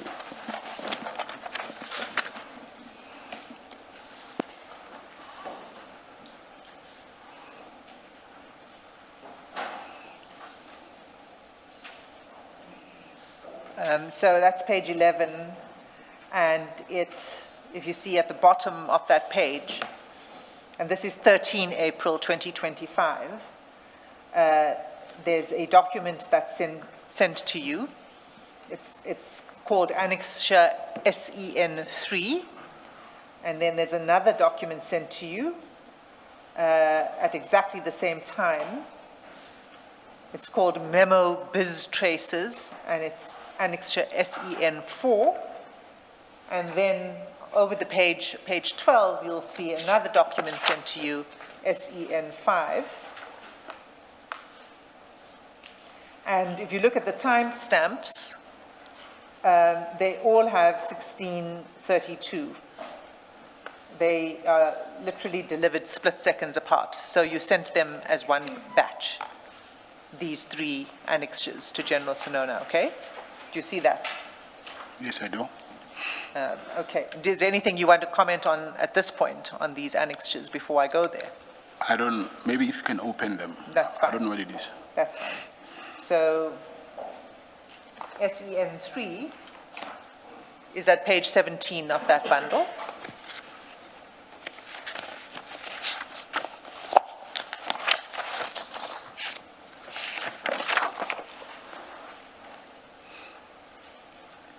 Do you have it? Yes, I do. This looks like a company search for the Senzo and Tembeka Mkhunu Foundation. Do you agree? Yes, I agree. And it has the usual information on it when you do a company search.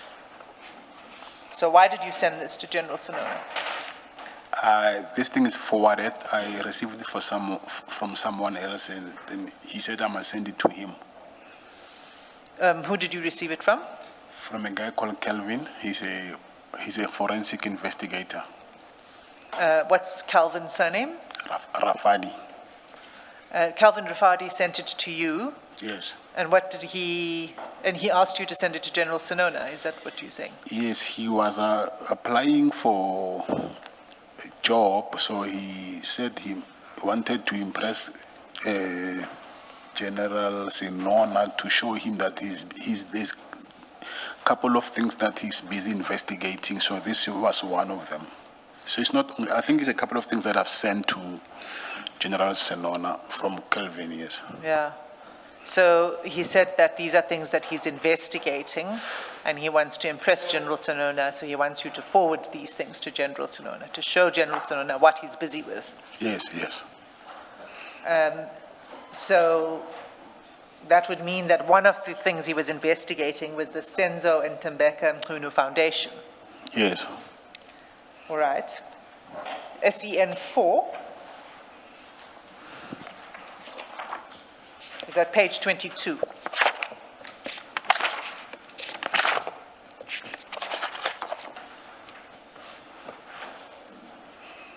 So, and this is a memo, and it's the subject of the memo is the confidential information concerning the honorable identity of the president. And then he includes information and identity numbers of President Cyril Ramaphosa. You see that? Yes, I do. So this was also something that Mr. Rafadi was investigating? Yes.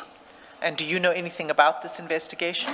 No, I was just forwarding these things. I don't know anything about them. Did you have a look at these documents when he sent it? I'll just forward. I didn't have time to check documents. So you didn't read it? No, I didn't. And then if, there should be one more. SEN 5. It's at page 26.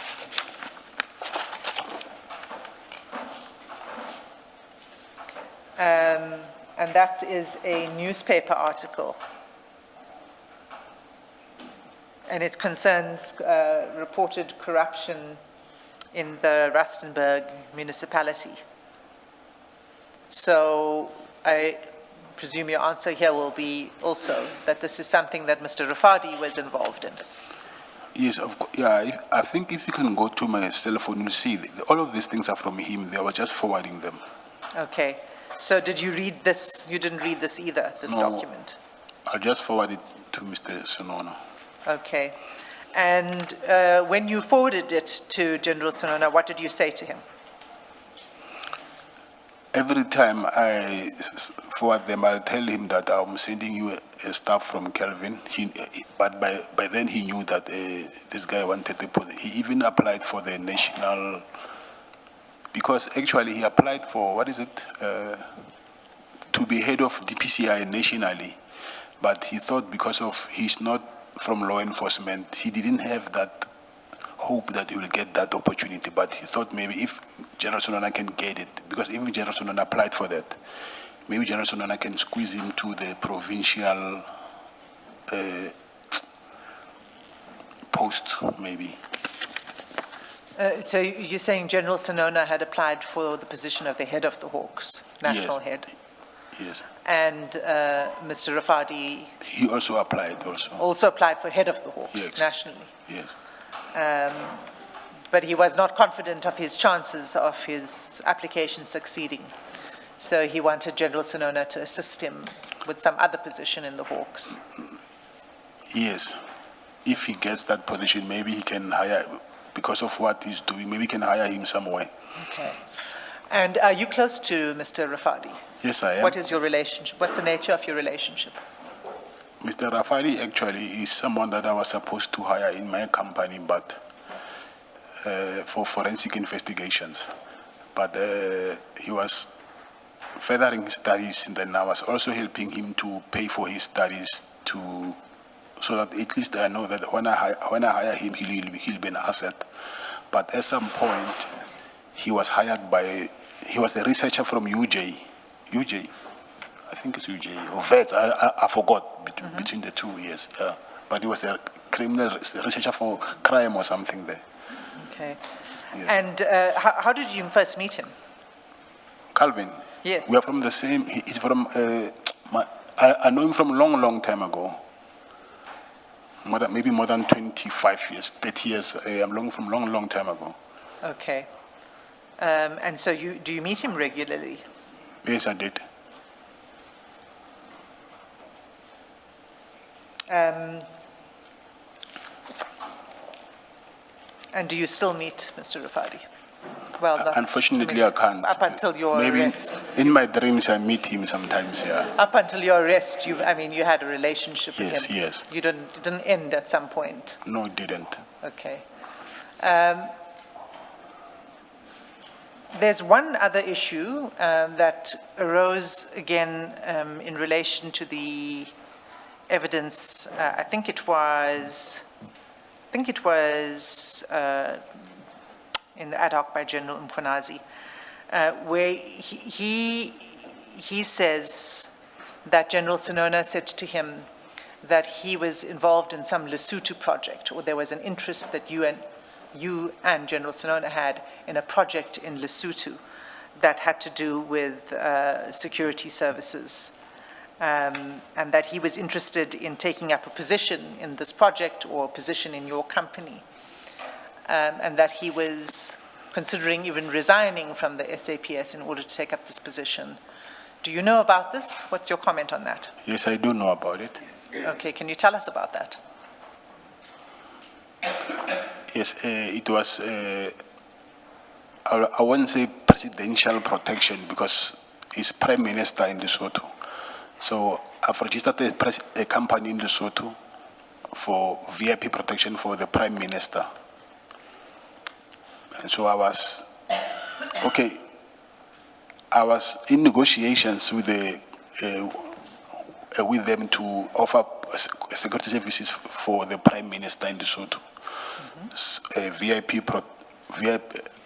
Let's just say presidential, same as presidential protection, but because there's a Prime Minister that side. So that's why General Senona wanted to also come on board. And what position would he have held if he came on board? He will choose whatever you want. Okay.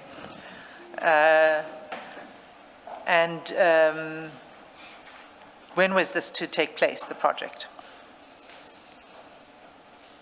The dates are forgot. Did it, so do you have the company? Is it up and The running? company have registered it, yes. Okay. But has General Senona had anything to do with the company since then? I mean, he didn't, as I understand, he didn't take up this because he decided not to retire and to see Yes, yeah, that's see true. his service through to the end, and then to take up a position after that. So there's not been any engagement with General Senona and this company, or has there? Just for clarity, please, can you please repeat that question? Can you, let me tell you that, let me put it this way. What engagement has General Senona had with this company? Has he done any work for the company? Has he been paid by the company in any way? Has the company provided services to him in any way, benefits to him in any way? No, he was not even hired. He was considering to, so there was nothing that happened. Okay, so nothing further took place on Yes, the nothing. Lesotho Yes. company? No, nothing. Okay, thank you. Chair, I've noticed it's 4:15. This for me is a convenient time to take a pause, but I haven't reached the end of my questioning of Mr. Madlanga. So we will have to return. I ask that Mr. Madlanga remains under subpoena and to return on a date to be agreed. We would have to discuss it with Ms. van den Heever. That's in order, Ms. van den Heever, especially if that date is one to be arranged between council. Yeah, Chairperson, the date will have to be discussed. The issue is we are now returning To the on Monday, trial. as you know, To the to this trial. trial, and we need to focus on this trial. So I don't know when your last date is. By you, I mean the Commission's last date. But at this point in time, for the foreseeable future, this is where we're going to be busy doing the trial. Let's just leave it at that for now. We'll see what comes out of the flash, so to speak. We'll discuss it, Yes. Chair, and come to an arrangement. Yes. Thank you. Mr. Madlanga, the hearing of your testimony is postponed to a date to be determined. Let's adjourn and resume at 9:30 tomorrow. Yes, Chair.